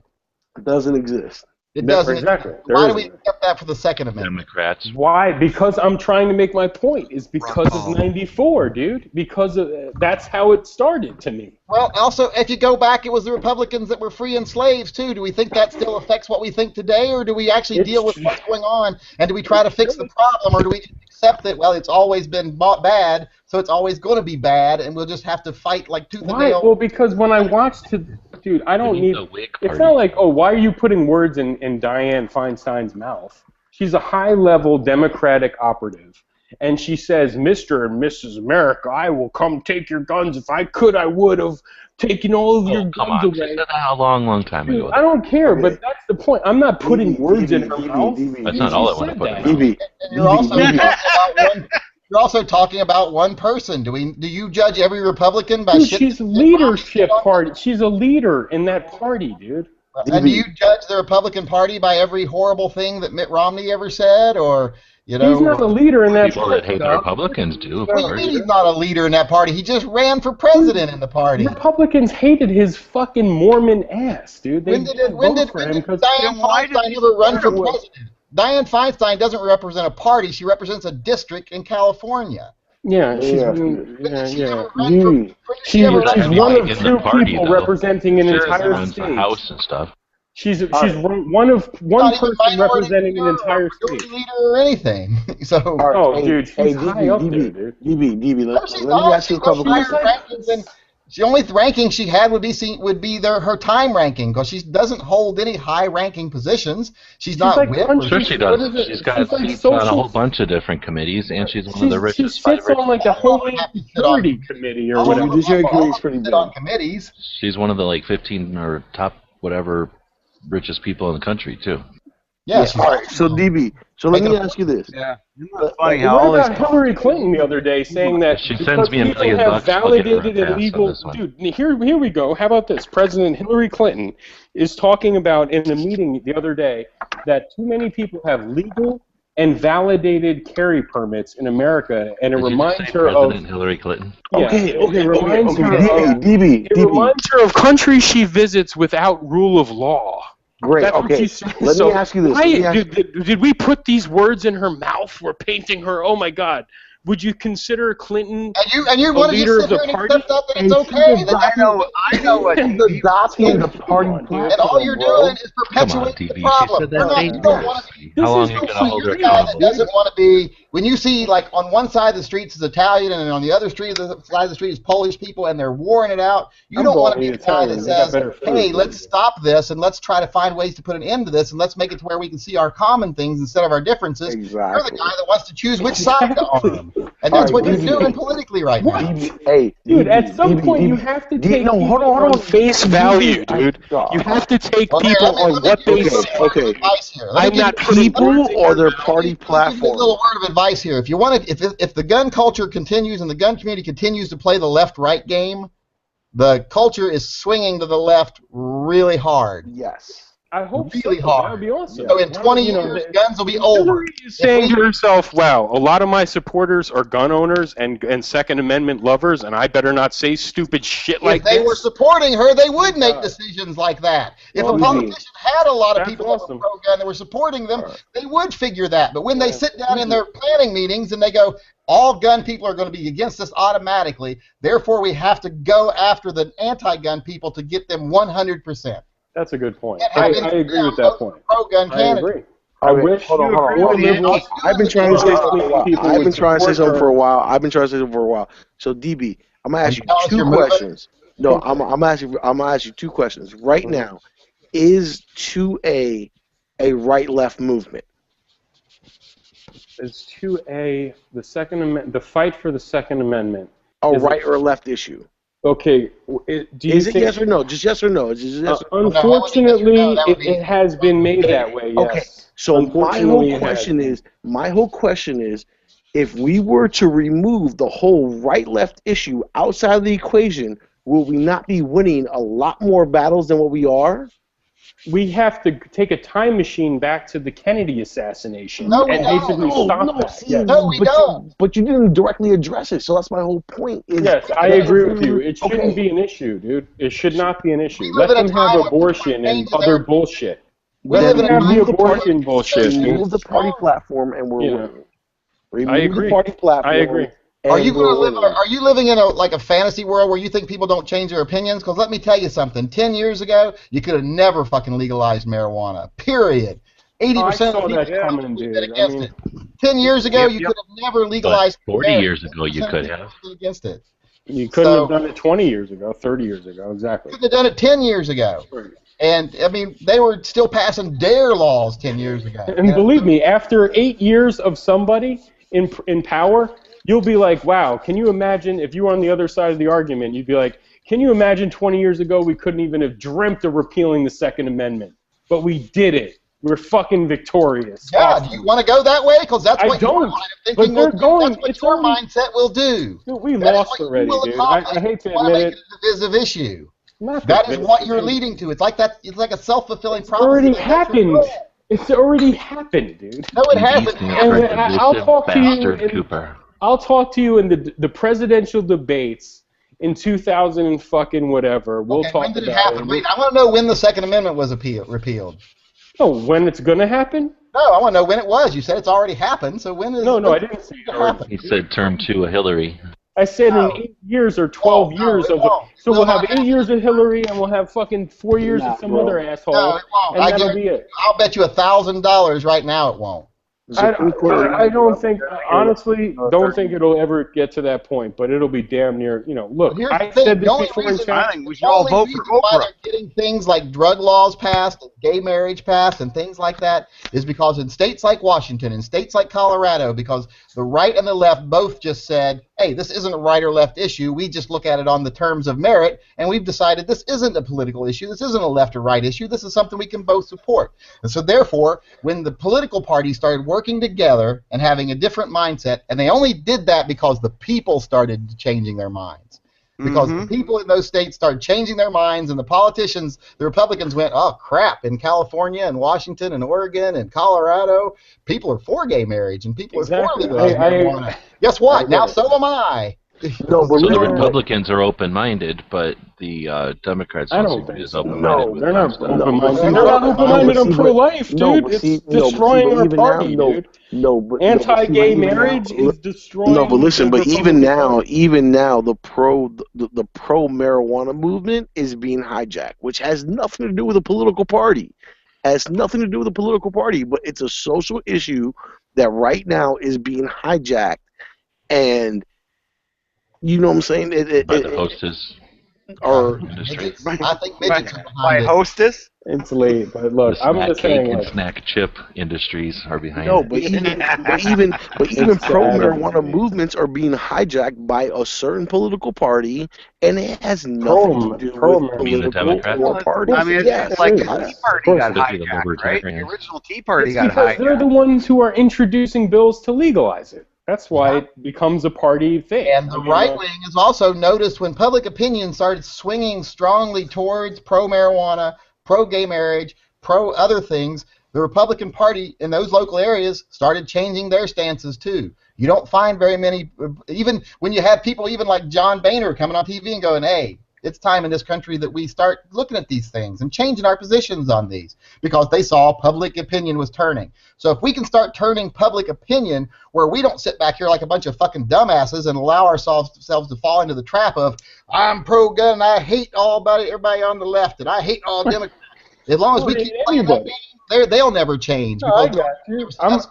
I hate my point is that when they come up with legislation and they come up with these things and they come up with their party platform, it's hard not to hate a party when their party platform is fuck you. Their party platforms are only a reflection of their constituents. So if you don't change the constituents and change how we behave, the party platforms won't change. I agree with you. Like I showed you just a few minutes ago that party platforms change. Excellent point. Constituents have changed. Fucking off. I totally agree with you right there, but I'd have to, That's I agree twice with now.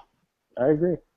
I agree. Twice now in the last. If we could come up with, if we could have an organization that was huge with tons of members that was like totally pro-gay marriage, pro-legalization of marijuana, pro-Second Amendment. What else? I hate to say. Okay, let's say this. Okay, the NRA is the biggest. I don't think abortion is the greatest thing in the world, but whatever. The NRA is the biggest gun organization in the country. If you had to sit right now and say, okay, the NRA is pro-Second Amendment. We all are like, yay, they're pro-Second Amendment. Would you say the NRA is pro-choice? Would you say the NRA is pro-gay marriage? I don't know. Okay, so my point would be this. What does it matter? They're not. Who would ask the NRA? Did they ever send you any literature or email about abortion? About they made up of people. I got stuff I can still probably pull stuff out of our recycling where we got stuff in the primaries from local candidates that were endorsed by the NRA that had their NRA endorsement. What the hell? Maybe if a party gets endorsed, that's from them. They should endorse anyone as pro. Well, he's wearing a red shirt, so that means everybody that wears a red shirt is guilty of whatever this guy Yankee. There's a difference between a red shirt and a recognized endorsement. I've only been a member of the NRA for about 7 years. I've never seen any email or mail to me that had anything other than about guns. It was all about No, Yankee is saying he got stuff from the candidate that he didn't like. Okay, but because the candidate was endorsed by the NRA, then it's the NRA's fault for what that candidate said. Yeah, because you're seeing right on their flyer, we need to stop this and we need to stop that. Proudly sponsored by the NRA, right on there. And that shouldn't be done, right? I mean, I can imagine. In a way, they're endorsing that view. Bullshit. No. So the NRA is supposed to sit back, not throw any money into that campaign, and watch the anti-gun person win. No, they're supposed to throw equal money into the other person. The other guy's anti-gun. Money, dude. No. We'll live in a country called Maryland, dude. It'll be the United States of Maryland. Exactly. They Then we're don't making a throw move. equal money. What they do is they throw all the money they want to whichever candidate they want.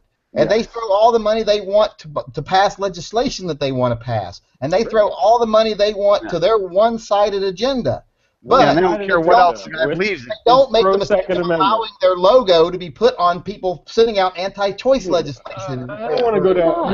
So then let's do your answer to not spend money. That's the only answer to that. Pro-life organization. Winning. Wait. Bob, Yankee, can I ask you a question?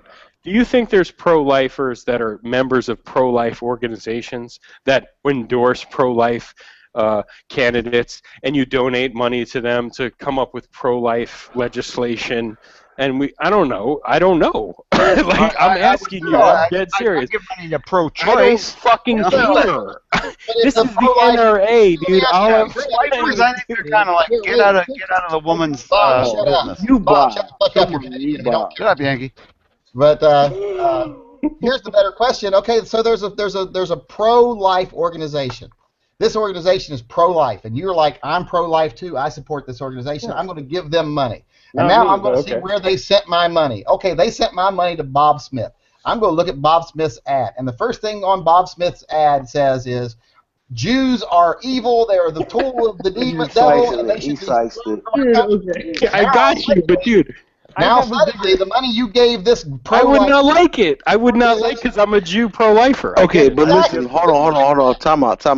Like a better explanation would be that, all right, preferably in the primaries, if you have two political pundits running from the same party, and one says I'm pro-life, pro-life, anti-marriage, blah blah blah blah blah, and there's another guy who says I am also pro-gun, but I am, pro-choice, pro-everything else, liberal, and the NRA is going to give his money to, who do you guess?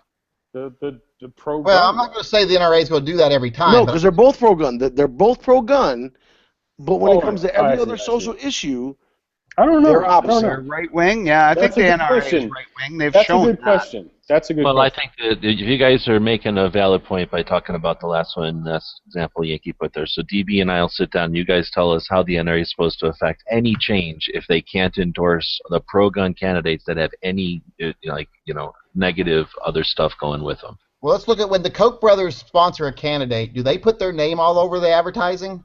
I don't know. Let's ask. When Warren Buffett or George Soros endorses a candidate, do they put George Soros' name all over MoveOn.org or no? I don't know about George Soros /MoveOn.org, dude. And I know plenty of fucking people on Does the Facebook. NRA insist that the crazy people put their NRA logo on there, or do the NRA logo do it on their own volition? They're also making the mistake of confusing MoveOn.org, which is a political, which is a left-wing political organization. And so is the Koch brothers are a right-wing political organization, dude. No, they're not. They're individuals who have a lot of money. And so is George Soros. Dude, so is George Soros, dude. Who gives a shit? And Warren Buffett. Who gives a fuck, dude?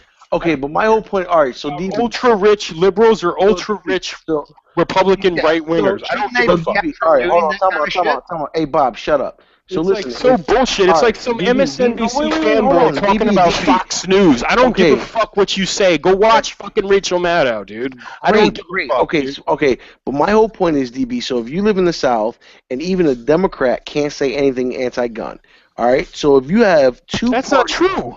Because that's what I was trying to say earlier. Is that Democrats from the South have to walk a fine line. But there are also Democrats that come out and say, "I am pro-gun." There are some that will come out pro-gun. Okay, but great. No, but I wouldn't say they're saying. Hold on, Gavin. Let me make my point. I'm pro-carry guy. They might say, "I believe in let me make my right." point. I just want to see if people can talk at once. Let me make my point. So if you have a Democratic person running against a Republican person, and both of them are pro-gun, who is the NRA sponsoring? Dude, when you show me that case, you didn't answer my question. I'll go look it up. No, you haven't answered my question. Because most of the time, it doesn't come down to that. It doesn't, but it comes down to I am for sensible. So how many times have you heard common sense? I'm Democrat. I am from a southern state, but I am for common sense gun law. But these are the same Democrats that did not let. These are the same Democrats. I support your right to own guns. The same. I support the Second Amendment. Okay, hold on, wait a minute. I haven't finished. I have not finished. Question I want to ask right now before we answer anything else: how much has DB had to drink? Who wants to guess? That's not a question. I'm shoving the mic in my mouth to talk over you guys. Yes, no, but listen, but DB, you make it seem about 3 beers because he's kind of a lightweight. Bob, I can talk over even Bob. I can talk over all of you. I can swallow this mic. That's what I heard. But DB, listen. At the same time, Feel dirty now. when the real vote came down, there were still Democrats that did not go on that bandwagon, and that's why we don't have a 94 assault weapons ban currently at this moment. So there are Democrats that will go out there, but the whole okay. The reason why we don't have a 94 assault weapons ban right now is because they didn't make it. How many Democrats in the Senate did not let that thing come to a vote? How many? How many Republicans voted for the? How many Republicans voted for the assault weapons ban in '94? A couple. A couple. I don't think. I bet you zero. Then You once want to make a again, bet? Zero. The No, I don't root want of to the make a bet. problem is political party You want to make a sponsoring. bet? Let's make a bet. Zero. You want Okay, to then it take was that zero. bet? Seriously, Marco, do you want to take that bet? How many Republicans voted for the assault weapons ban in '94? I couldn't tell you how this stuff is Well, set. let's I'm take gonna a go bet, look. then, dude. Like seriously, you want to bet? Because I'm not sure, but I'll bet zero. I'll say 2, and I'll bet you a pair of my Okay, old Let's stinky do it. Let's look it up because I got Google. I'll bet you two tube socks and a squirrel. That I'm what? already on Wikipedia. Was that what? Yeah, see, you're You too talking late. about the 13? No, or I'm are you talking about the squirrel dude. I mean, he wants.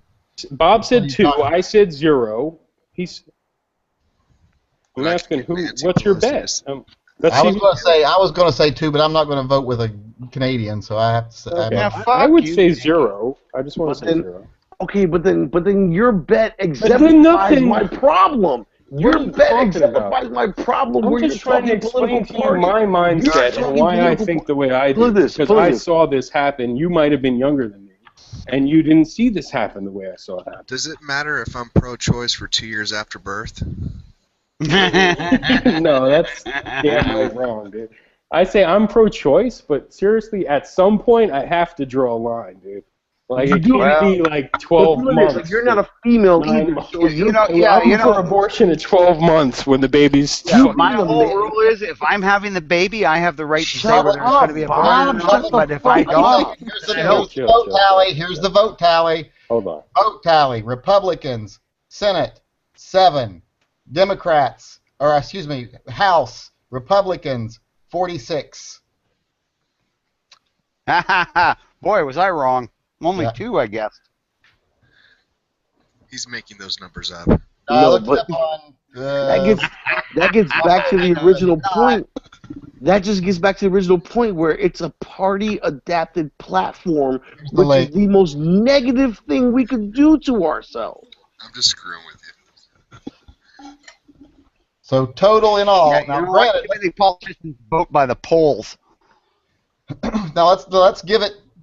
Let's put it in perspective here. Out of the entire votes, for every vote that voted positive on the 94 assault weapons ban, 242 Democrats voted for it, and only 53 Republicans voted for it. Yeah. Good point. Oh, he left. So Yankee, that means we win. That means we win, Yankee. You and me. Yeah, we beat him. He locked it on 0, and he put all his eggs in one basket. He didn't pay up. Yeah. Yeah, what was he going to pay? He I thought he renewed got his 1%, gun check. right? Bob, You put the shut tally up. in his face. Now what's he gonna do with it? He ran away. What you gonna do with it? He's whiter than some mayo. No, I'm not.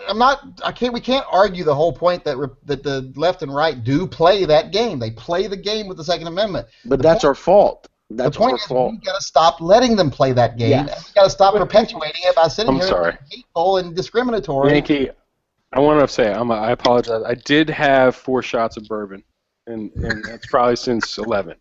But wait, did we get to the bet? I dropped out because I don't know. What the fuck. Yes, you now owe you owe Digital Profit $1,000. How many Republicans voted for it?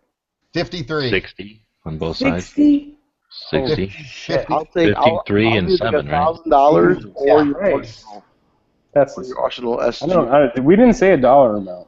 I said 1,000. I called it $1,000. 60. I assumed it was I kind of 1,000. figured I you assumed bet it was 1,000. 1,000 per vote. Yeah. Yeah. No, I didn't. I didn't say a dollar amount. $60,000. Oh, I'm pretty sure you did. That's some No high way. stakes chat. This is gentlemen's bets. These were gentlemen's bets. Oh, this is a friendly bet? Friendly bet? You don't have to pay then? That sounds like a G-Red. Welch's bet. Since you did the research, 60 out of how many, Joe? I thought it was 53, but it's in that range. But that's a No, lot. I'm saying Well, 53 53 was is the out one of side and out of like 7 was what on the other 500 side. oh yeah, representatives. I guess I don't know. I didn't look at the numbers. 53 on what? All right, so there was 54 Democrats in the Senate voted for it, right? 7 Republicans in the Senate voted for it.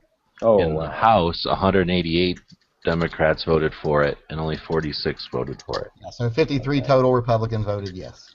Yeah. So So that it first one looks was like they will. seven Republicans voted for it in the Senate, and those people were probably had a gun to their head. But I get it. But no, that's probably why I have this mind state that I have. That's just I But grew at up the in same that time, time period. And your mind state is the problem, where like you think it belongs. Put this like you think. But when you're it happens too late. again, but no, check it out. Your mind state is the problem because when it happens again, these are going to be the same numbers. It's going to be something just like that. White guy. See, and there's it's going to be like 7 to fucking 50, and then you're going to be like, see, they didn't stand up for you. Like, come on, dude. I don't, you know. But DB, it's I mean, you guys have a republic. We have a parliamentary democracy kind of thing, so it's different. But at the same time, if the majority, the way the country's set up is, if the majority of the people want something, that's the way it goes. I mean, it's not fair, it's not right, but that's your. It's not necessarily set up like that. It's well, as long as it doesn't break the If you want to change the Constitution, it doesn't require simple majority. It requires super majorities of states and super majorities of that. Oh, right. Because not always. We don't just rule by mob rule. There's a reason why we do things. Right. No, and that's why I'm saying you're a constitutional republic. At that time in '94, if they had mob rule, they would have. And you know what's crazy is I want to know what if we can do some more research on like why it's sunsetted, why they only did 10 years. I'm curious to know why because at that it point was pointless. It was introduced in the amendment. I guarantee you the assault weapons bill was not introduced as an original 10-year sunset. It was introduced to last a lifetime, and it got amended to whatever. I don't want to say that, but we like tried just to in case. introduce that same amendment. Put this like when the Maryland State assault weapons ban came down, the Maryland Safe Act came down. We tried to squeeze that amendment in there because we figured, okay, fuck it. Like, because we knew we were going to lose. We knew we were going to lose. I just am curious if those 7 Republican votes came from. 1,300 people came to sign up against. I can talk over you too.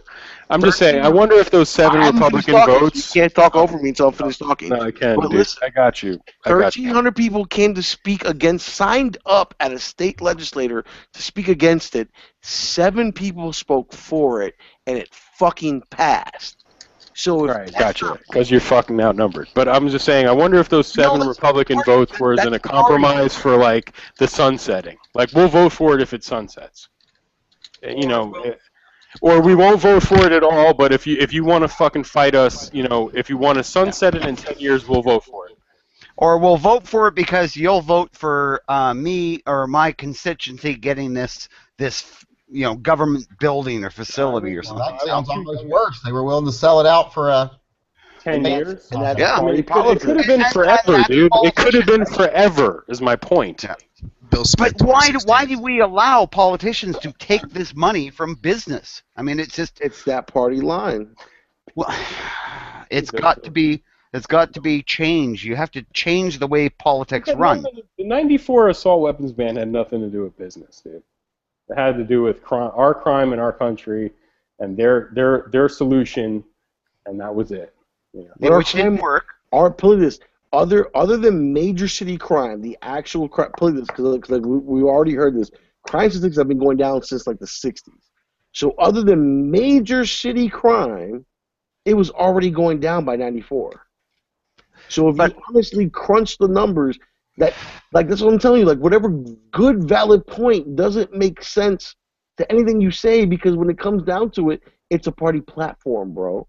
It's a party platform. Yeah. So God bless them, man, or universe. If you don't believe in God, whatever. But there was a specific reason why it was 10 years, and I'd like to have research done and understand why that was. But it wasn't introduced as 10 years. It was plugged in as 10 years. Right. It was like a compromise. Like, okay, we'll give you. Okay, you want it forever, but we'll give you 10 years. It was 10 years to prove that it would work.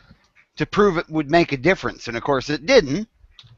And they I mean, could same But it thing did. happened Well, here. it did though, because crime kept going down. Is what Marco was saying. Marco, Well, crime's yeah, but been kept going going at the down same rate. forever.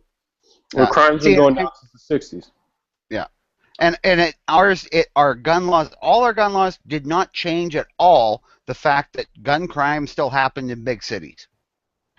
Look at right now. I mean, it's a scary map, but like it's like a majority of all the crime happens in very little parts of the country. And the gun laws don't do a damn thing. That's been proven. Well, no. I mean, If I want to it's put myself in their shoes, that what they'll say in New York or what they'll say in Chicago is the reason why we have incredible crime and gun violence is because Virginia is so close, or because in Chicago they say, oh well, outside of Illinois, they can go over to Ohio and buy guns and come back, and they blame the other states. And they'll say, we'll never solve our violence problem until we ban guns in every state. That's a lack of That's a lack of a gun argument, and it has nothing to do with red or blue. Mm-hmm. And that they do the same thing here, but they just, instead of a different province, they point at you guys. You know, because our big gun crime is like, you know. And I wanted to say this earlier before I was super fucking drunk. Well, But here, no, I wait, was I going want to to tell make you one this. other voting point. One other thing, seen people that when Ronald Reagan passed the Firearm Owners Protection Act in when was that? 82, 86, I think it was. Or something like that. But back then, the Senate was split almost down the middle. It was like 53 Republicans and 47 Democrats. It still passed with like 80 votes. So the pro-gun legislation passed with 80 votes. So a lot of Democrats voted pro-gun for that. That's because Ronald Reagan was a movie star. If we could take the temperature of a country, right? We just stick our finger right up the ass and be like, okay, can we say What is it that? with you and putting things in asses? I do it all Shut the up, time, Bob. but I just want to say this.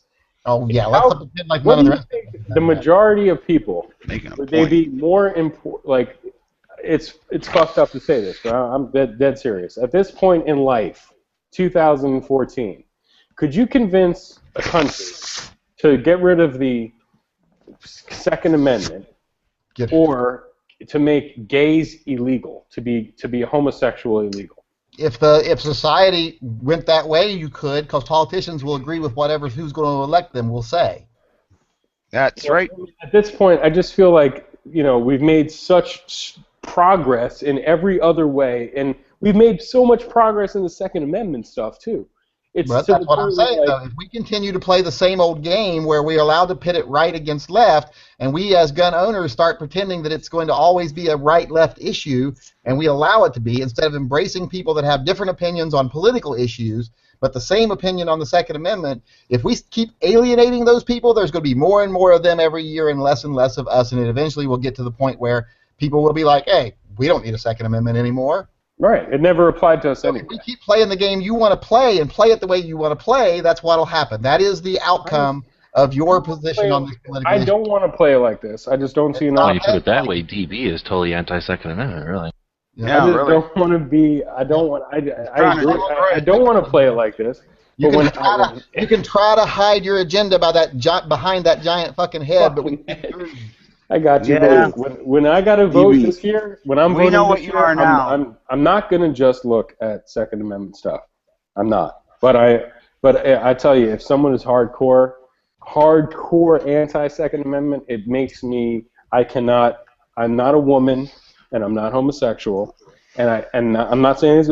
I just can't do it just personally because Not wrong to be a I woman. can't vote for No, and there's nothing somebody wrong with that. who wants to take away my self-defense. I can't take it. Okay. It's like And there's offensive. nothing wrong with that, Deep. If I was a woman and some guy was like, and I was a gun owner and I'm a woman and I'm like, I love guns, I'm a Second Amendment person, but this guy wants to make it so that I have to have a baby when I don't want to have one, and he wants to take away my choice. let's ask you this. That's If you different.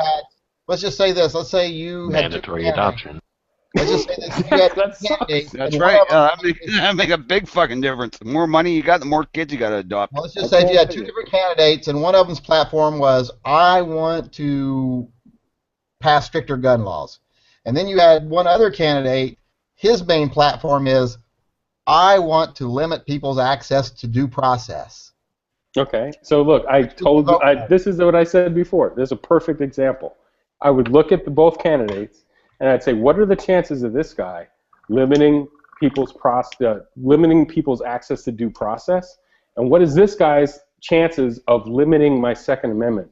And if I would look at both of them and say, oh, this guy's going to have a real hard time doing the Second Amendment stuff, like, because I live in a place that's so pro Second Amendment, this guy's going to fucking fail hard, I'll vote for the other guy.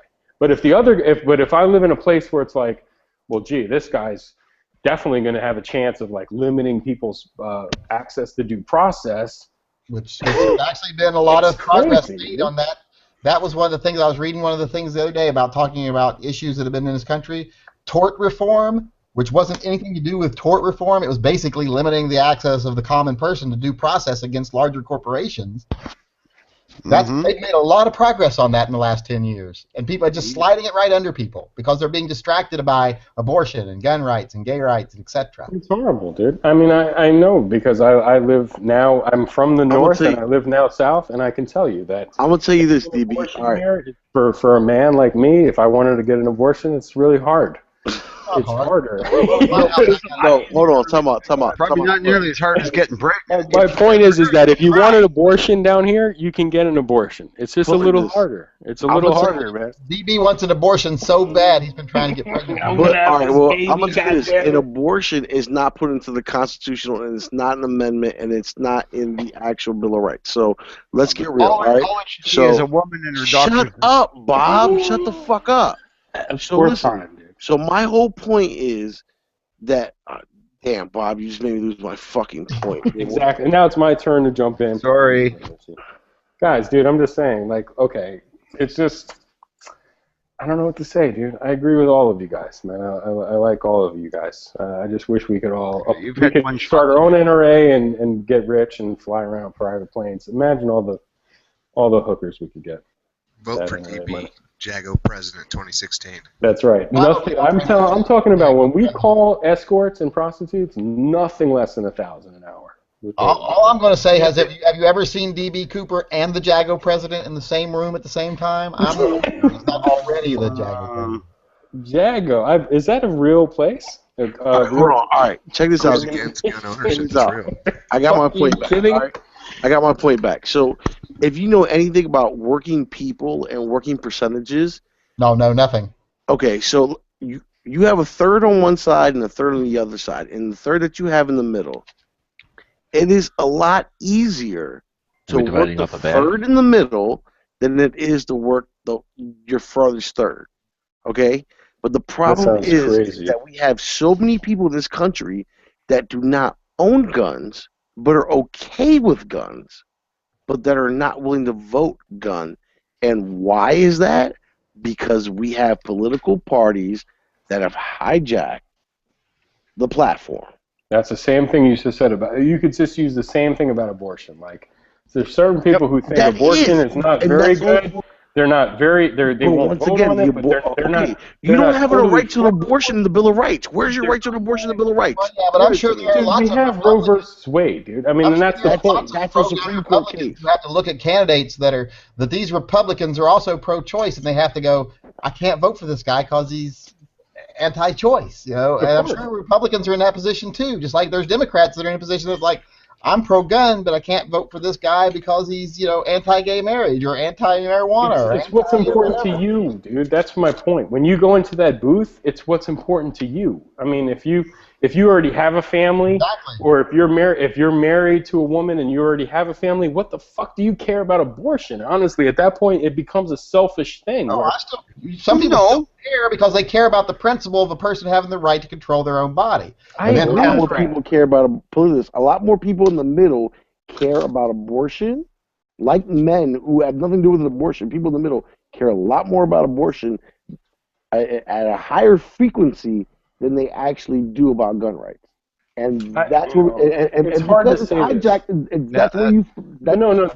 I just want to say this I just want to say this is that it's harder to say this now, but we've made such progress in Second Amendment stuff with concealed carry and stuff that it's hard to argue to somebody like they're about to take it all away from us. But it's the same thing I was going to say about abortion, about choice. New York and Maryland. You can say someone who's pro-choice who won't vote for like a a pro Second Amendment person, and you could say, how fucking far away are they from taking away your choice? They're so far away from it. Don't worry about that right now. Worry about your right to self-defense. They're actually very close to it. But here's the When thing: you say, like, well, they're going to take away our First Amendment, you could be like, well, if they're anti-First Amendment, how close are they to take away our First Amendment? They're literally like a Supreme Court justice or two away from taking our Second Amendment. The First Amendment is not blue. No, they're not a Supreme Court. No, they're not. The Supreme Court does not amend the Constitution, so they are not a Supreme Court justice away from taking away the Second Amendment. Well, no, they can totally fuck it up bad.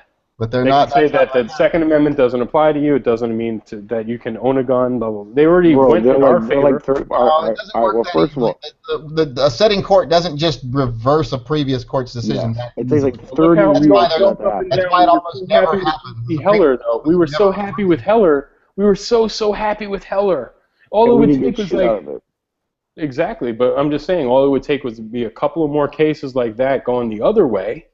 And then it would be like, oh, fuck, we're back to the 90s where they said the Second Amendment doesn't apply to us. Well, I got a question. What case has gone the other way of Heller since Heller? None. Well, they won't even look at the one in New Jersey last week.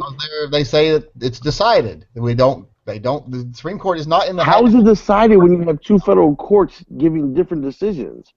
Well, you're confusing state level federal courts with the Supreme No, Court. I'm talking about Supreme. I'm not talking about state federal courts. I'm talking about like district federal court where you like it's you know what I'm saying, like the one that like confirms Hawaii is not a state federal court.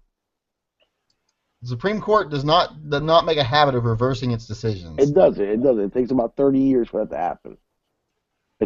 They won't It never happens. It almost never happens.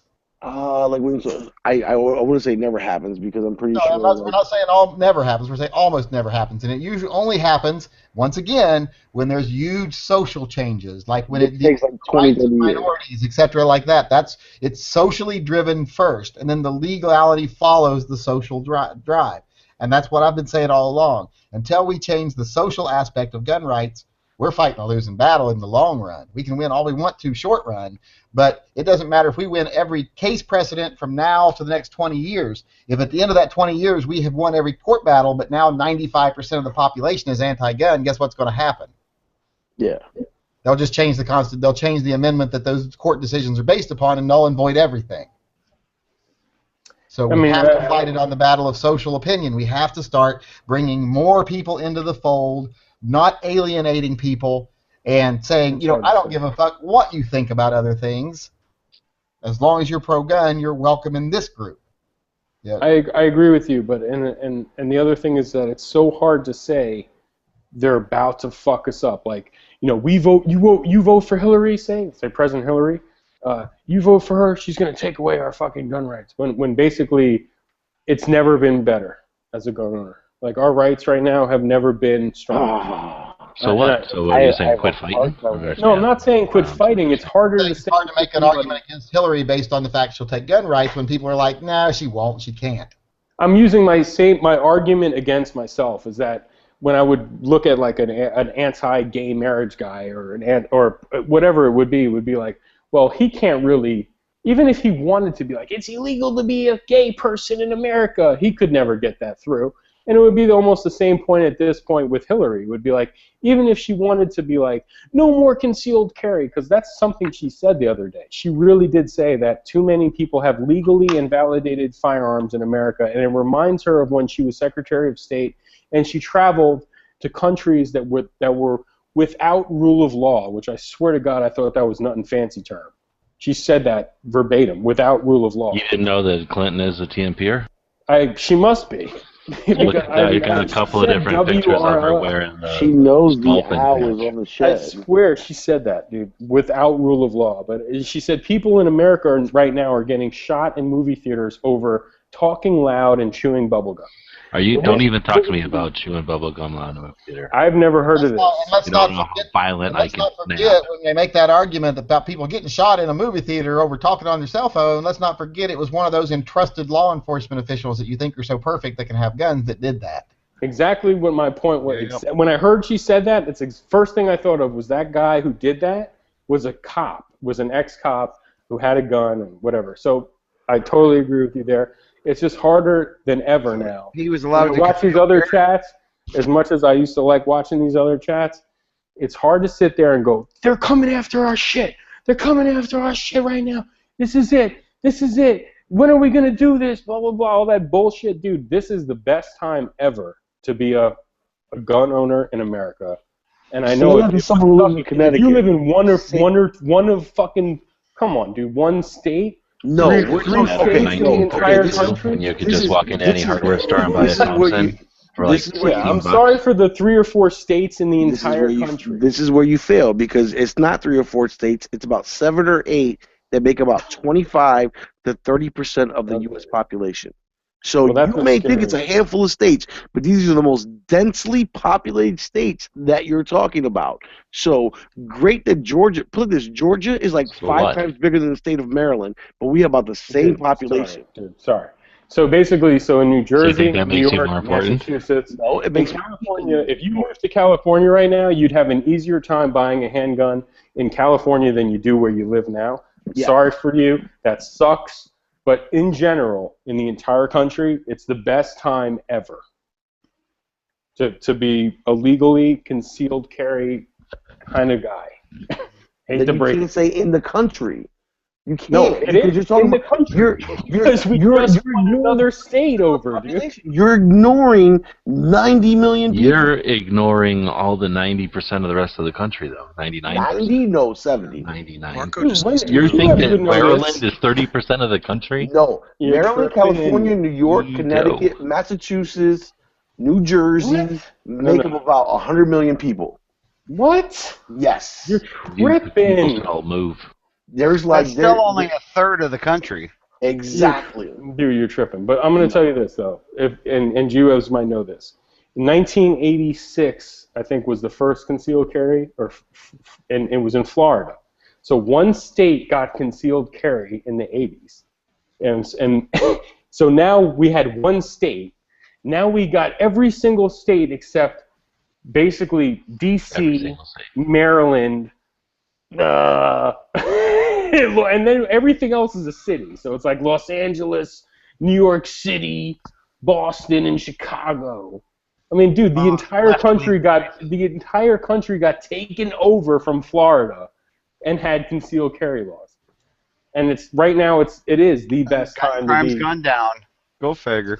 You know, it's just like, okay, well, am I right or am I wrong? That it started in Florida in the 80s. You call them just cities. I call them 20% of your entire population that you're referring to. Yeah, and by the way, the city that started it was Miami. It was like Miami, Florida was the first. And it started from there, and it just was like wildfire. I call it all the places that give us all the crime statistics. Yeah, because they have the most crime. And it's these places that when we were cowboys and Indian type shit, if you watch Tombstone, where you'd show up in a town and they'd be like, give us your guns before you can go into our gambling place and brothel. And be debaucherous. And we give up the guns. I mean, these were cities that had laws like that since fucking Tombstone. Yeah, there are also guys who hadn't seen a woman for 3 months. They would have gave up anything. Why are you talking about Cork like that? Go ahead. You know, I'm just saying, like, city gun laws were always in place. They were there since back in the day. DB's right there. So we can't even consider Hate to say it, but, yeah. Every single state right now. They were sometimes in place. Even your state. I mean, I know the shall issue, may issue shit sucks, but even now, the shall issues are outweighing the. Sound like he was talking shit about Arizona. The shall issues are everywhere, dude. Mostly about you, though.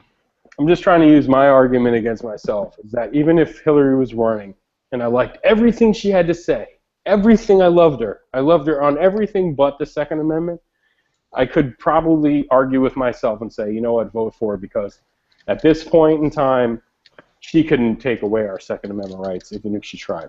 Well, plus she's better than the Republican dumbass that'll probably get to run. But then that gets back to my point in the middle, where, like, you know what I'm saying, like where I said where it's easier to turn people in the middle. But then when you can't get them to agree with anything else on your party platform, because the Second Amendment is so ingrained on this party's platform, they won't even listen to anything else you have to say, even if it is pro-freedom or pro-right. It doesn't matter. because you belong to MS-13 or whatever gang, or you know what I'm saying, like whatever party platform you I like MS-13. That's a good platform. It is because they rock the blue color. And I like brah. No, it's No, I'm good. top. What shows are on that channel? Have you guys seen the Vine where the white guy stands in front of his mirror? He goes, "Rat-ta-ta-ta-ta-ta." I don't know, but look, Cooper's little cousin. I'll tell you this though. I like having the right to self-defense. Like right now, if someone was kicking in my door, like bam, bam, someone's banging on my window. I've been in situations like that in my life where I was completely unarmed, and it sucks, dude. Like, trust me, when someone's kicking in your door, and it sucks, man. It just sucks. And there's no way, if those people in the middle that are like, oh yeah, I'm for your rights of self-defense, but I don't know, I'm not sure. I'm kind of in the middle. I'm not sure if I'm for your right to self-defense or not, but I'm kind of in the middle. Worse when they try to argue with dude, honestly, if they're in the middle on that, then I can't tell you what you know what I mean? Like, that's it, dude. Like, they're wish-washy fuckers.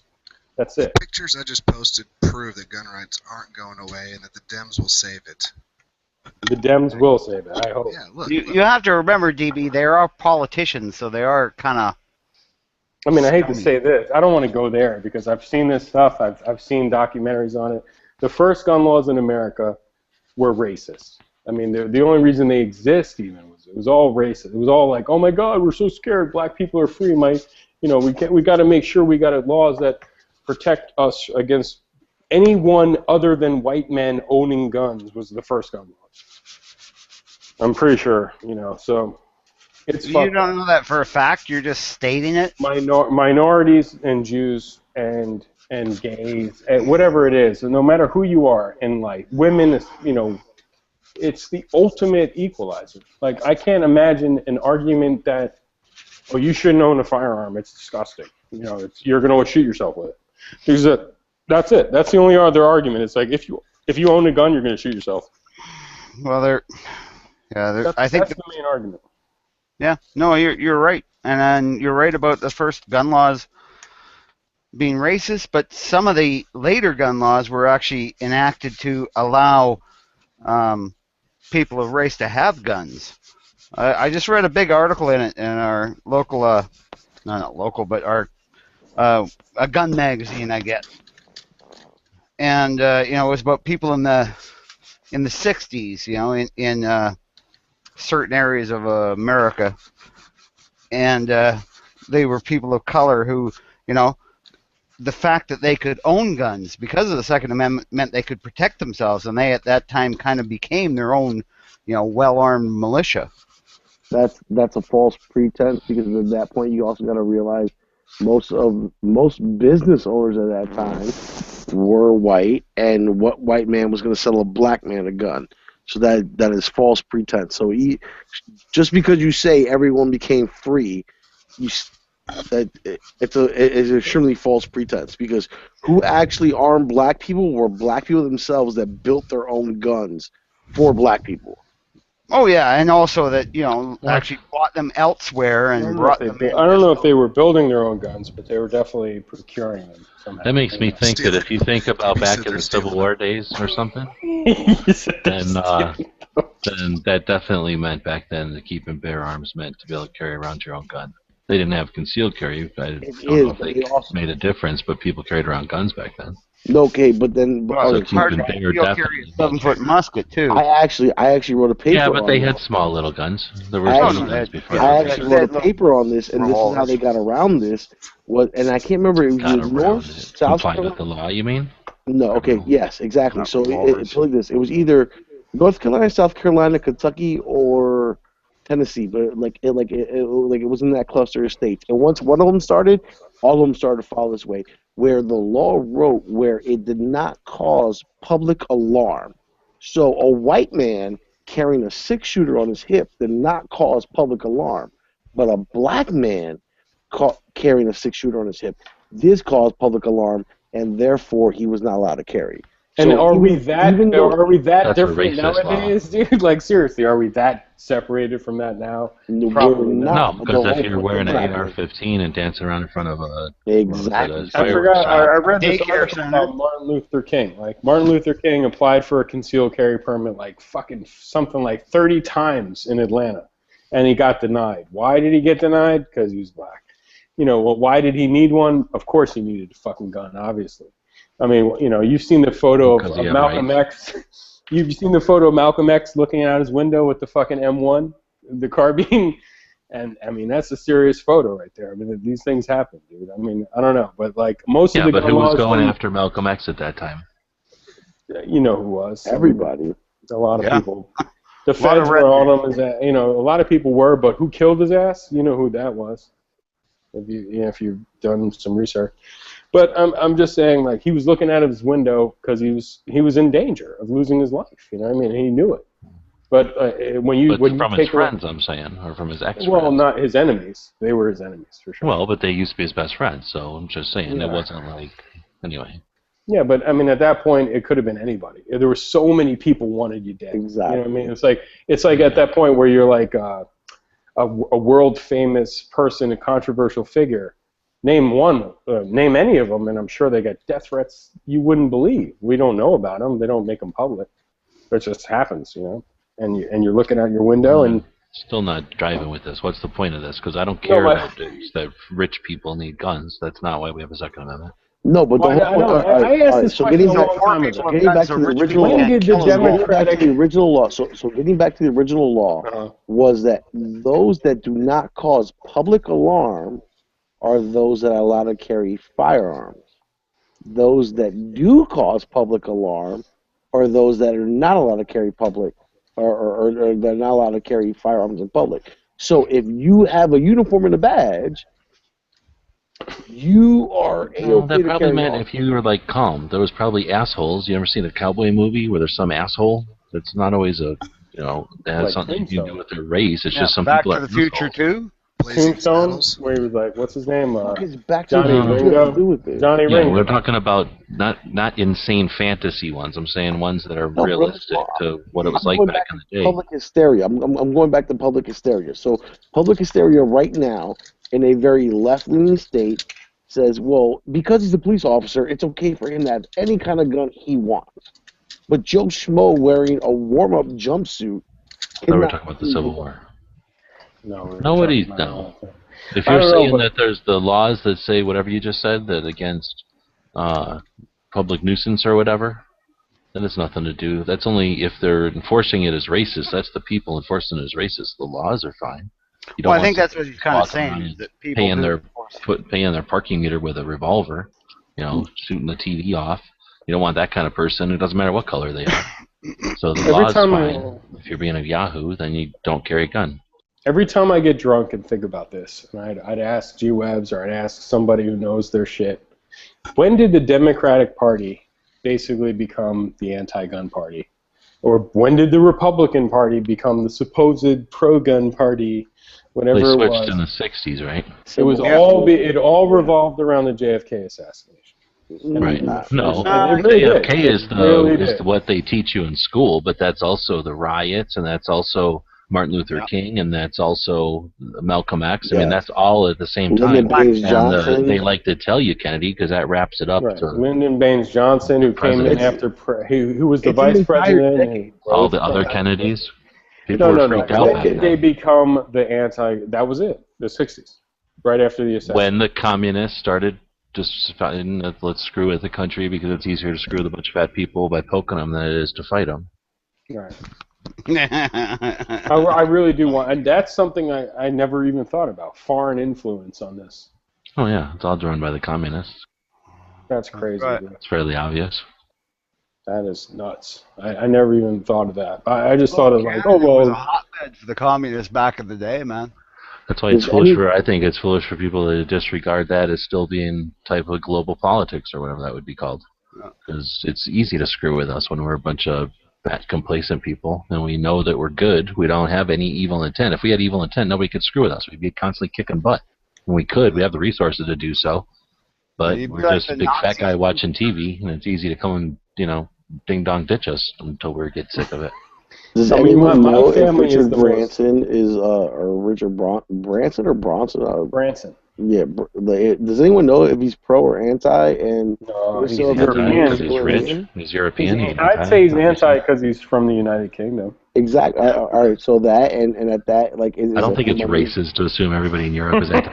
Yeah, I think it's fine. Yeah. You know what? You go to Czechoslovakia, you can get a carry permit. So shut up, Bob. I'm asking a serious I don't know question. if you can count those countries that get constantly whooped as being part of anything. They're just independent.